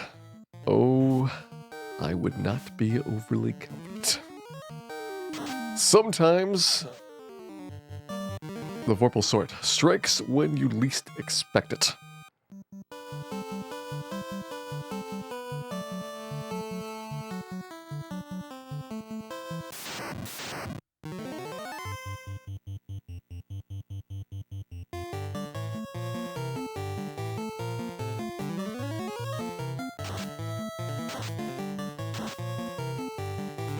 Alright, a little bit below our 80 average.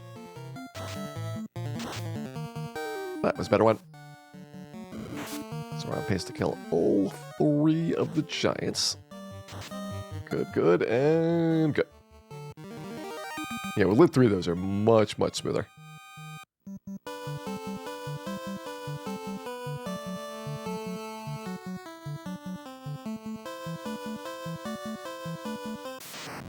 Too many steps. Okay.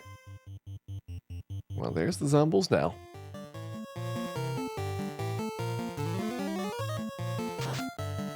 And there is... Mirage Tower opened up.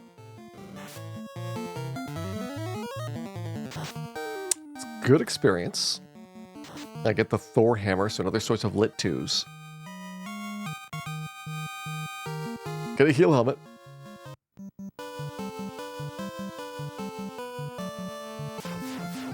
Get into a little bit of trouble.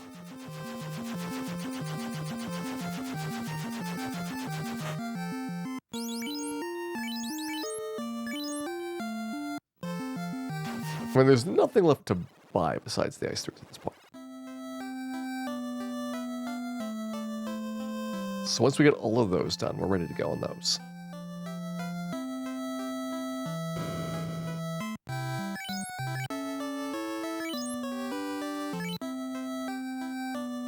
Which is actually just 45,000 more gold away.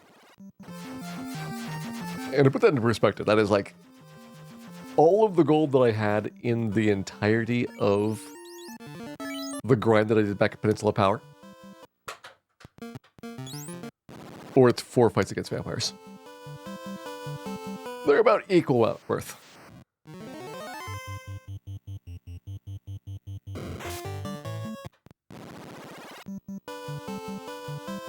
Because for some reason, gold just gets absolutely worthless in this game. Lunch, though. Lunch is priceless. Don't know about taking a tire out with spells, but we're going to give it a try. It just might work.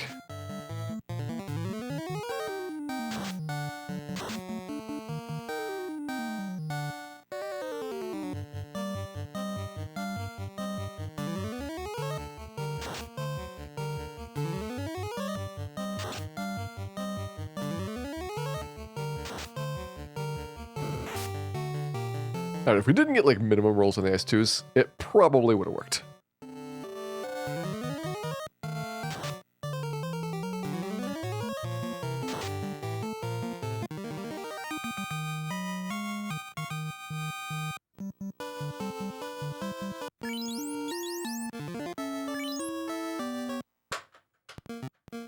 So at the beginning, go up to grab the items on second floor first, and then come back down for first floor. There's no order dependencies here. Because almost all this stuff we can't equip anyway. It is just to use or to sell.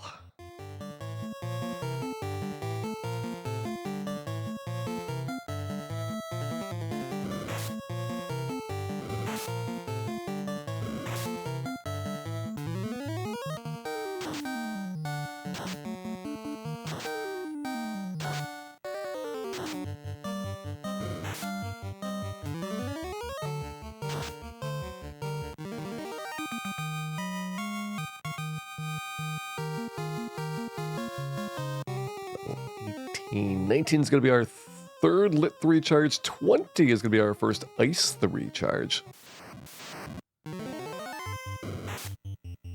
That's going to be Cal getting punched by a vampire. That kind of went badly.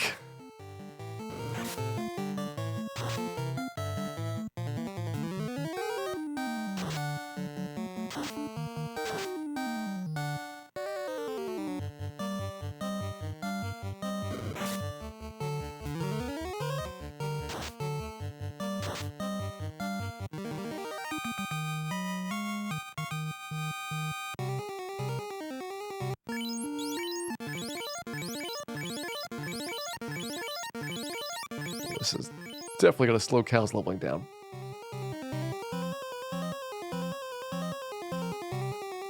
think there's not too many more things that we take in here. We got another guard fight. We've got Cerebus. I'm not going to do it with 2 guards. Simply not worth it.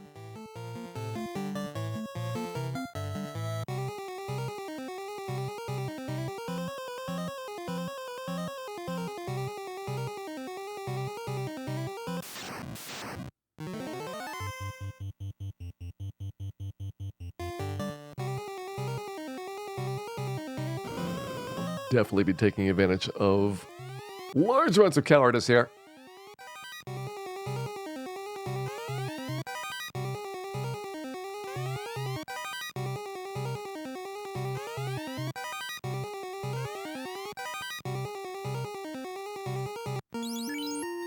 Thorhammer gonna go on to Bill. Probably use that more than we use the heal staff. Sunsword is to sell.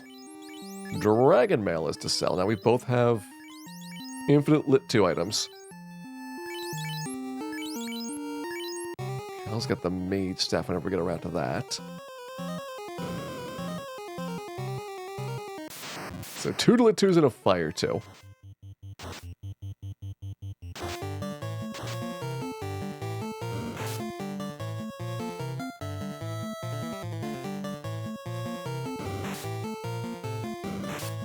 Ice 2s. Uh-oh.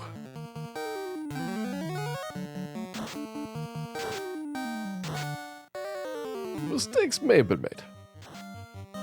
Looks like it's got a couple of fire 3s left. I should be fine. That's really the important part.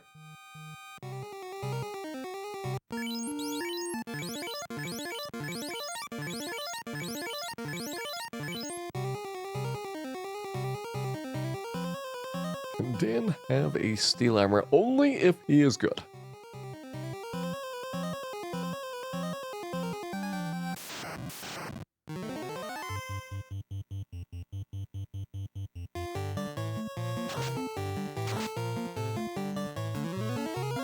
Speaking of good things, these service have an eye of peace. They're not that bad. Maybe a little bit annoying. And they got a ambush rate that's far too high. But you can do some things with these. You can definitely do things.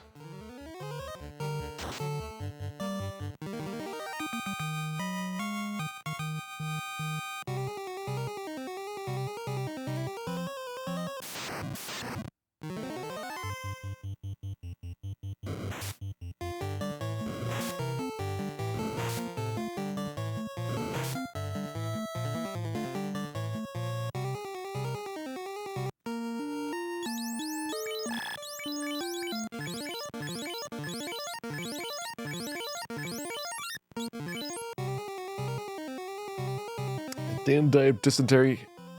Dan had a variety of diseases contracted from the Melmont Inn. I am sure dysentery was in the mix there somewhere.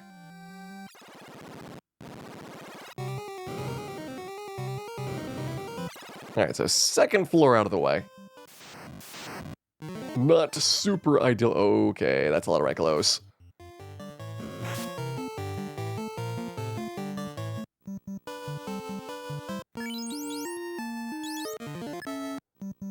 Let's not deal with that.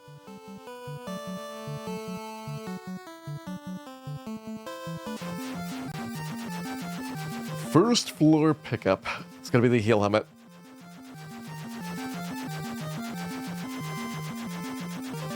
That's really all I need down there? I think so. There's one advantage of the Black Mage. They're very easy to equip.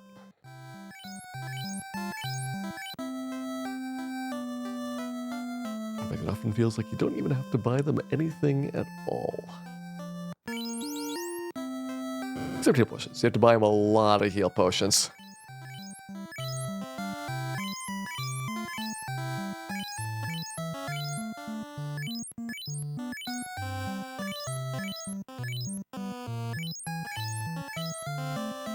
It'd be nice if we could, I don't know, like a heal flask. Maybe a heal barrel. I would take the bulk packaging. I feel like we could still get some good use out of that.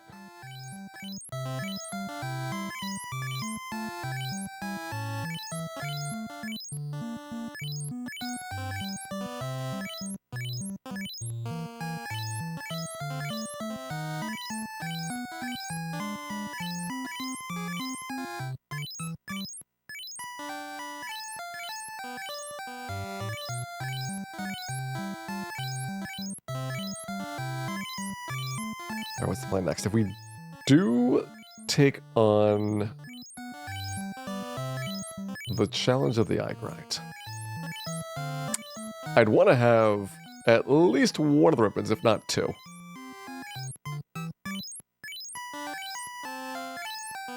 Two ribbons would be good enough that I would, with a couple of soft potions, be able to reasonably deal with the eye on a regular basis.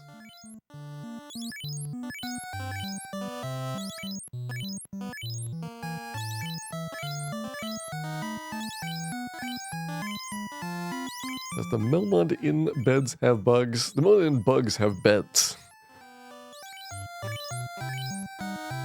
They have to pay their own fee.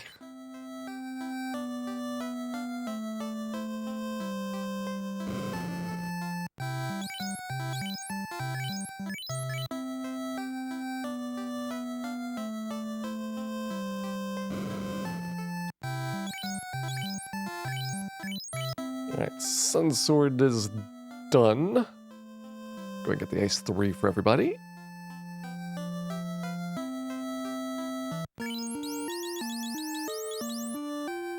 Resource probably not enough if we want to do the actual Ice Cave grind that we got planned.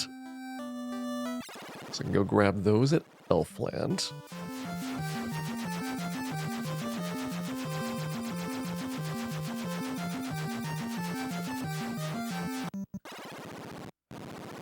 Two lit, two's fire, two.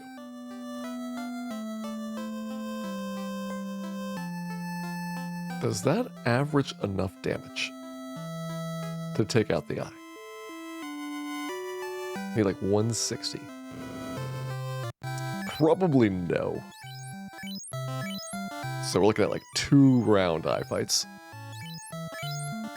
At least for the foreseeable future. I don't imagine that the Black Mage knife attack is going to be even in the ballpark of a single fire 2. So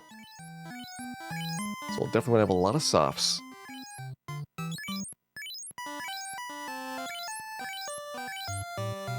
This covers the Brax. XXXX is going to be a no problem type of move, because we are guaranteed that it's not going to work. Physical damage is not an issue. Looping around, we might have to get some heal potions used up, but if it's even 20 heal potions a loop, we're talking about a lot of experience per trip out.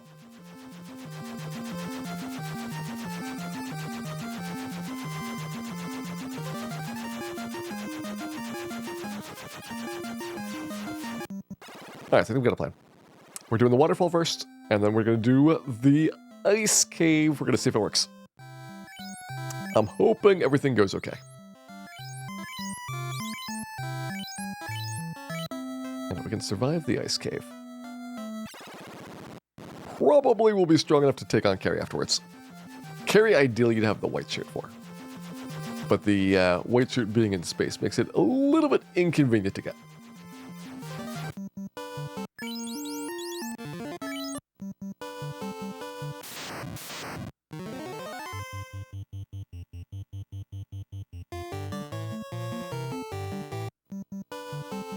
That's why we are going here instead.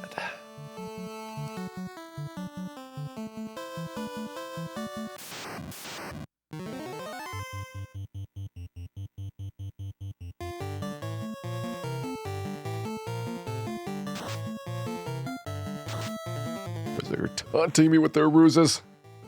I want that ruse, Wizarger. Don't think I will not kill you for it.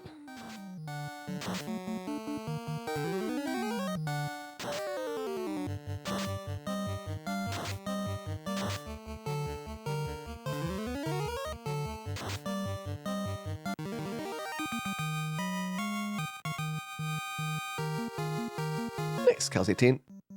So everybody's 18 now.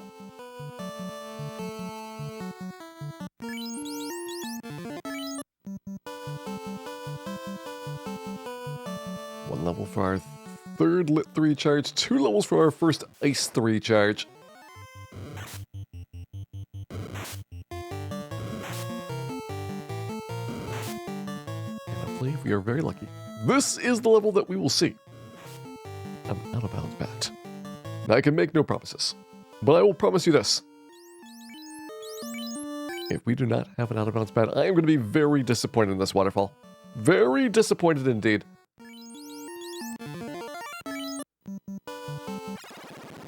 Let's go ahead and see what happens. I'll see that our black mages are 2 hit points apart from each other.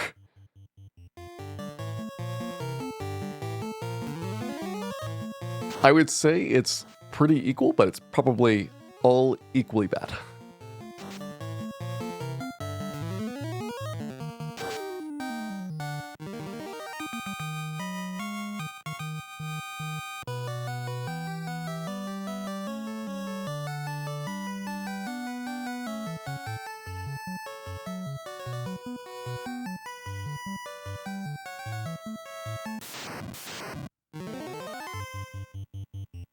Not enough mummies.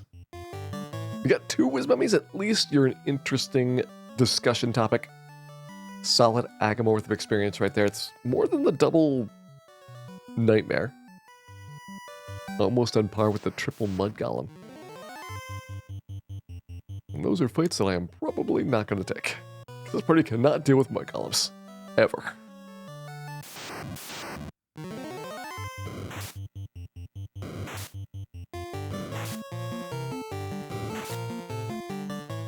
Looking like this party can't really deal with whiz mummies ever.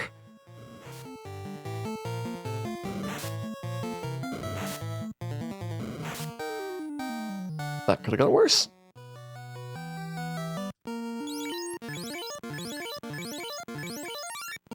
At least we survived with most of our vital organs intact.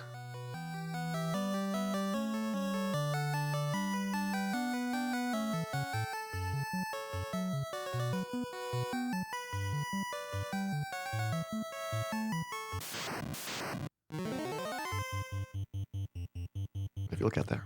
If you look very carefully. Right around where the inky greenness of space is especially inky and especially green. You might just perhaps spot something truly fantastic. Flapping in that breeze, look at it. Look at it flap. And look at how far out of bounds it is. That bat knows. The more out of bounds you are, the better it gets.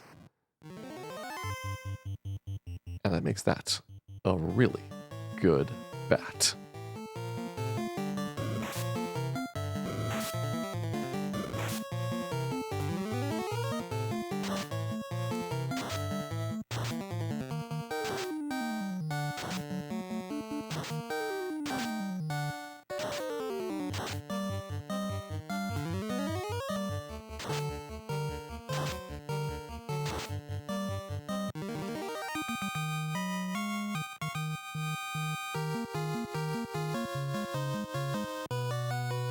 Level 19, the cube obtained.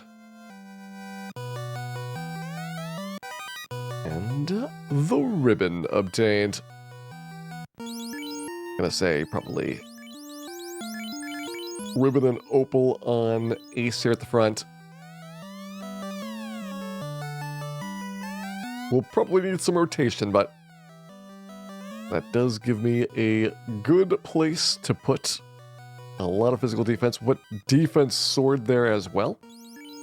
Just have Ace be super tanky. Wizard staff I can put on maybe Bill here. Bill is the utility staff user.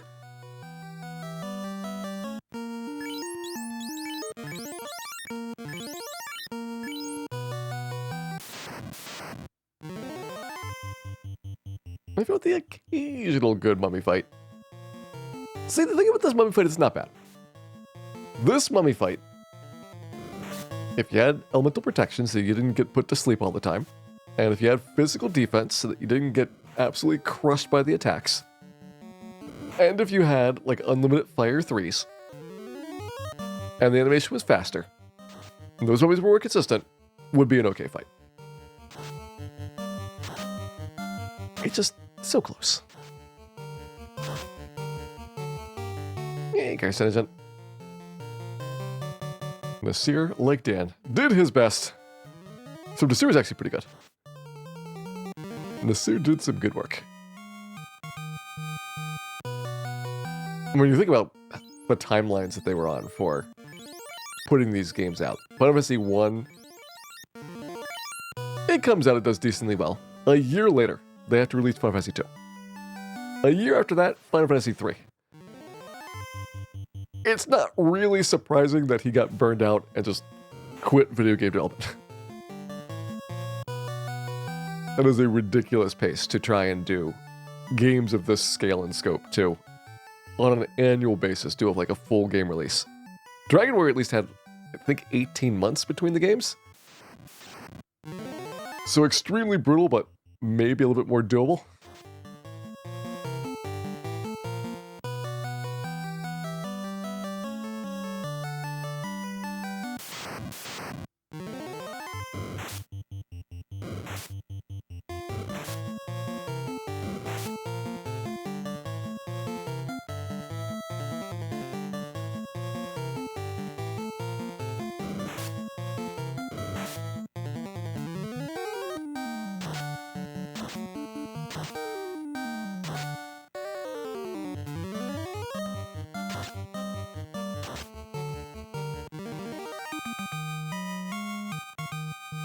Remember the programmers intentionally made Ultima bad in Final Fantasy 2? It is really bad.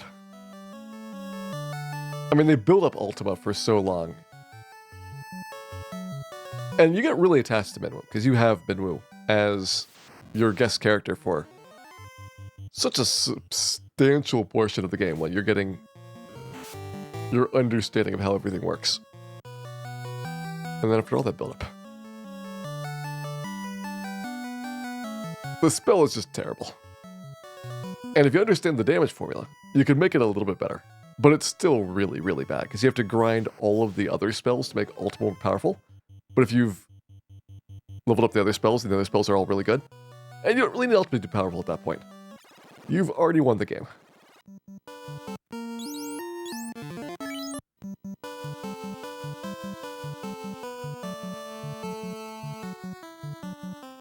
Nasir came back for Secret of Mana and Michael AP, but it was already kind of gone at that point.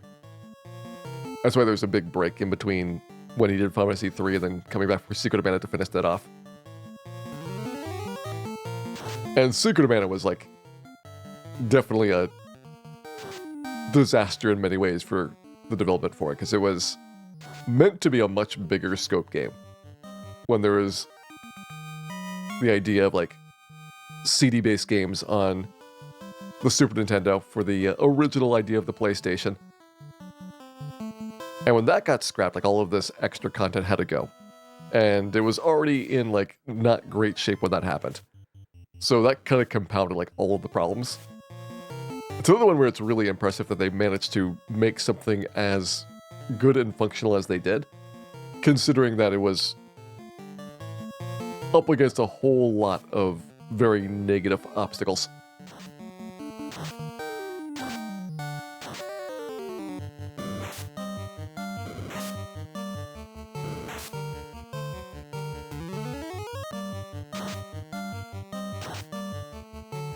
Like I could have easily seen it just kind of like completely scrap Secret of Mana or push it out into another system, but they put Secret of Mana through a very, very substantial amount of saving at the end to make it a playable game. And they made Secret of Mana 3. Which, we didn't get it for a long time, was decently good as well. Now we're to next. We got the first ribbon picked up. Are we doing the eye grind? Or are we chickening out? Let's at least give it a go. I've got a ways until level 20 regardless. We can see how this ends up working out.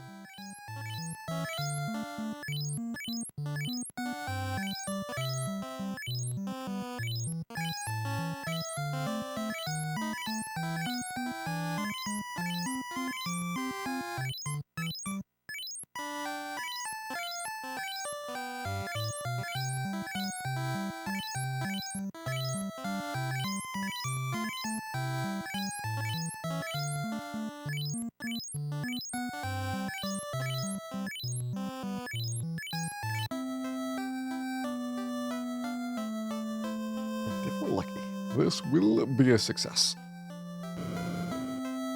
So I basically want to do is go into the eye fight.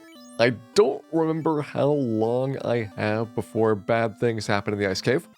So we're going to find out how this is going to work together.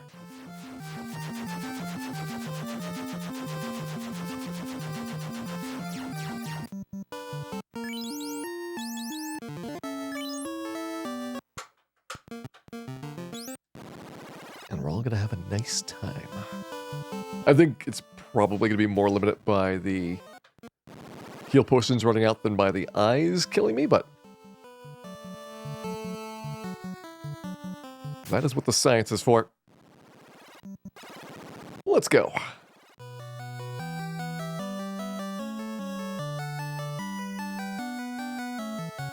Do I have a heal staff? I didn't pick up that heal element. I probably should have got the heal element.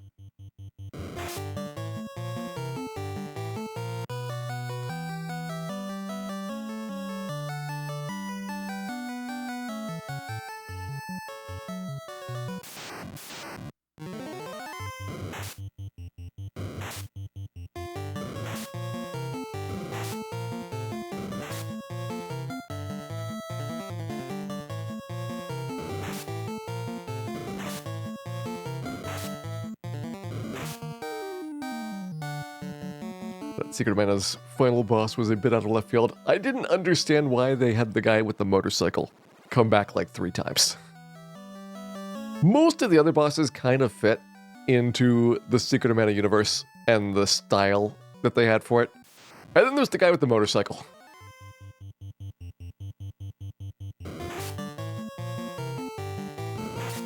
I would like an explanation.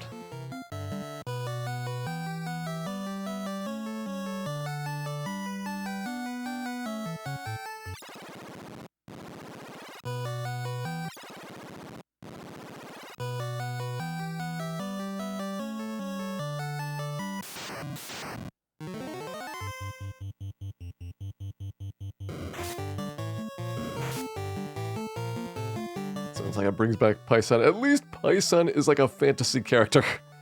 He's a guy with a whip. It kind of fits the theme.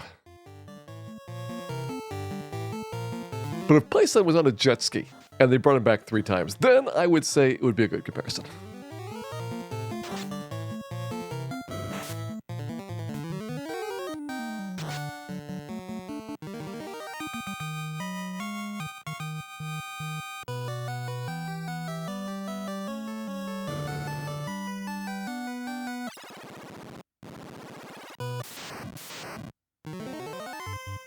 Alright, first strike. You know what? Bonus fire twos. We'll take the experience.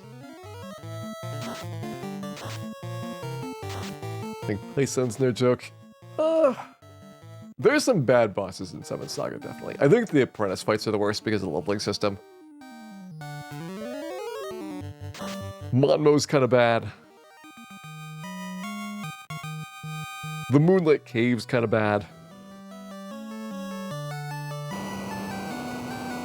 But at least unless you're trying to do like a speedrun, Gorsia isn't as bad as you would think. That may have just been an accident on their part. Probably they meant to make Gorsia even worse.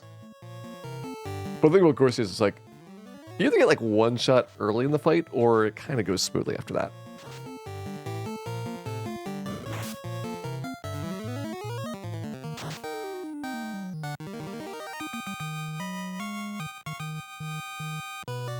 So I think you get a little bit of a break.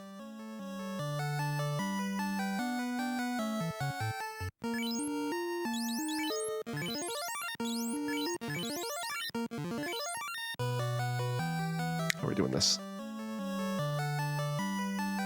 I mean, we don't want to fight the mages. I guess we delay here.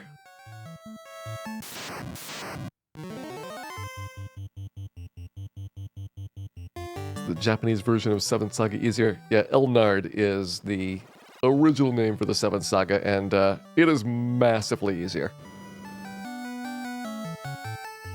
It's actually a reasonably well put together game. It's nothing too spectacular. lore of the Seventh Saga kind of does stem in part from just the fact that it is ridiculously hard. And it was entirely localization that did it. It's like the same thing with like working design games, where they take a very well-balanced game and just completely screw it up. They didn't have to do that. They chose to do that. And that becomes the version that everybody kind of thinks about for the US release. It's a little bit sad.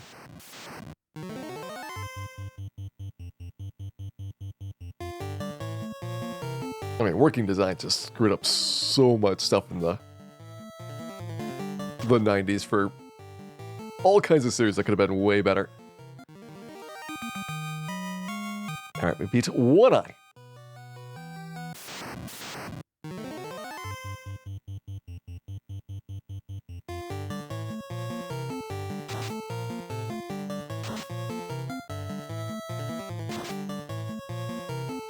In LR2, there's Mystic Arc, which is loosely kind of somewhat related to the Seventh Saga universe, in that they both have Lux in them, but aside from that, they're completely independent.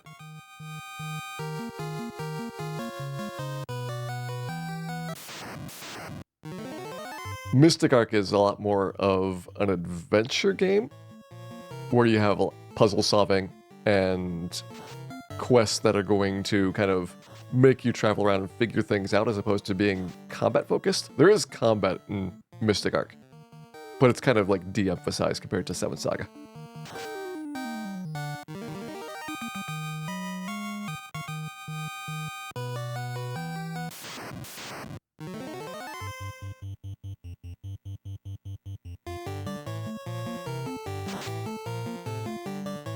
Lux was your favorite character.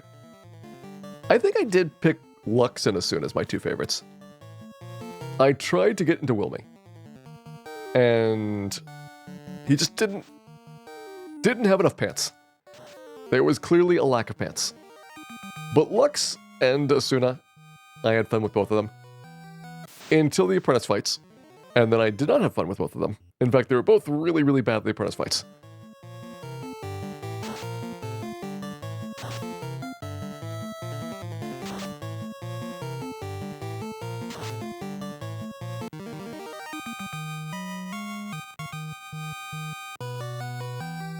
I'm trying to think about who I even recommend to try out in Seventh Saga. I've kind of always wanted to do like Ulven. I feel like Ulven is probably decently well balanced. Valsu's pretty good. I think Ulven and Valsu as a team would be really, really solid.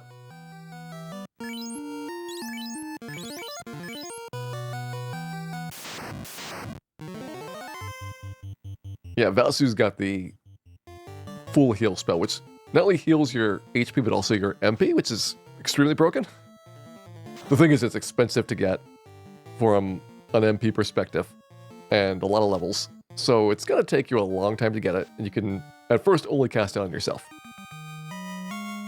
But after a while, you can cast it on your partner as well, and then things can be very broken indeed. But by that point, like, you're already at the end of the game. And contrary to belief, like, this is what I kind of talk about, like, with Gorsia as well. The end of the game's not that hard. Getting to the end is way harder than the end itself. Because you'll probably, like, finish by, like, level 50 or so. And not really feel like you need to do more grinding. But somewhere in, like, the 10s, the 20s, the 30s, you're going to feel like you have to do all the grinding to get any advancement at all. And it's possibly just because there is a bunch of different orders that you can do the story in. So maybe I always just pick a bad order so I go into higher level zones than I should be. But there's something about that 10 to 30 range which is just really, really bad.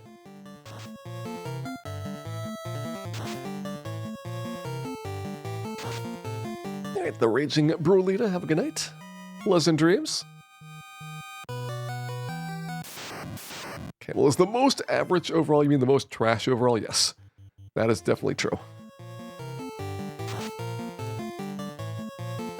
I think Olvin is more strength-oriented than Camel. He's not a pure melee class, but 90% melee, and then enough magic to not get stuck on the few places where you have to have spells to do anything. Things like the Monmo fight or the healing issues are like, a little bit of magic helps out. One of the things about the Seven Saga game design is that you want to have characters that are very extreme in one direction or another, and then partner them with somebody that is extreme in a different direction. So like somebody that is super heavy melee, partner with someone that's super heavy as a mage, is better than having two characters that are 50-50.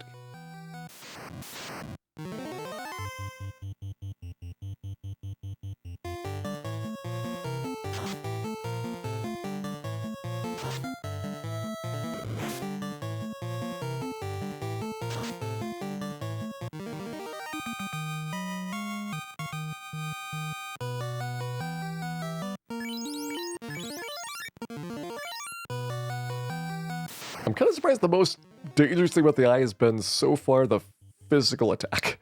That's normally not something you even consider on this fight.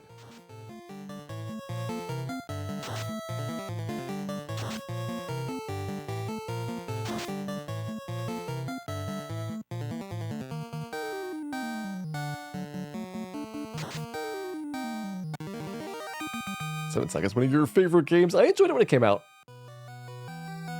It took me like months to beat because I started and I got stuck on the apprentice fight. So the first time I played, I picked Lux. And I got to the apprentice fight, and it's Asuna as the apprentice that stole the rune. And Asuna just one-shots me. Like, not even close. And I'm doing no damage. And I probably spent a good couple hours trying to get past this fight. And so I actually just restart the game. And I play as Asuna. And I get to the fight, and it's Lux as the apprentice. And he one-shots me with a spell. Because the stats are completely busted for the apprentice opposition. But that time I stuck with it, and eventually did finish it. Yeah, when you're playing Lux, his laser attack does no damage. Like, it doesn't even make the enemies, like, feel pain. They're just, like, slightly warmed. But when Lux is the enemy apprentice, it does, like, 3,000 damage. It's incredibly overpowered.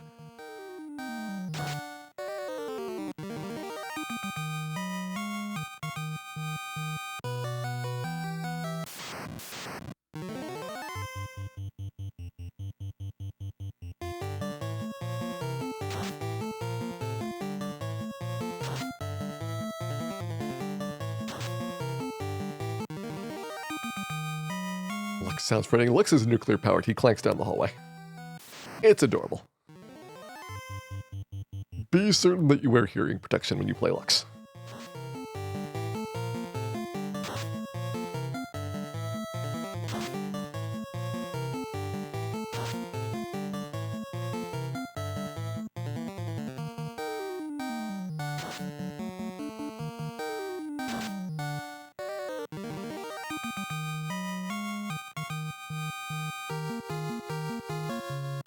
Alright, 21. I could try leaving people petrified, but that is kind of terrifying here. And I think I need all three characters about equal leveled up anyway. So having one person dash out ahead I don't think makes much sense.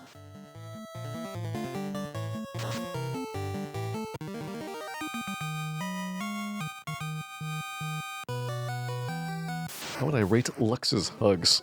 I mean, he's no Warmack, but he is very huggable.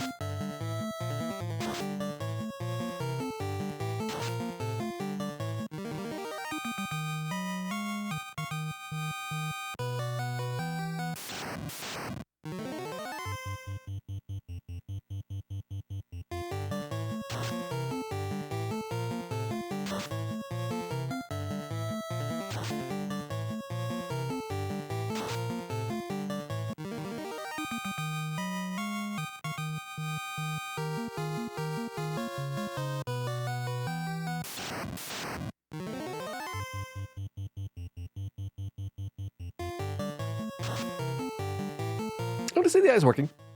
I haven't seen problems yet. We are not quite one-running it consistently. A black shirt would make this a little bit of a smoother process. I think that would increase your damage by, on average, a little bit more than 10. It's just enough that I think it would make a difference. But aside from that, it looks like this works reasonably well. You get plenty of eyes per trip. So you got a lot of setup costs, but the value is definitely there. Agam in a third per fight. Crank out like 60 of these, so we're talking like 80 or so Agamas for a visit in. And you don't have to buy 99 heal potions every time, which makes it better than going to Gurgur Volcano.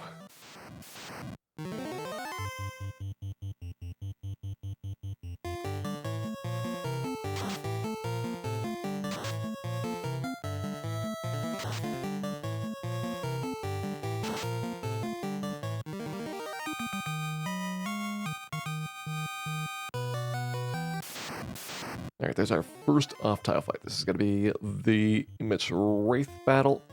Could probably just run. But let's do this to be safe.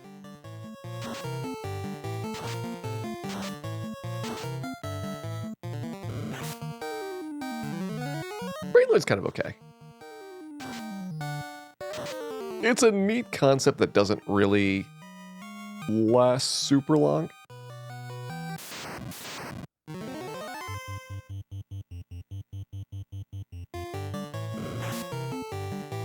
I like the incremental revealing as you're exploring areas and opening stuff up in it.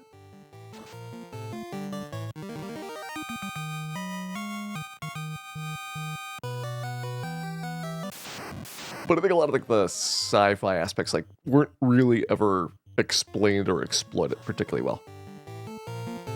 So it ended up having a very kind of nondescript story.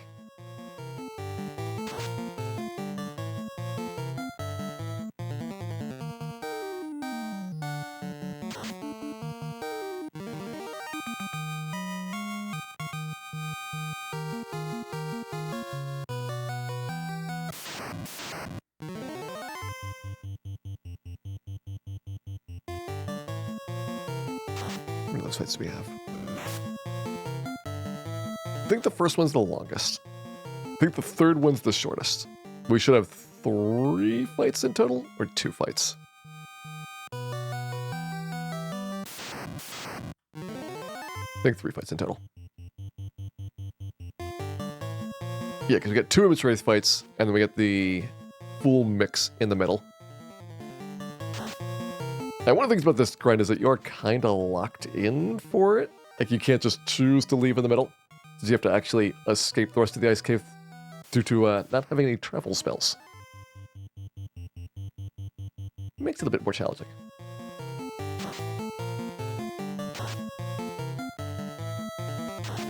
So that's why I bought a whole bunch of soft potions before coming here. Just in case.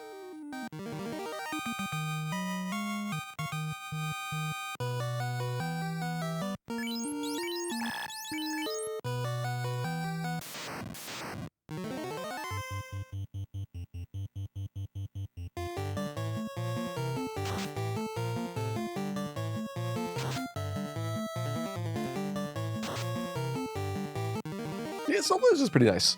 It's very short, which I think is actually a positive for it. You get kind of a depressing storyline for a lot of the games in that series. So to some extent, you kind of want to get through it more quickly. But D-Man 241, welcome in. Hope you're having a good time. But yeah, some of the things that are nice about Soul Blazer is just like, you do get that clear sense of progression, opening up the new areas. Some backtracking required from finding the items to be able to get access to things that you previously couldn't get, or to open up things for the the final bit of items that you need to finish the game with. But generally, you go into an area. You can't get to the end until you've like done 98% of the content there. So like you're not leaving a whole bunch of loose ends behind. And it goes to the next area in the hub world, and that's like a very nice bit of forward momentum that you end up building up over time.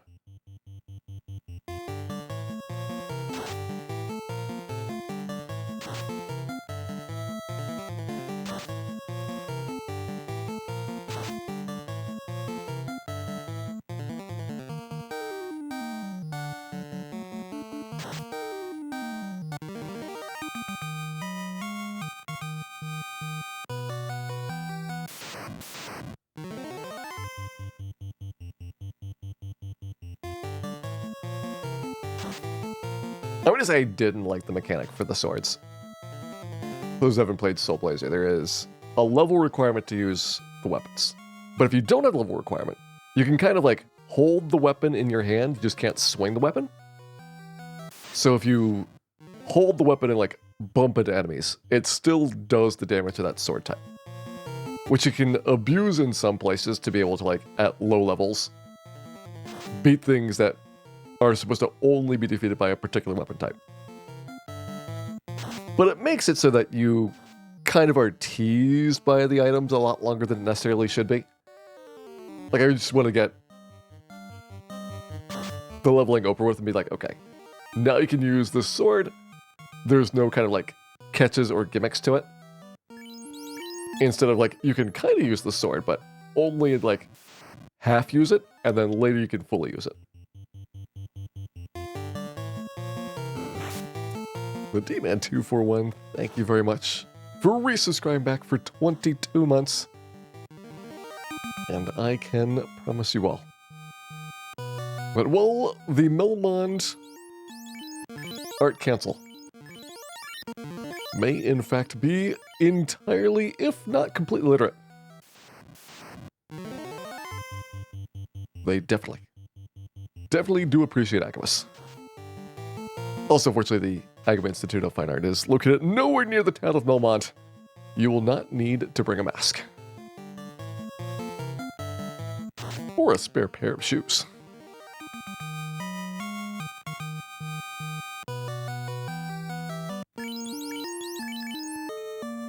We're in 22s.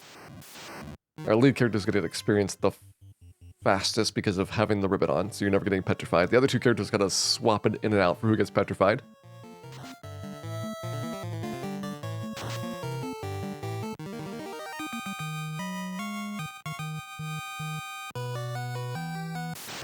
What happens when you fund the Agaba Institute of Fine Art? Then you get access to a collection of fine Agaba illustrations. There may be more once the initial funding round is complete. Progressively, additional Agaba art can be unlocked over time, but this is the first round. This is to get the Institute off the ground.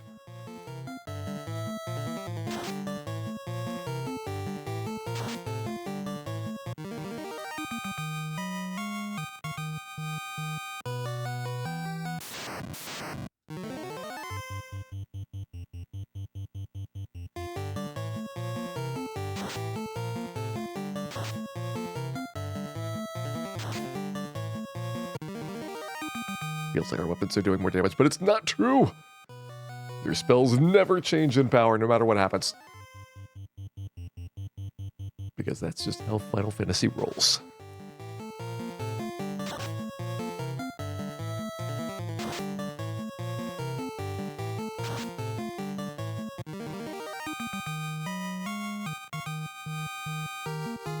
Alright, Cal's 22. So we're now talking about almost up to our third 7th tier spell charge. Without class change, we don't have access to 8th tier spells, so there's nothing magical about 25 anymore. But we'll still get a decent amount of uses per day of our older spells. And hopefully that helps with the dungeons. Also, hopefully we can take maybe one extra hit on the carry fight. We'll find out.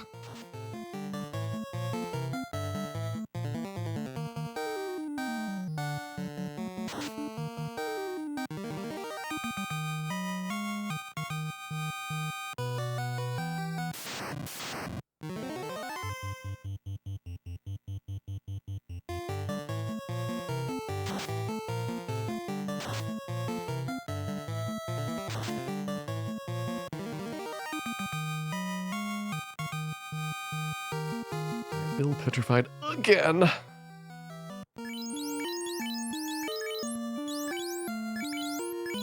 $8,000, $14,000.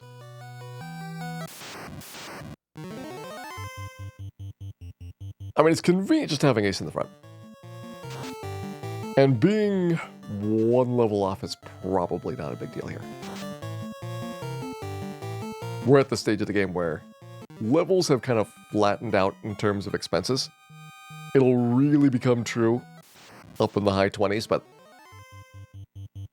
you go from a transition where each level costs significantly more than the last, making it harder and harder to level up, or you have to continuously go to new areas. And then once you get around to like 32,000 experience, at that point, basically all levels up through 50 are completely flat. Just kind of a recognition of the fact that there's just nothing new that's going to happen at that point. Like, you should be able to get to any part of the game that you want, so there's no greater challenges that are available. Also probably because like the math routines were exploding from having to calculate larger experience values. So this maybe simplified some of those routines. But in any case, it means that we get to the 20s, and then it's linear growth at that point for levels. In terms of power, black mages just grow really, really slowly. It takes forever to get more hit points. There's not really a lot that we can do with more spell slots. Like, if you have 18 lit 3s a day, does getting lit 3 number 19 really make that much of a difference? Maybe in very limited situations, but probably what's going to happen to a lot of parties is that you either get instant death, or you just are going to just get ground down by these bosses.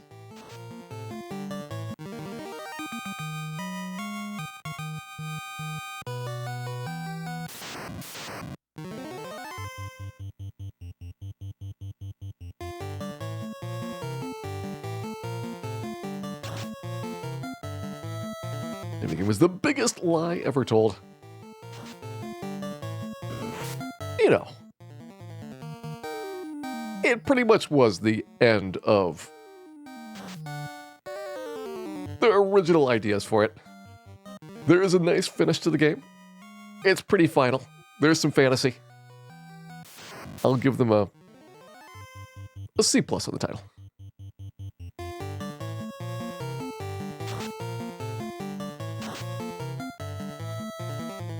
What's really egregious is just that they ended up reusing Final Fantasy as a name for a whole bunch of other unrelated series.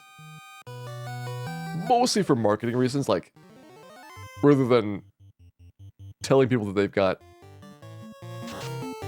the Mana games or the Saga games, is called everything Final Fantasy in the US and Europe.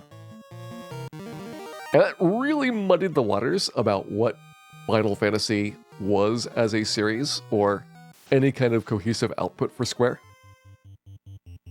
And it also made it so that when those series became their own thing, which mostly was happening around like the PlayStation era, that nobody knew what they were. And even though they might have enjoyed the previous entries in the series, like, they didn't necessarily seek out and buy them, which meant that a lot of the side series besides Final Fantasy kind of died off.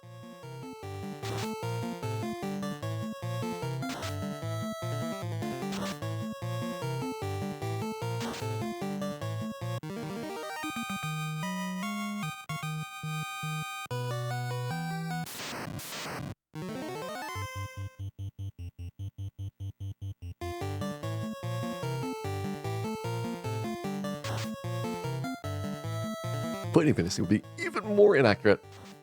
Do you see our party? Are there any fighters in our party? No. There's nothing but mages here.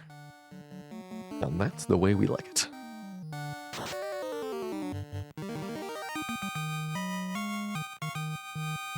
One mage poking somebody in the eye with a pointy stick over and over again. Until they become powerful enough to destroy the world. Or at least beat Carrie. I would at least take beating Carrie as a nice power level to stab at. I mean, realistically, how would we do versus Carrie? We probably have to hit her 20 times with the usable items. Lead Black Mage is probably spending a bunch of time doing the defense swords to soak up the physical hits. If we can avoid getting Fire 2'd a bunch, or if we pick up the ribbon out of Sea Shrine, I bet we'd be in a good spot to do it. Like, my target was to get a lot of this leveling done and then kill Carrie around the 6-hour mark. So we're probably doing decently well for that. Like, we got another couple of minutes here in the ice cave.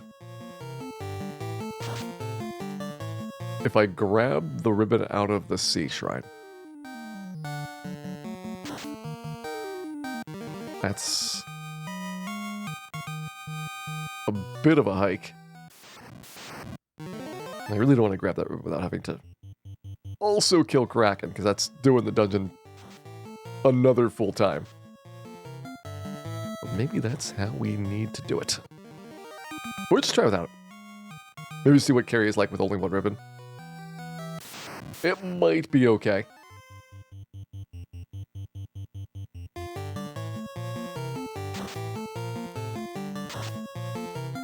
Emphasis on the might.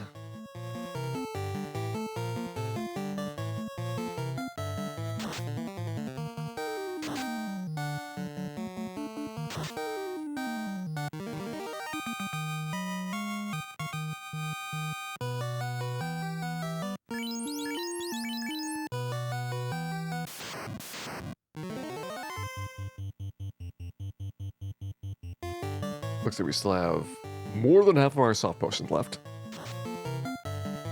So those are going pretty well. We've got almost all of our heal potions left. We have not had to touch those much. We should be getting the second encounter pretty soon. Been kind of expecting it for a while, but that's also a little bit of an expectation based on... Normally we can, like, one-shot the eye. And so these are like 5-second battles instead of 30-second battles. So that probably makes a bit of a difference. Hey, there's 24 and ace. One level and one class change until we can get 8th tier spells.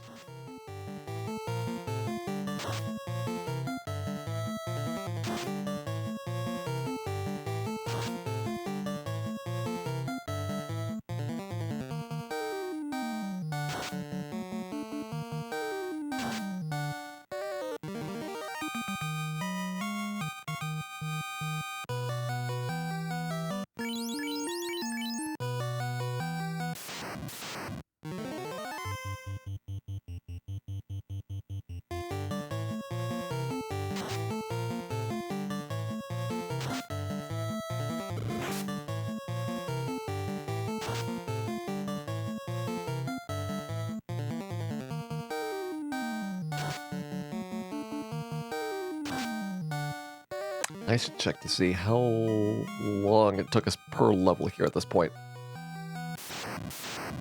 Because then I can figure out when we do the Chaos Grind for tomorrow, how long we should expect to spend on that stretch of it. I could check that when the stream is over.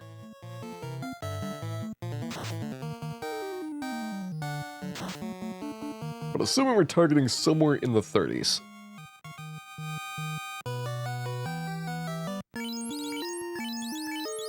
It looks like 2 full grinds would do it. All right, there is fight number 2. I think fight number 3 is a lot shorter than the first 2, so we should be kicked out of here before too long. You can even go a little bit past fight number 3. But unless you know exactly when fight number 4 is going to happen, it's very dangerous. Like, you've put a lot of work into this. You don't want to run into 4 mages that ambush you. 90% ambush rate. And just do a whole bunch of fire 3s. It would be kind of bad.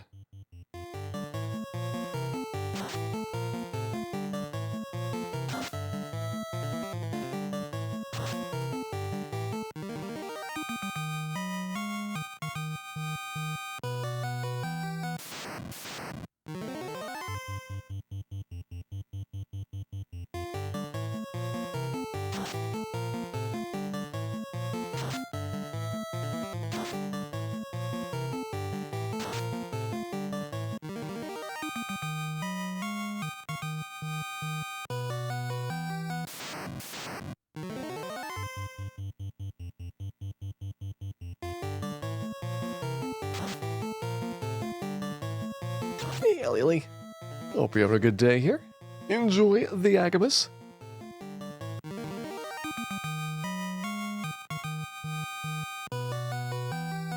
Agamas will be half off all weekend long until we have defeated Chaos.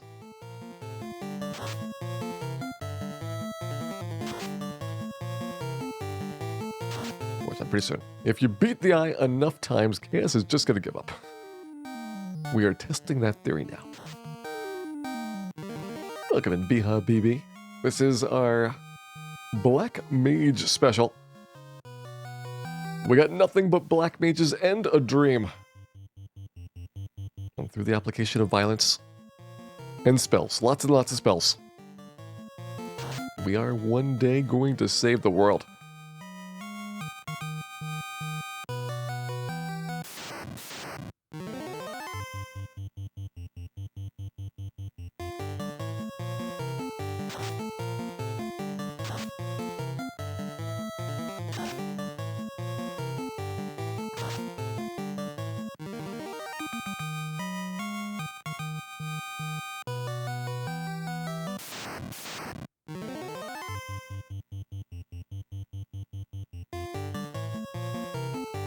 In an accident.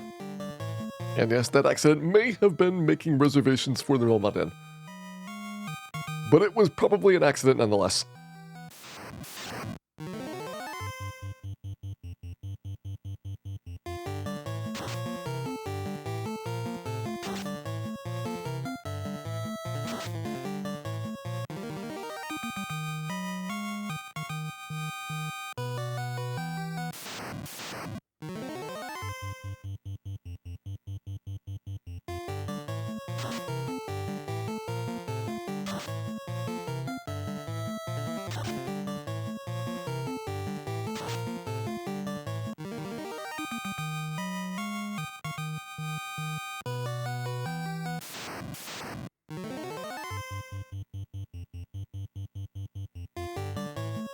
Alright, we probably don't have too many more loops around that we can do. Gonna have to start saying our goodbyes for a little while.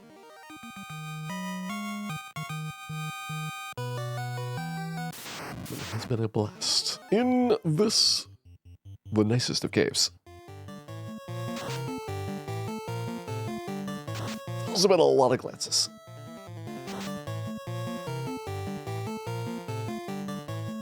Is XXXX based on maximum or current hit points? It is based on current hit points.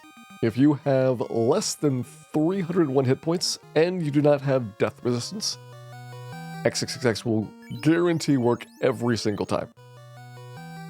Black Mages would basically take forever to get over 300 hit points, so we are just using pro rings. That solves the problem nicely.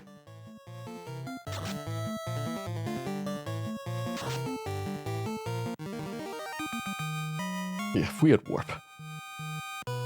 This gets a lot better.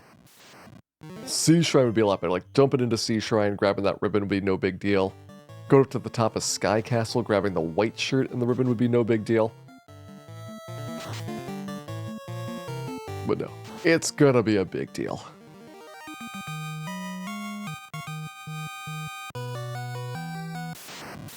Here's an idea. Instead of getting the ribbon out of Sea Shrine, getting the ribbon out of space. Because then we can get the white shirt at the same time, and the black shirt, which makes the return trips to the ice cave a little bit smoother. Just have a slightly higher kill rate. You have to survive past the blue dragon, though. I wonder how many times you have to ice through the blue dragon to win. And how many times it's going to thunder you in return.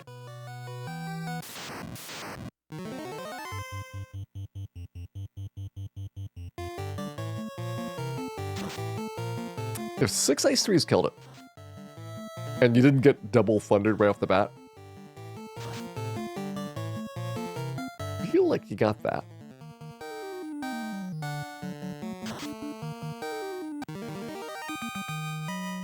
Double thunder would be a 1 in 4. You threw the blue D twice, though, if you're going in and then out, thanks to no travel spells. Might be a little bit risky, but might be worth taking a chance. Like, on the way out, you got 2 people with ribbons, so even if you did get double thundered, they're probably going to be fine. I think Dan is not being a helper. Dan is the best helper. Dan is making certain that the floor does not rise up and attack us. And considering how many times we have walked on these tiles, clearly, the floor has had many opportunities. If you ever played Ultima 3, you know that the floor is extraordinarily dangerous. A foe not to be trifled with. And for Dan to single-handedly defeat the floor at every possible opportunity, that takes tenacity and determination.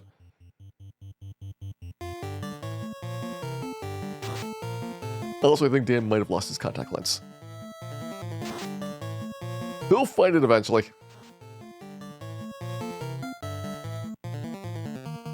It's probably around here somewhere.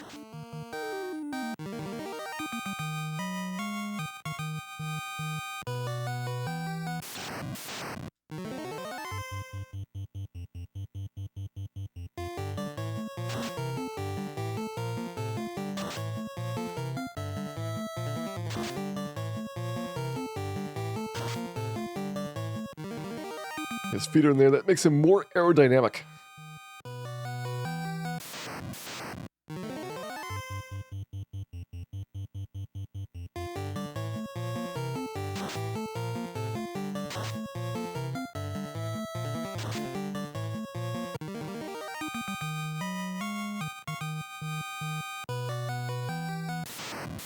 Alright, where is that next encounter?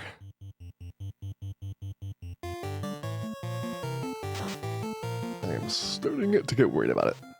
I could have sworn it was very quickly after the previous one.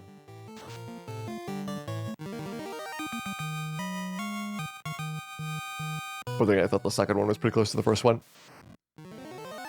So who knows at this point?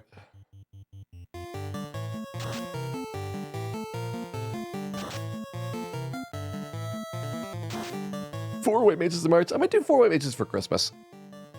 I'm not going to be streaming on Christmas Day, but the weekend after Christmas, which I think is like the 27th and 28th. That could be a good weekend to do 4 white mages. 4 mages is easier than 4 black mages.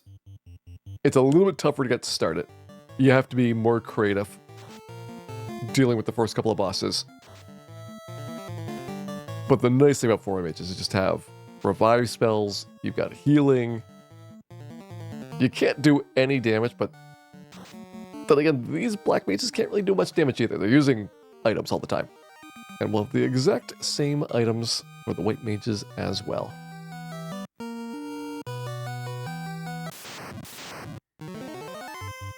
A virtual highlight for Christmas. I mean, if you have been that naughty, clearly we need to talk.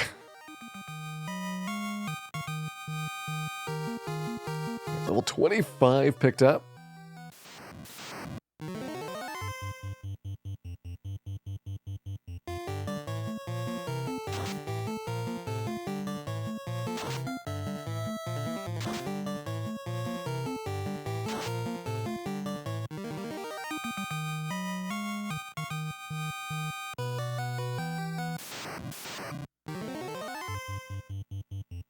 Christmas is a Monday this year. To check the calendar then. Okay, well then that means I am streaming 23rd and 24th. I should probably be around that weekend. We will see. If a White Mage Christmas can in fact happen.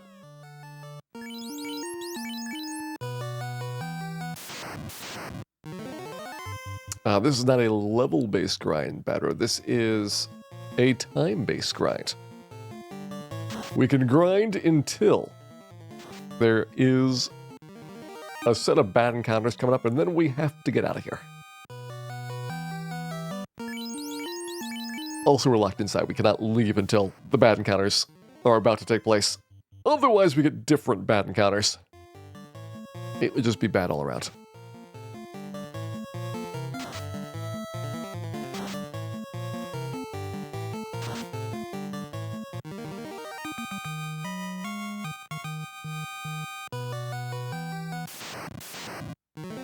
New Year with old Hydlide. Again, possibly dangerous. We may have exceeded our annual intake exposure limits to virtual Hydlide. Some of you may not survive.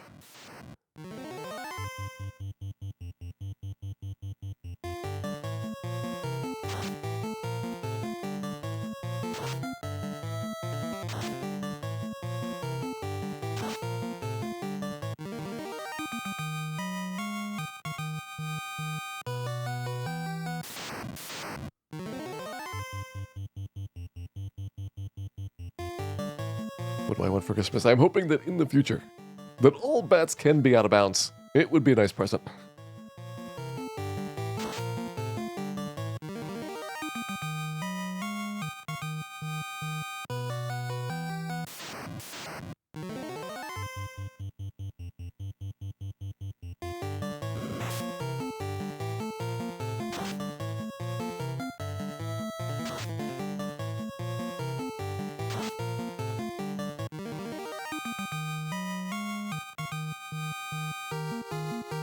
Cal's 25. I think we started like level 20, so about 5 levels from this grind. It's going to be a little bit less when we have XP to next level maxed out. But we're shooting for like 32. We could probably do that in 2 more eye trips coming back here. Seems not entirely unreasonable. 35 would probably be more safe. To see when the Black Mage gets strong HP gains guaranteed. Probably a breakpoint that makes the most sense for that level range.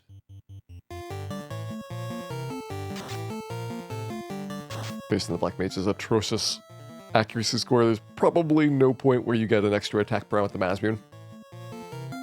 So HP is likely going to be the most important factor.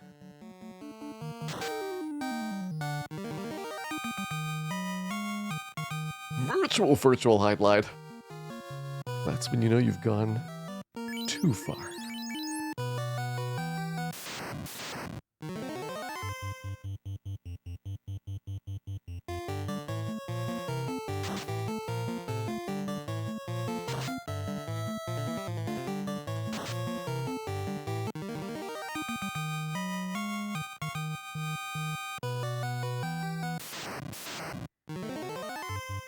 I mean, the way that you know you've gone too far is if you read the box for virtual highlight.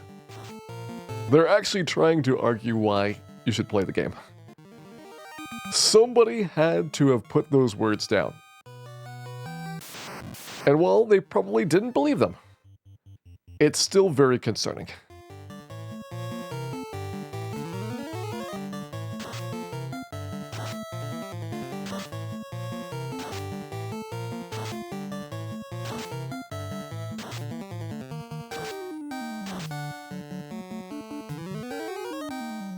The Black Wizard's over 400 hit points. You can get them over 400 pretty easily. You don't even have to really specially work their vitality stat to make it happen.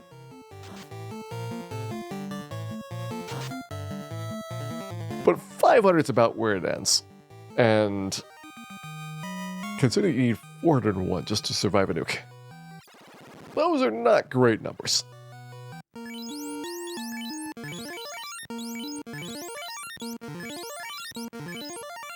All right, 26 is a hit point increase. I have 45% accuracy, 39 on Cal. That is the typical accuracy that I would have with a fighter at level 5.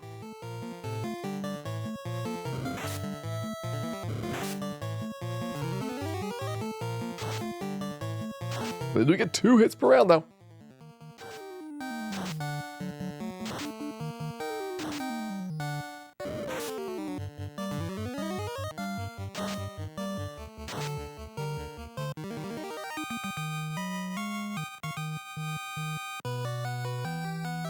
Alright, so the eye does not count as a tile. This does not count as a tile. That does not count as a tile. This does. 1, 2, 3, 4, 5, 6, 7, 8, 9, 10, 11. Okay, so 11 steps, and then you have the next fight after that. So you can push a couple of eyes past when you get that last encounter, but 10 would be the absolute limit.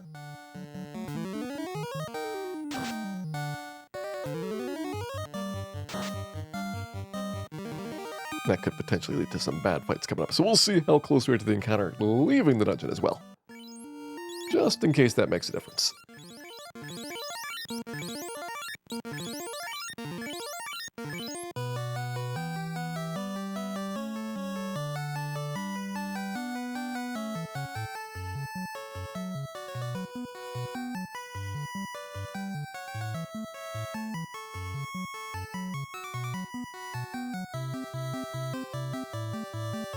Plow through and take wizards? Yeah, I think plow through and take wizards is your best bet here. The armodes aren't that much better. These levels you should have really no trouble even if you got 7 wizards. The nice thing about this fight is that you guarantee that you have a neutral start. So you're not going to be ambushed. And Lit 3 is 75% of the time one-shotting the wizards. Generally pretty good. Fur Giant's not a great encounter bad road. It's lucky that we're not getting frosted repeatedly, because that would cause a lot of problems. Alright, how many steps out of here? 1, 2, 3, 4, 5, 6. So you take a second wizard encounter, it looks like, if you went with that. Or you'd have to take an Arbone encounter. This is probably fine.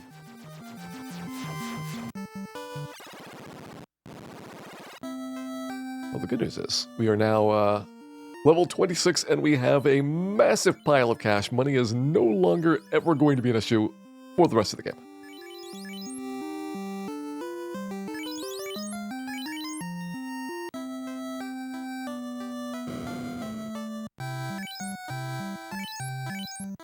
The positive is we'll have plenty of heal potions.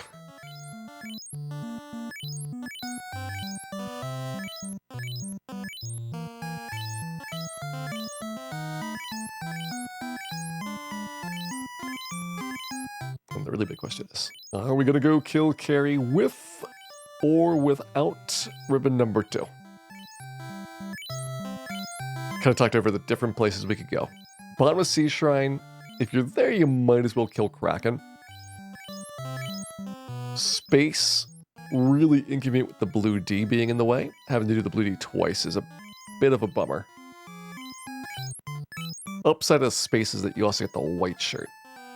And that makes 2 things happen on Carrie. One is that you got better mental resistance, and also you got really good physical defense within a couple of rounds.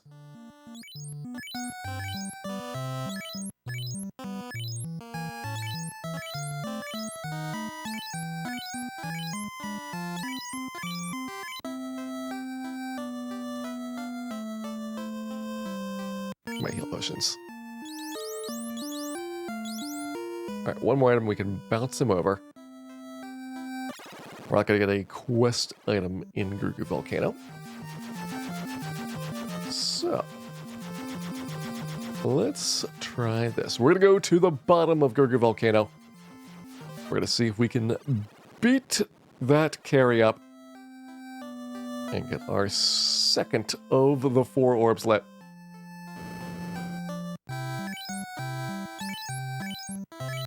Feel pretty good about.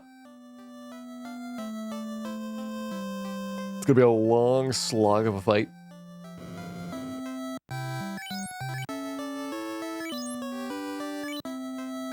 Hopefully, though, it succeeds. And if you get a couple of wizard staffs, then you're in pretty good shape.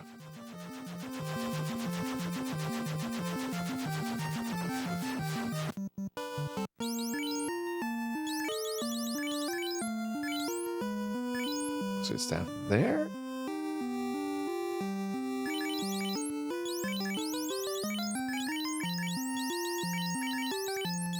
Maybe Thor hammer here.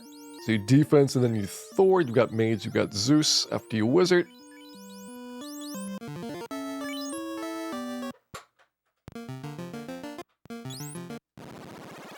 And we've got 1 encounter to burn before going into Gurgu Volcano.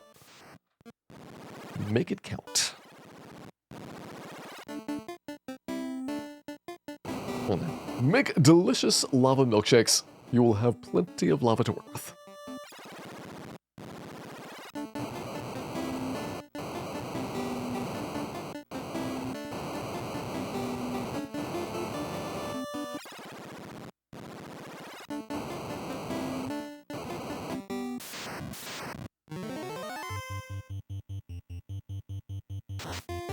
Unlucky crewmate. Buy an extra, like, 10 heal potions. Because that, our Hydra was rude.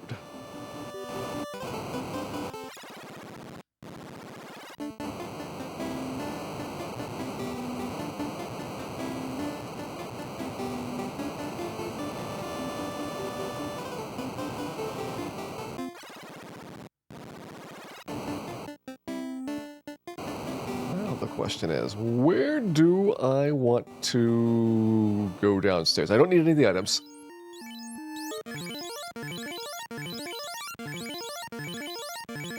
So that does save me a fair bit of time.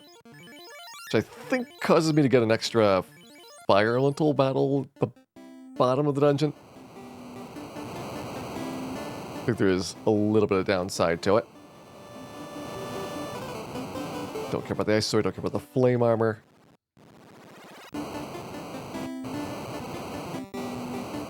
And nothing here is going to help a black mage.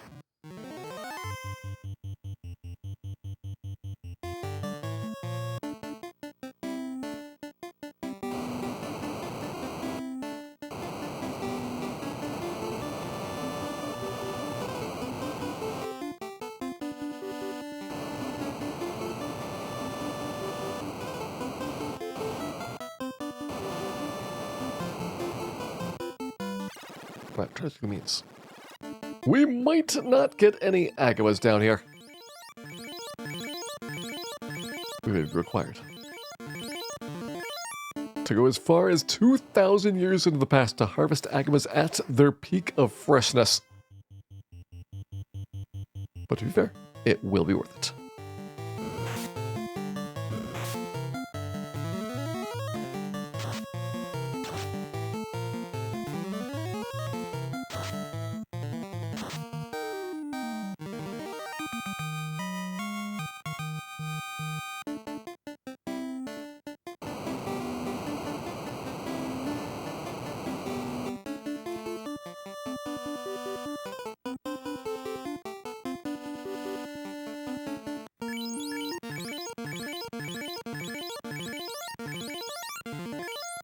All right, carry time. It's been 2.5 hours since our last fiend. Let's see if we can get this one down. Defense sword, you're just going to go ice 3. Ice does not actually do more damage to carry. She resists fire, ice, and lightning equally. But this is my biggest base damage amount. So even though it's going to be resistant, it does more damage than a level 2 spell would. So staff, of course, is ineffective, because we cannot have nice things. Okay, so I can survive like 2 of those. Wizard staff, you need to start working pretty fast.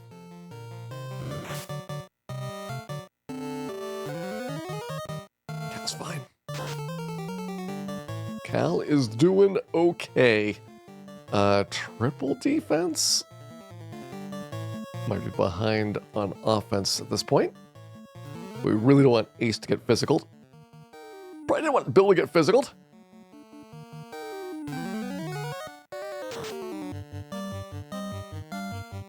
But I want to point out that the carry is extremely confused about what's going on here. I'm gonna preemptively wizard staff. It's better than heal staffing here. This way, if Carrie snaps out of confusion, 50% of the time we're going to go after Carrie. Actually, a little bit more than 50%, like 52% of the time we go after Carrie. And can try and apply it again right away. Downside is we're doing less damage per round. Upside is that it just worked perfectly.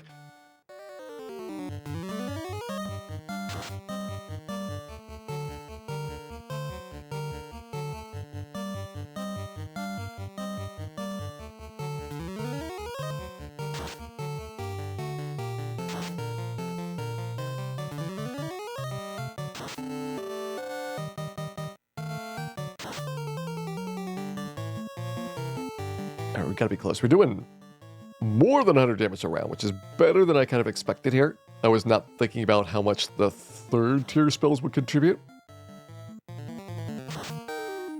And I think with that round right there, we are totally set. I don't think Carrie's snapping out of it anymore. In fact, Carrie is dead. 2 fiends. Toast it. We have the fire orb lit.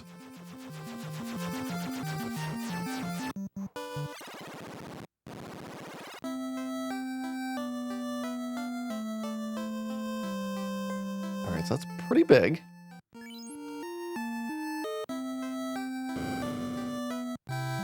I do want to grab the heal helmet at some point. This could be a good time to do it. Didn't even take 2 hours for the fight. I mean, Lich was first try as well. It's just that we have kind of a good idea of how much grinding is required to make the fight go decently. And we just barely survived that. Both of our mages were really beat up. So if you lose one of those mages, your damage plummets. If you lose both of those mages, you're kind of relying on Ace to just tank for some amount of time, hoping that Carrie physicals you but doesn't get a critical hit so that you can actually dodge it. And tap her for like 30 or 40 damage around. She's got 600 health. It takes a long time doing that.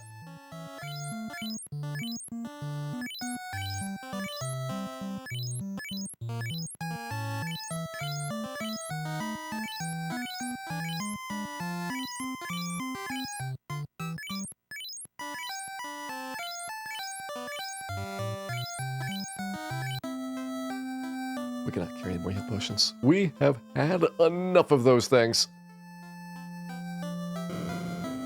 Now let's go carry out a heist. To Mirage Tower to pick up the heal helmet. I really want that white shirt.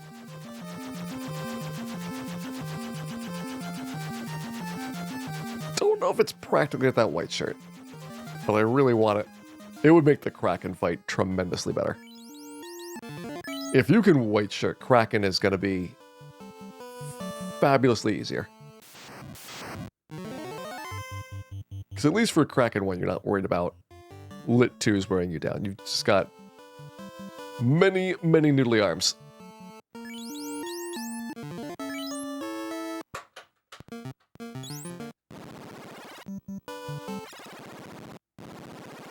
Some might even say too many noodly arms.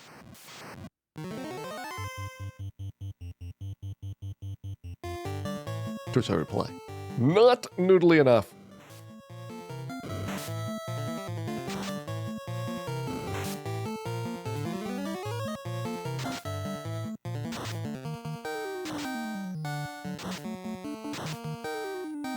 Better versus vampires.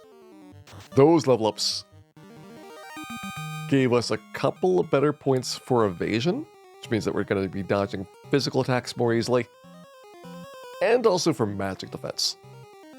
And that means skills and spells are less likely to be effective.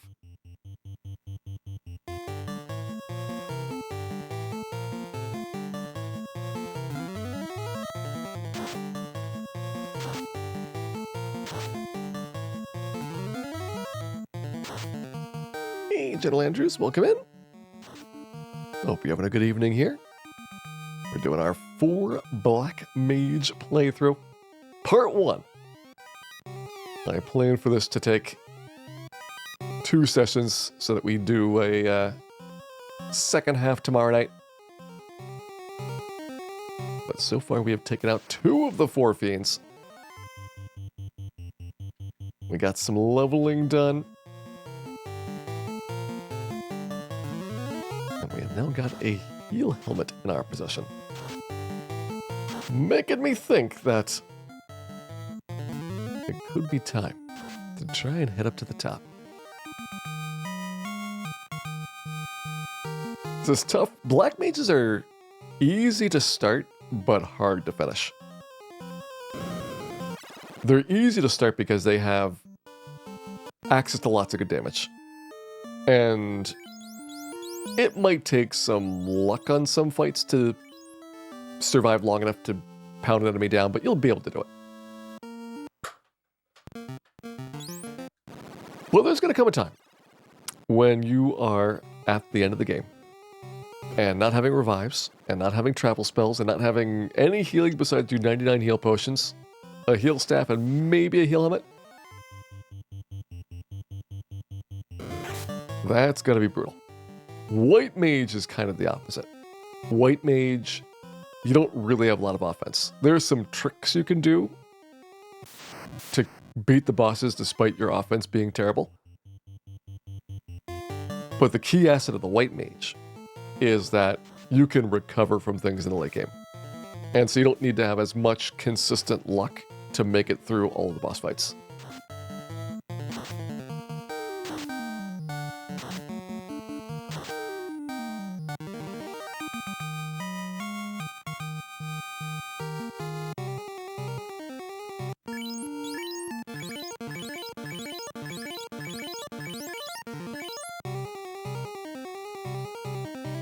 Ooh, let me get a blue D here. Physical defense 50% of the time. Could be decent. Well, it's 50% of the time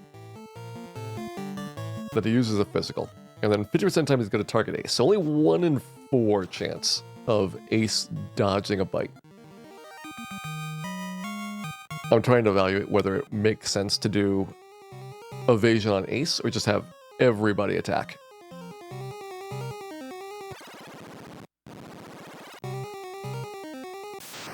I mean, best case scenario, we get 1 bite attack dodged. So probably everyone attack.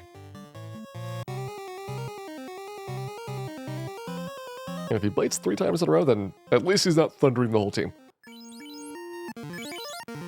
So upsides all around.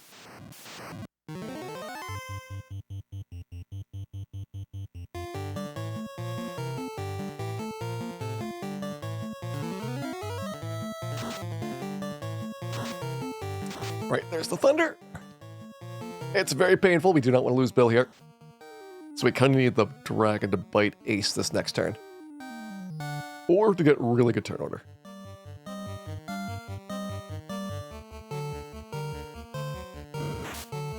That is biting Ace. All right.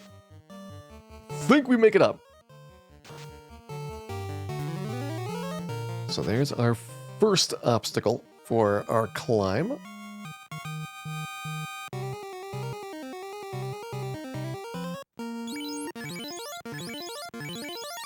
Now let's figure out how we're going to do this.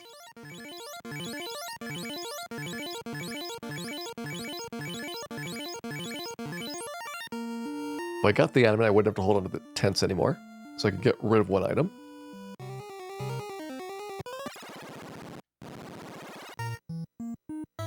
I'm gonna need the Bane Sword eventually. Is it worth getting the Bane Sword now? We could Bane the Eye. Ooh. That actually works more often than I usually think.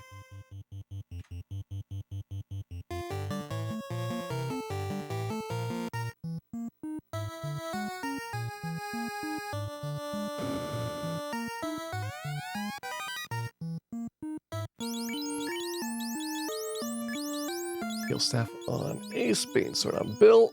At this point, the Wizard Staff's kind of useless. I'm going to hang on to it, but it's not important anymore. We're not going up to the top, so I don't have to worry about my Warmack timing for this. Just keep an eye on any potentially bad encounters.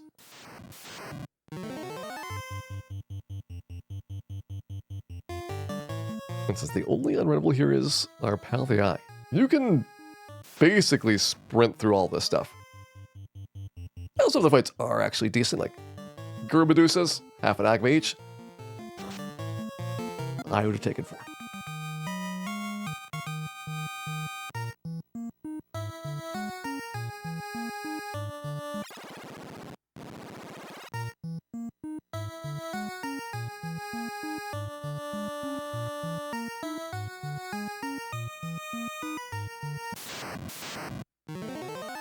Do I want the Nightmare Evil Man?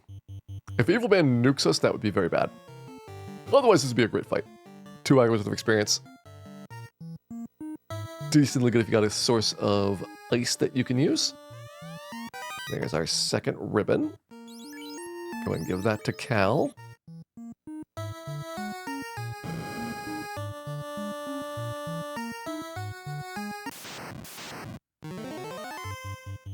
The hardcore Manticore action.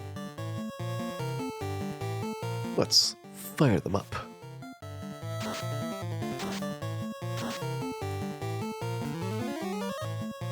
I mean, even in the base game, this is like a super easy fight. Half Agam apiece. Again, just great experience. And unlike most of the other half Agam encounters, like, these are kind of free. Just took a long time for people to realize that it was a good battle.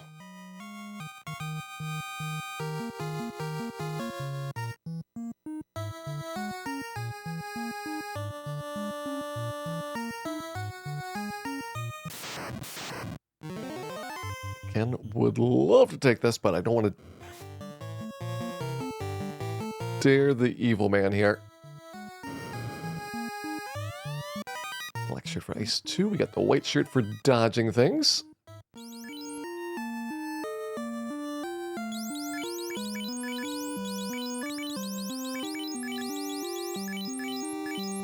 Maybe like that.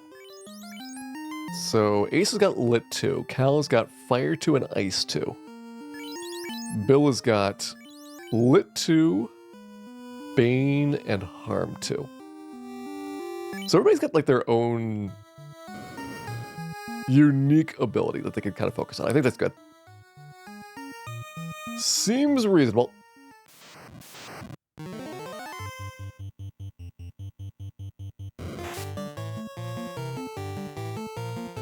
go ahead and snag the adamant while I'm here. And again, I never planned to turn this in, but because I can't reorder my inventory, it's useful to have items in your inventory that forces your heal potions into the bottom left-hand corner, where they can be accessed most quickly. So as a result, having a certain number of quest items is good. And I could probably work with this.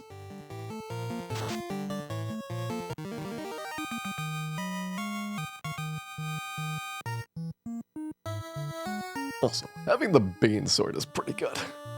That thing's amazing. Pro Cape.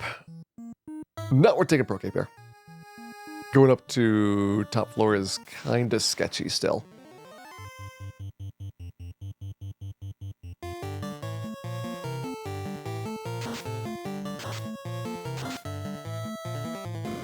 I do want the first Pro Cape here. I want the second heal helmet.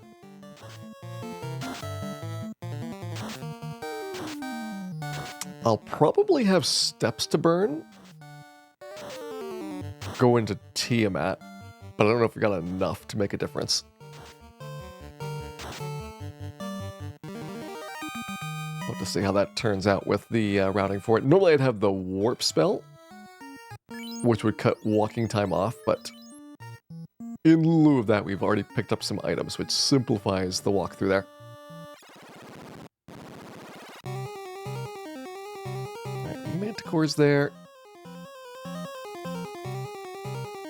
Gonna get our blue dragon again.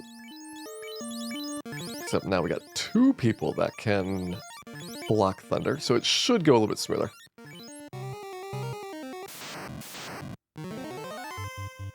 As always, keyword is should.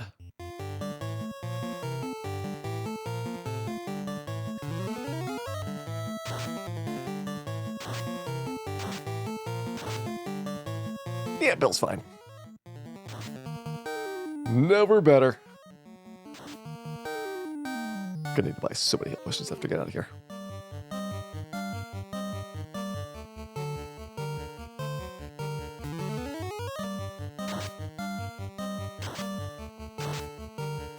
Alright, not great for Bill. The rest of the team's still okay. And we did manage to grab our items. I would ever consider a 2-player playthrough at this point.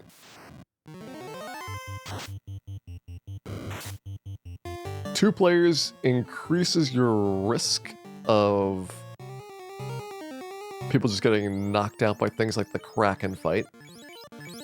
Decreases the damage taken by things like Nuke. So you probably are okay with 99 heal potions. I've been thinking about this as a 3-player campaign, but maybe at some point 2 players makes sense. But for this playthrough, we'll stick with 3. Ace, Bill, and Cal have been doing good. Don't need to make it more complicated.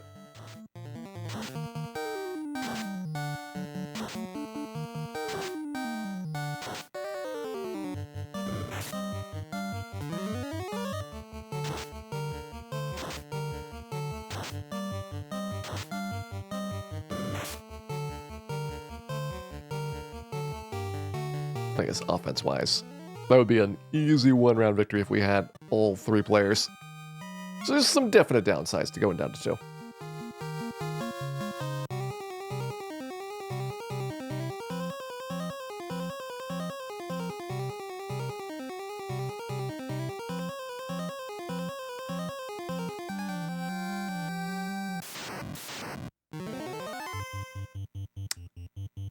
Chimeras with lit 3, so it's not going to be their weakness. We take solo damage from cremate, yes. We're doing the fight. Poor Bill's going to miss out so much. I might have to put ribbon on Bill when we do the next eye grind, so we can try and catch up. Ace is very far ahead, so that probably makes sense.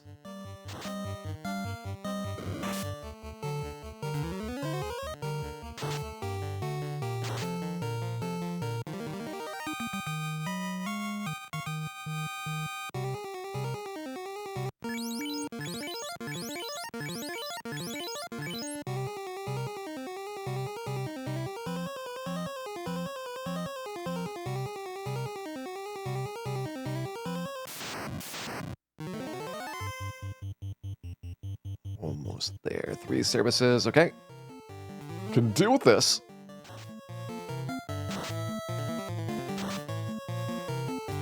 What would Chocolate 3 do that well?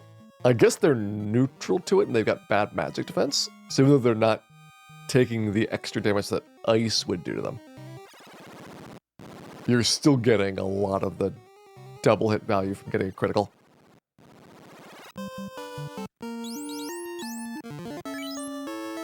Alright, heal potions back in the left corner. So that's looking good. Delicious, but let's get Bill back up first.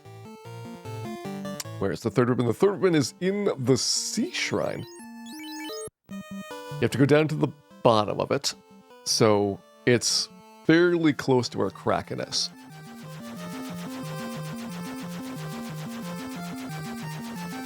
And I would probably advise that, based on how our carry fight went, a safer carry would be grab that ribbon before doing the battle there. Probably also makes the blue D better.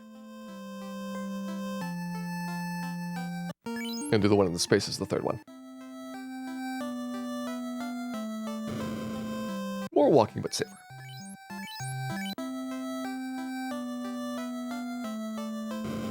Of course, more heal potions required. Let's get back up to 99 of these things.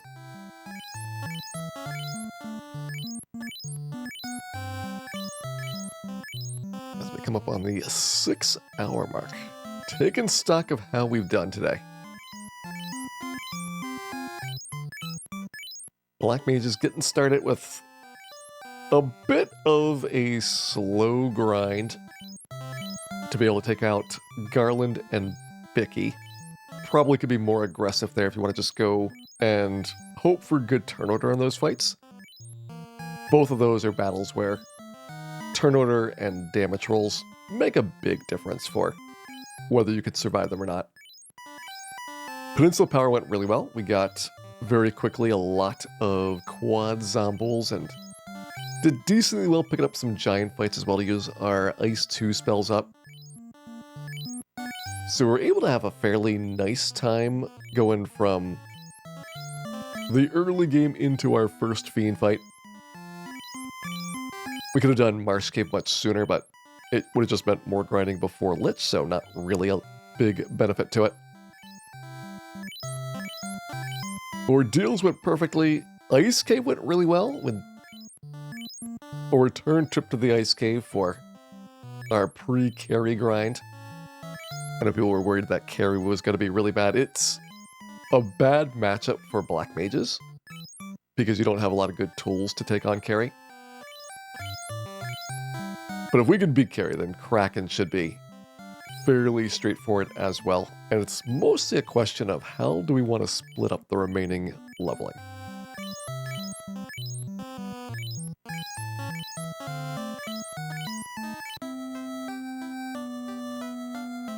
I feel like we need at least 2 more Ice Cave sessions to be totally ready to go for the late game.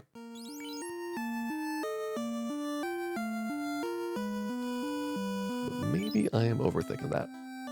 Alright, level-wise. Ace is 27, needs 22k. You've got 14k, you've got 16k. So Bill and Cal are actually much closer than I thought. Ace is the only one that's about a full level ahead. So I give this equipment swapped around.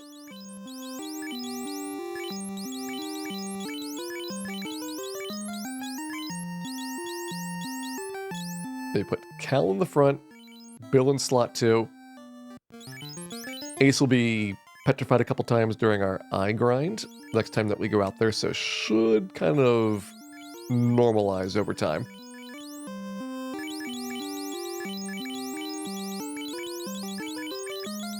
You have both fire and lightning? Alright, you shouldn't have both lightnings. So this Thor hammer needs to go to somebody else.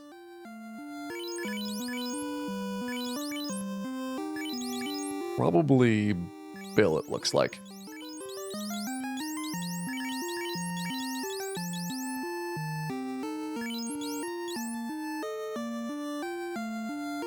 Defense and heal together makes sense.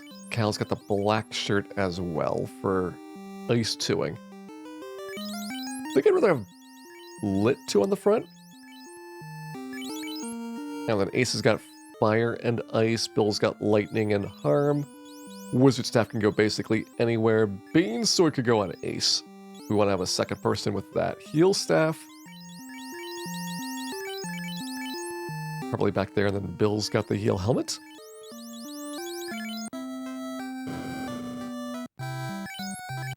Alright, looking good on that side. Last task for the day, restock our soft potions. We're not going to get petrified as many times on a return trip to the eye. But I expect at least a couple. We had, I want to say about 10 petrifications, and that's with 3 out of 7 times Brack lands on an eligible character. It's now 1 out of 7, and we do a little bit more magic defense. But I kind of think we'll at least have 2 petrifies or 3, and this will be enough sauce for hopefully the rest of the game. And we simply don't have to worry about it ever again.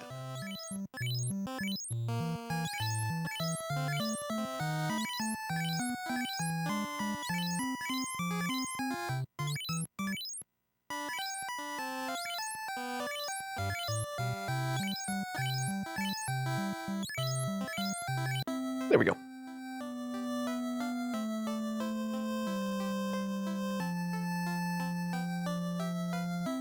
Right at 6 hours. Good time to take our break for the night. Do a save. 6 hours and 18 seconds on the clock for day 1.